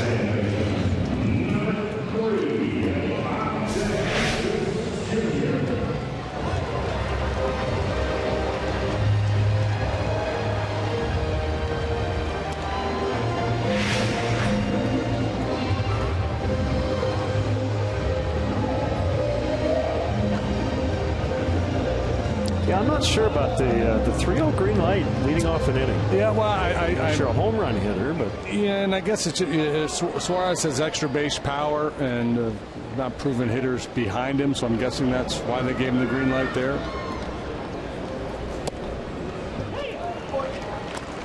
Especially with the pitcher in the leadoff spot. The only guy available on the bench is Tucker Barnhart, their backup catcher. Nate Adcock is up in the Reds bullpen. So when you look at it in that context, It makes a little more sense.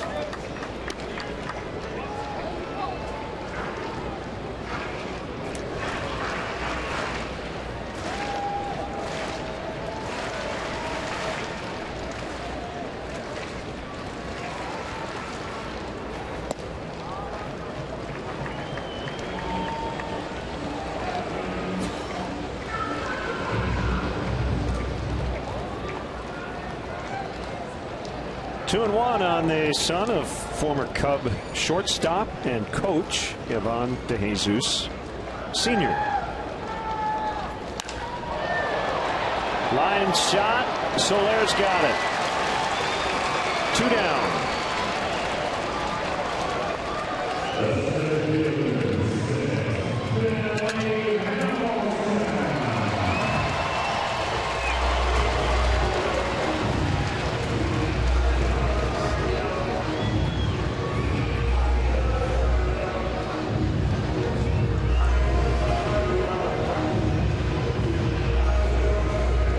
Hamilton reached on an infield single in the 9th inning. Went to second on a balk by Hector Rondon with 1 out, but then Rondon got Phillips and Votto to end the threat.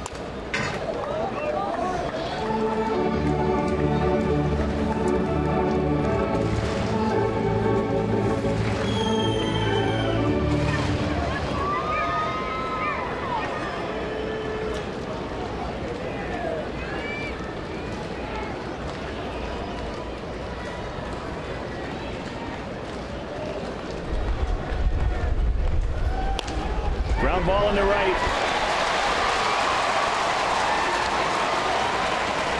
So that extra work paying off. He's 2 for 2 off the bench. As JD mentioned, he was taking some extra BP.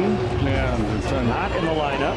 Working on getting on top of the ball, hitting it on the ground. He's done that twice, and positive results each time. And they'll get Barnhart, the backup catcher, into the game. And as JD said, he's their last bench guy.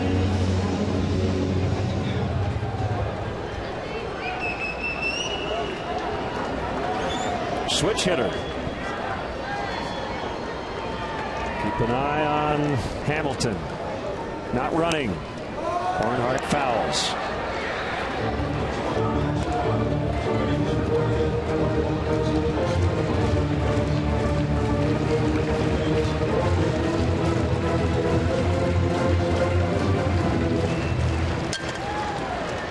So if Hamilton tries to run here, gets thrown out. Pitcher's leading off the next inning. Yeah, they're wasting this pinch hit at bat. There he goes. Fly ball center field. Fowler with the catch, inning over. Let's go to the 12th. 4-4.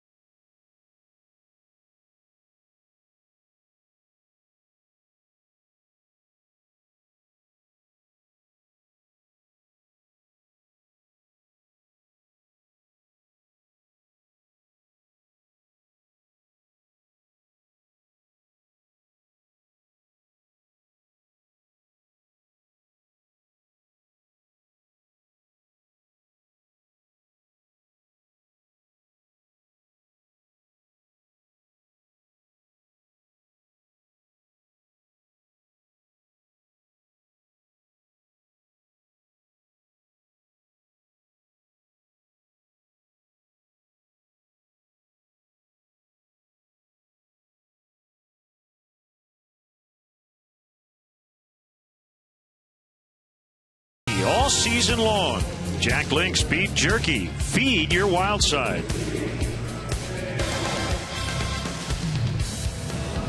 Well, we've played so long that Emerson Rose McVicker has been born. 9 pounds 15 ounces. Eric and Dawn, proud parents. What's her name? Emerson? Emerson. 9-pounder, huh? Yep. That's a big baby. Congratulations.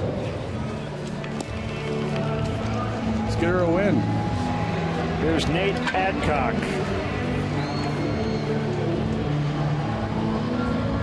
Oh.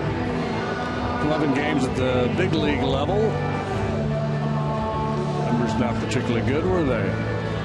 Been around a little bit. Had some big league time with the Royals. 11 and 12. Rangers last year. Fastball, slide ball. And once in a great while, a change-up.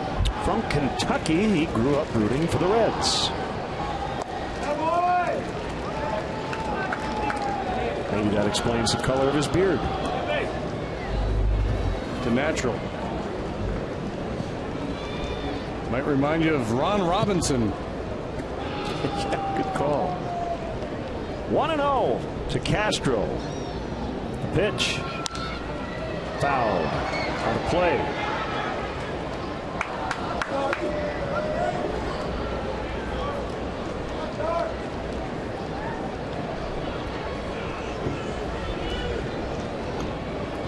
Herrera on deck, then DeNorfia.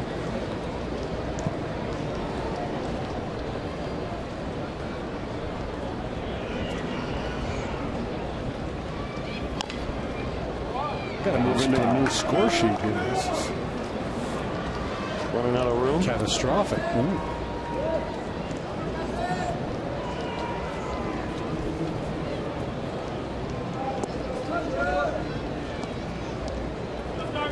One out of 5 is Castro tonight. It's very nice plays defensively.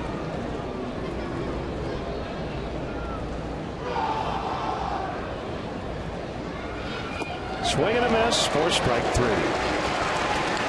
Third time he's done that.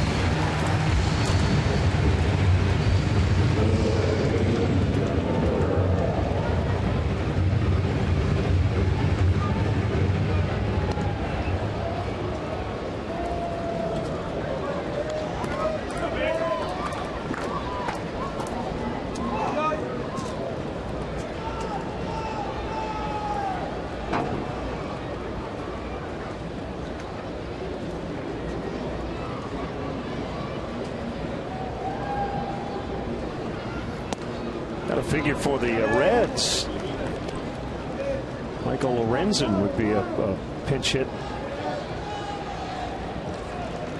possibility a little later. Pretty good swing he showed last night. The former college outfielder.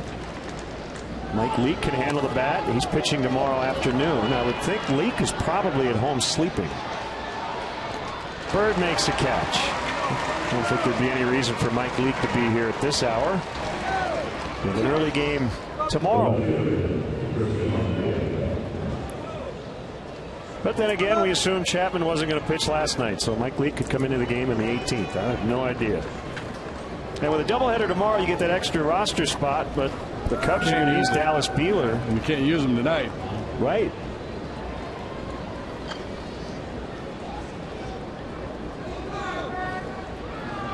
Denorfia, strike 1.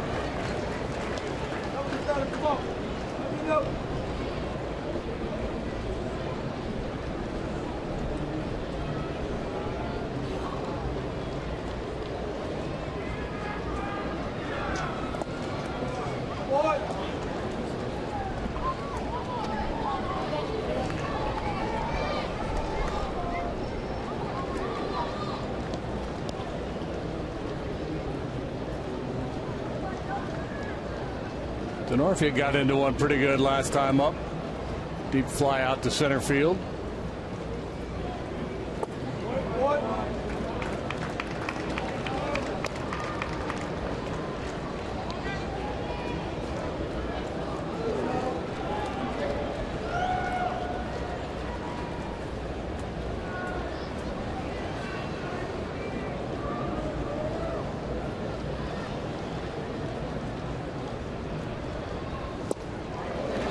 Two and two.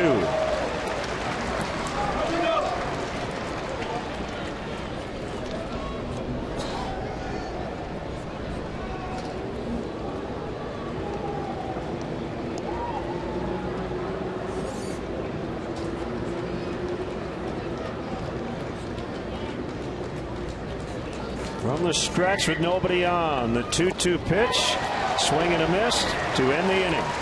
A couple of strikeouts and a 1-2-3 for Adcock.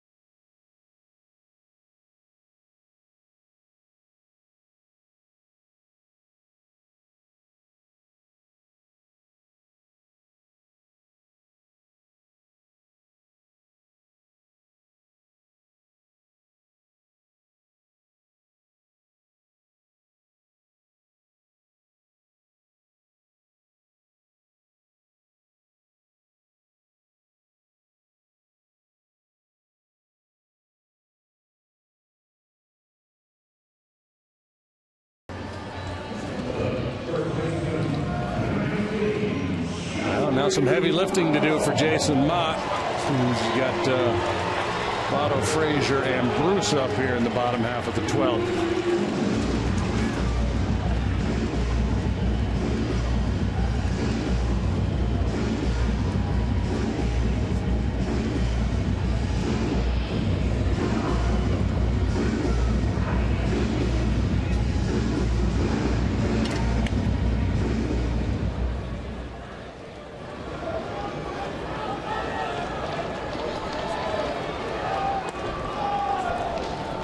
Pitch is low.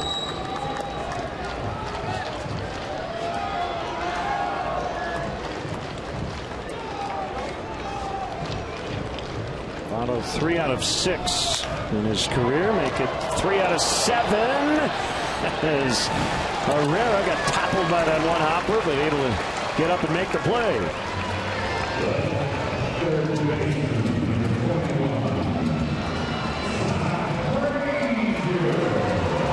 Todd Frazier. Johnny Herrera, very dependable out there. This ball blistered. Tries him to his backside. Recovers, throws him out.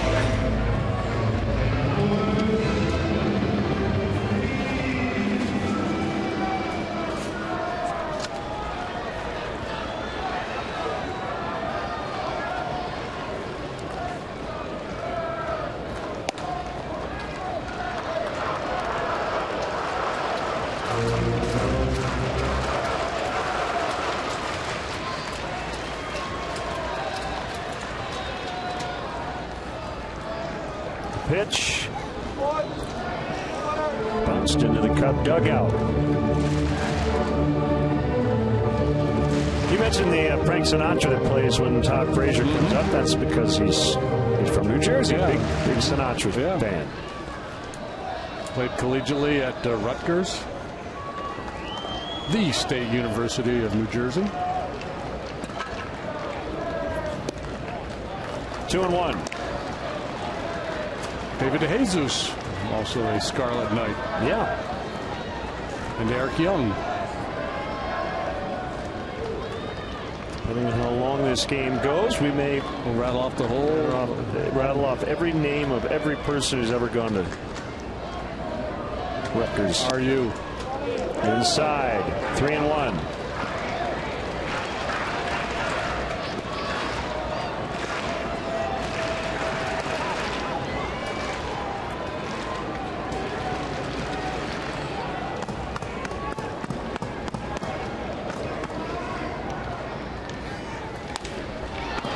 Popped up.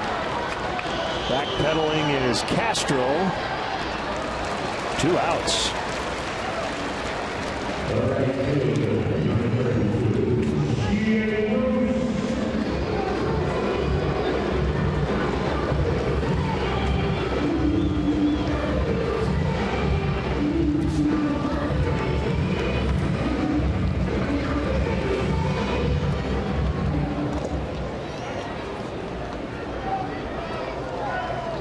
Bruce will be sitting dead red here.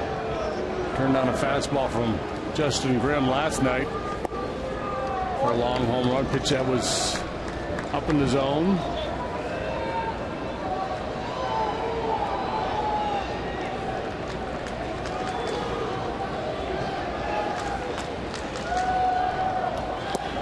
Good pitch. Stay right.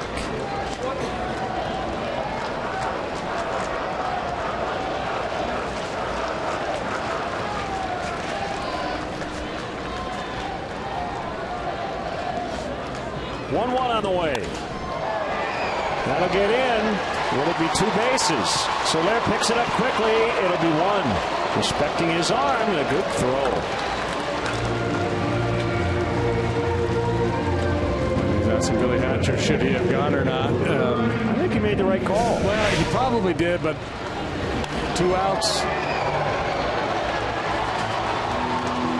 That could be a big play. Yeah, 2 outs, I would have, if I'm Brian Price, I'm probably saying, yeah, go ahead and go for it, man.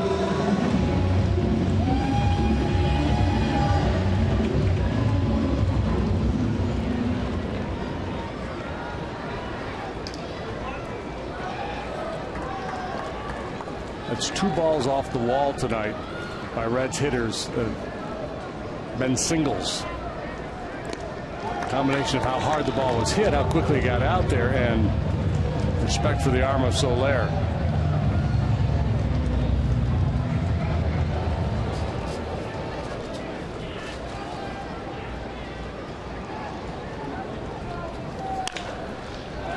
That's in the right. Bruce stops at second. We don't know if that would have happened.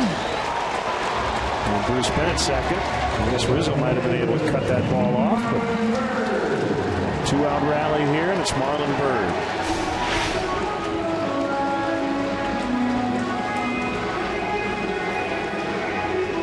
3 hits for Pena tonight.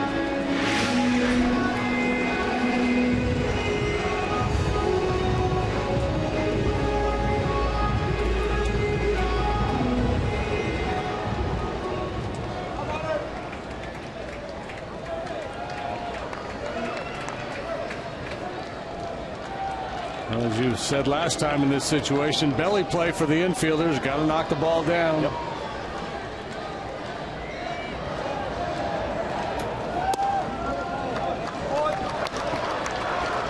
Ball 1 on a cutter.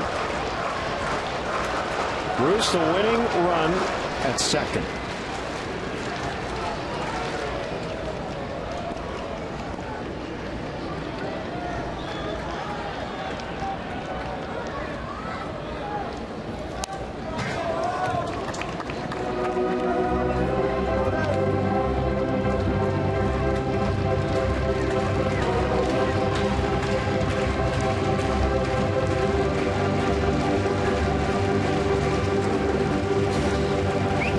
Cubs 9-4 in extras. Reds 4-7.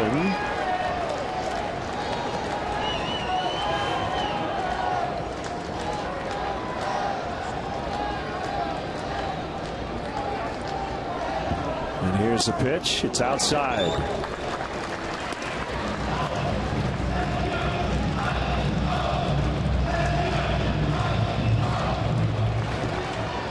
Well, you do what you have to do.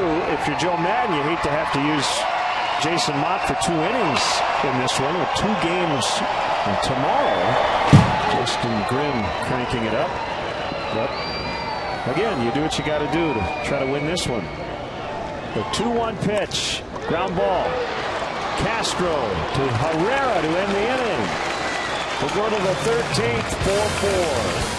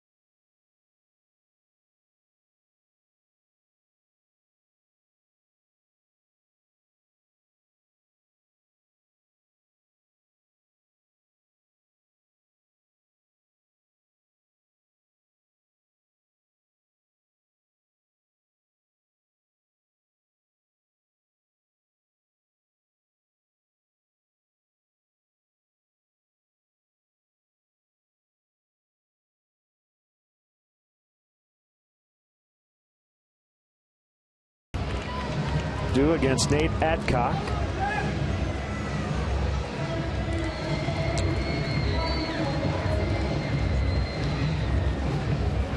They went 13 in a 5-4 loss in Arizona on May the 22nd. So this is only the second time the Cubs have played past 12 frames this season.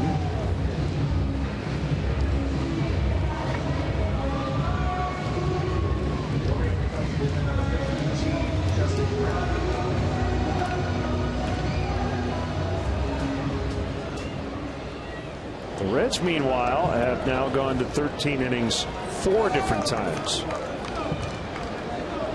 The other 3 times were all in June, within an 11-day span.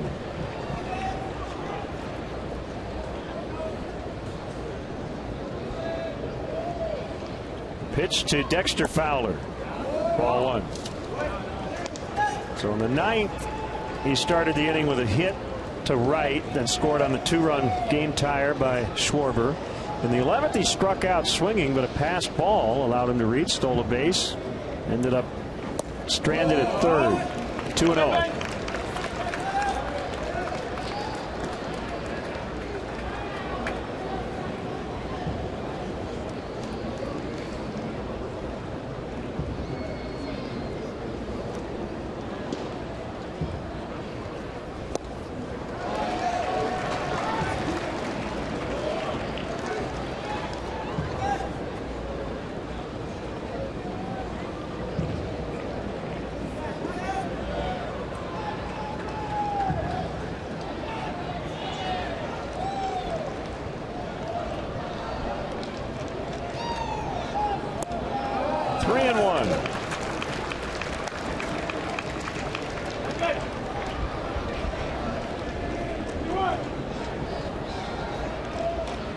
Got to make sure you get a pitch you can handle here on 3-1.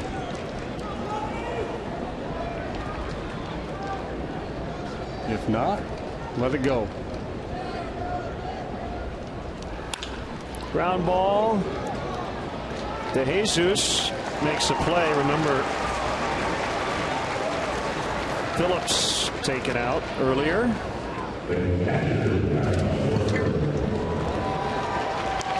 Now, Reds are out of position players. David Ross remains for the Cubs.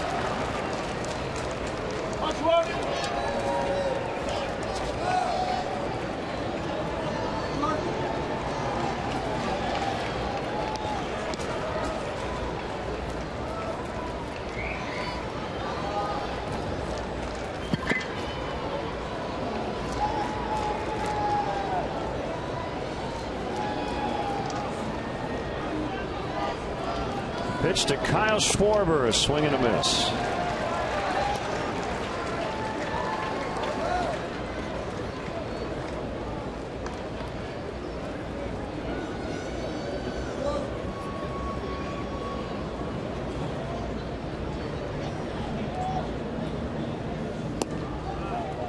At the back door that time on the slider, outside. Game tie, 2-run homer in the 9th. Nobody has scored since. The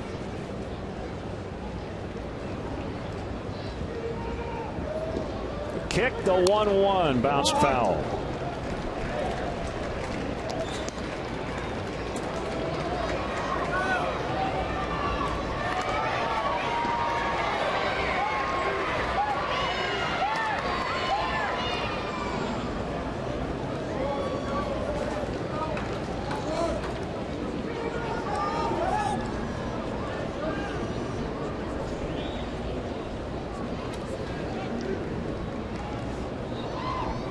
Delivers on a 1-2.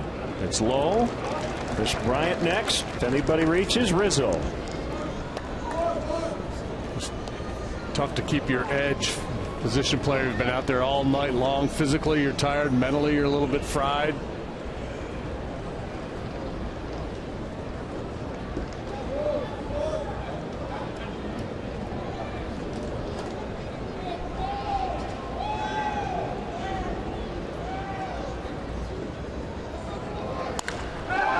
To right, Bruce back on it, gone!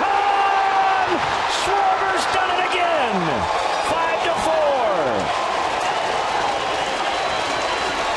5-4. Somebody call the script writers.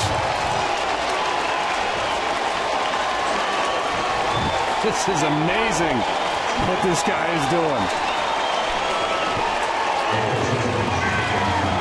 Better than a cycle. Instead of the triple, he just said, I hit a home run. Ties it in the 9th with a towering home run. Go-ahead home run here in the 13th with a line drive into the seats. Ford home run replay. First one was a towering shot. That one a line drive.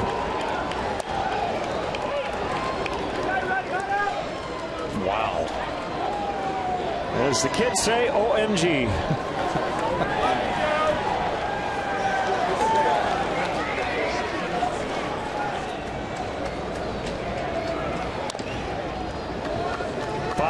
Four in the 13th.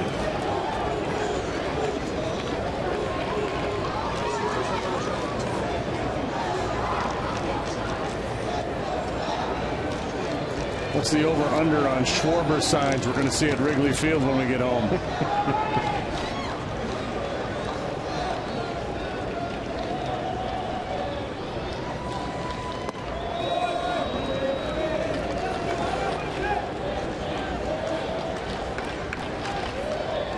He's got that look about him. This is surreal. Is this really happening? Yep.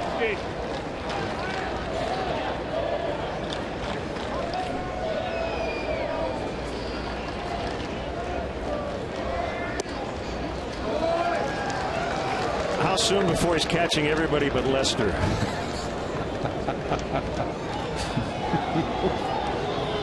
A week?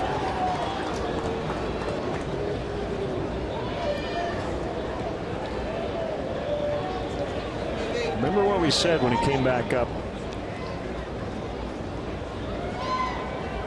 You just let it play out and see what happens as Bryant strikes out.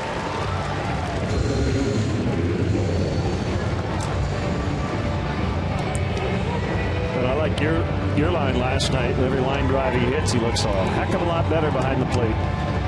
Yeah, I mean, the guy continues to swing it like this. You live with some defensive deficiencies, and sooner or later he's going to tighten that up. Just a matter of time.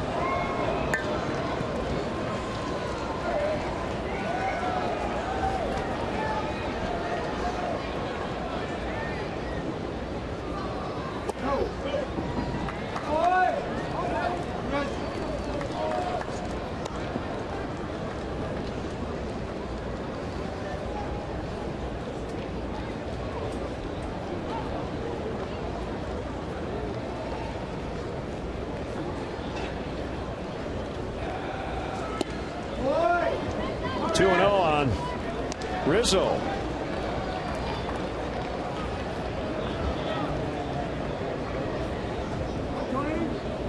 Well, he's getting a lot of experience catching tonight, right? He's already caught 12 innings.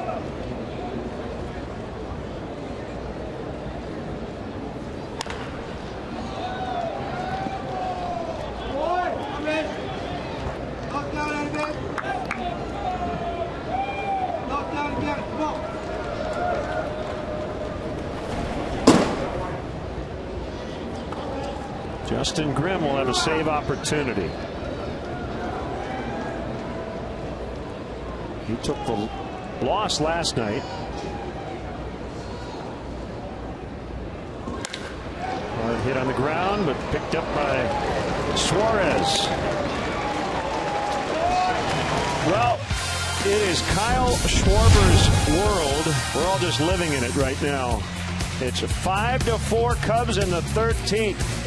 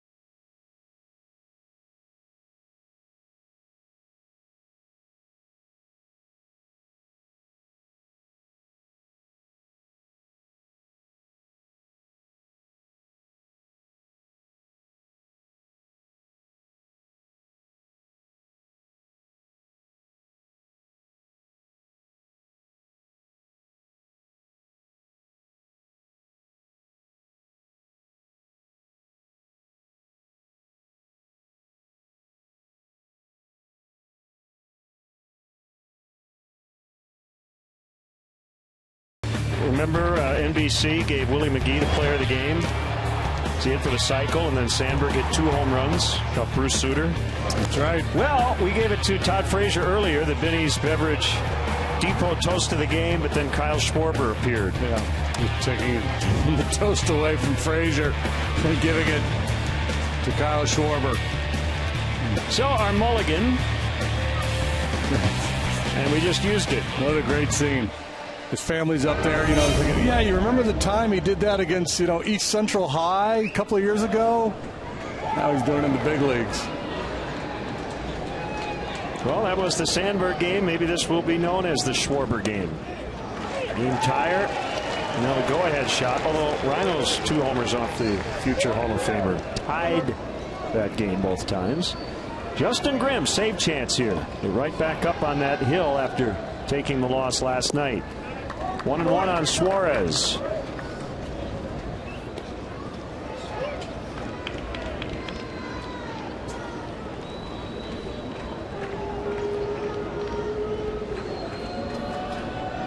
Trying to save it for Jason Mott. Strike called, 1-2. As we're near midnight here in Cincinnati.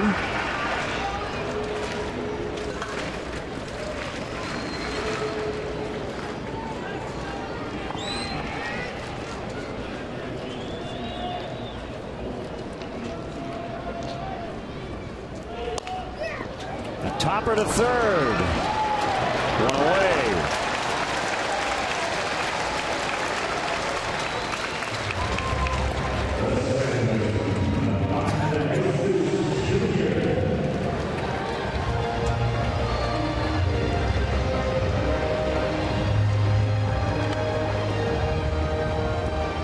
Goes to Jesus.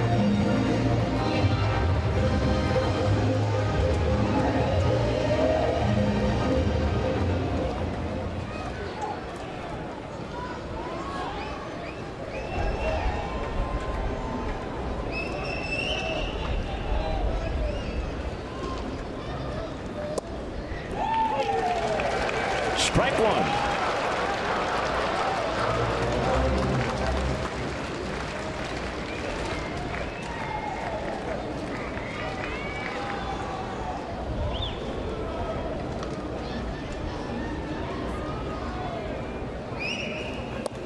Low and outside.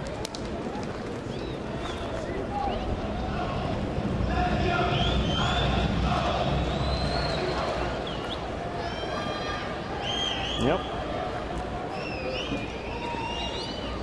We are almost to Wednesday here in Cincy.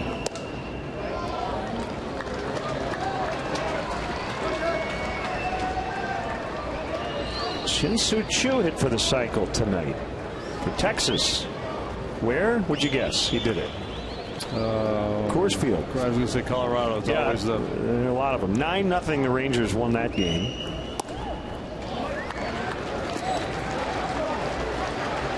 Welcome to Wednesday, everybody. We've got 2 more to play today. Hump day.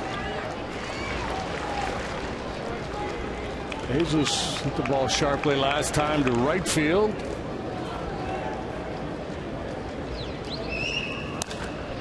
Line and caught by Rizzo. 2 outs. Hit the ball sharply that time as well, but hang with him.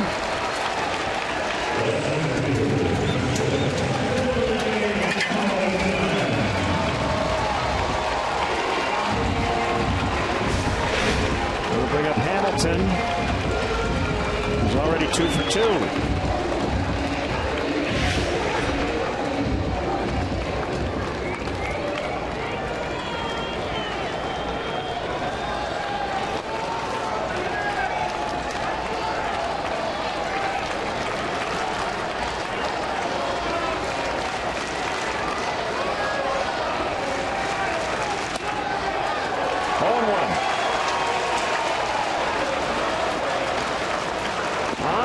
There are more Cub fans and Red fans currently in the ballpark. Yeah, I would say that's definitely the case. 36,845 when we started. Many have headed home.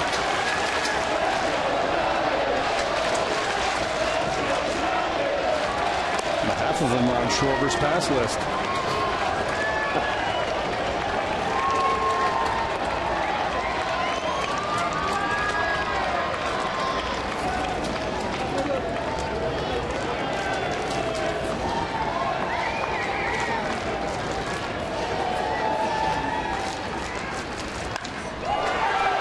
ball. Fowler drifting back. Cubs win. Cubs win 5-4 in 13.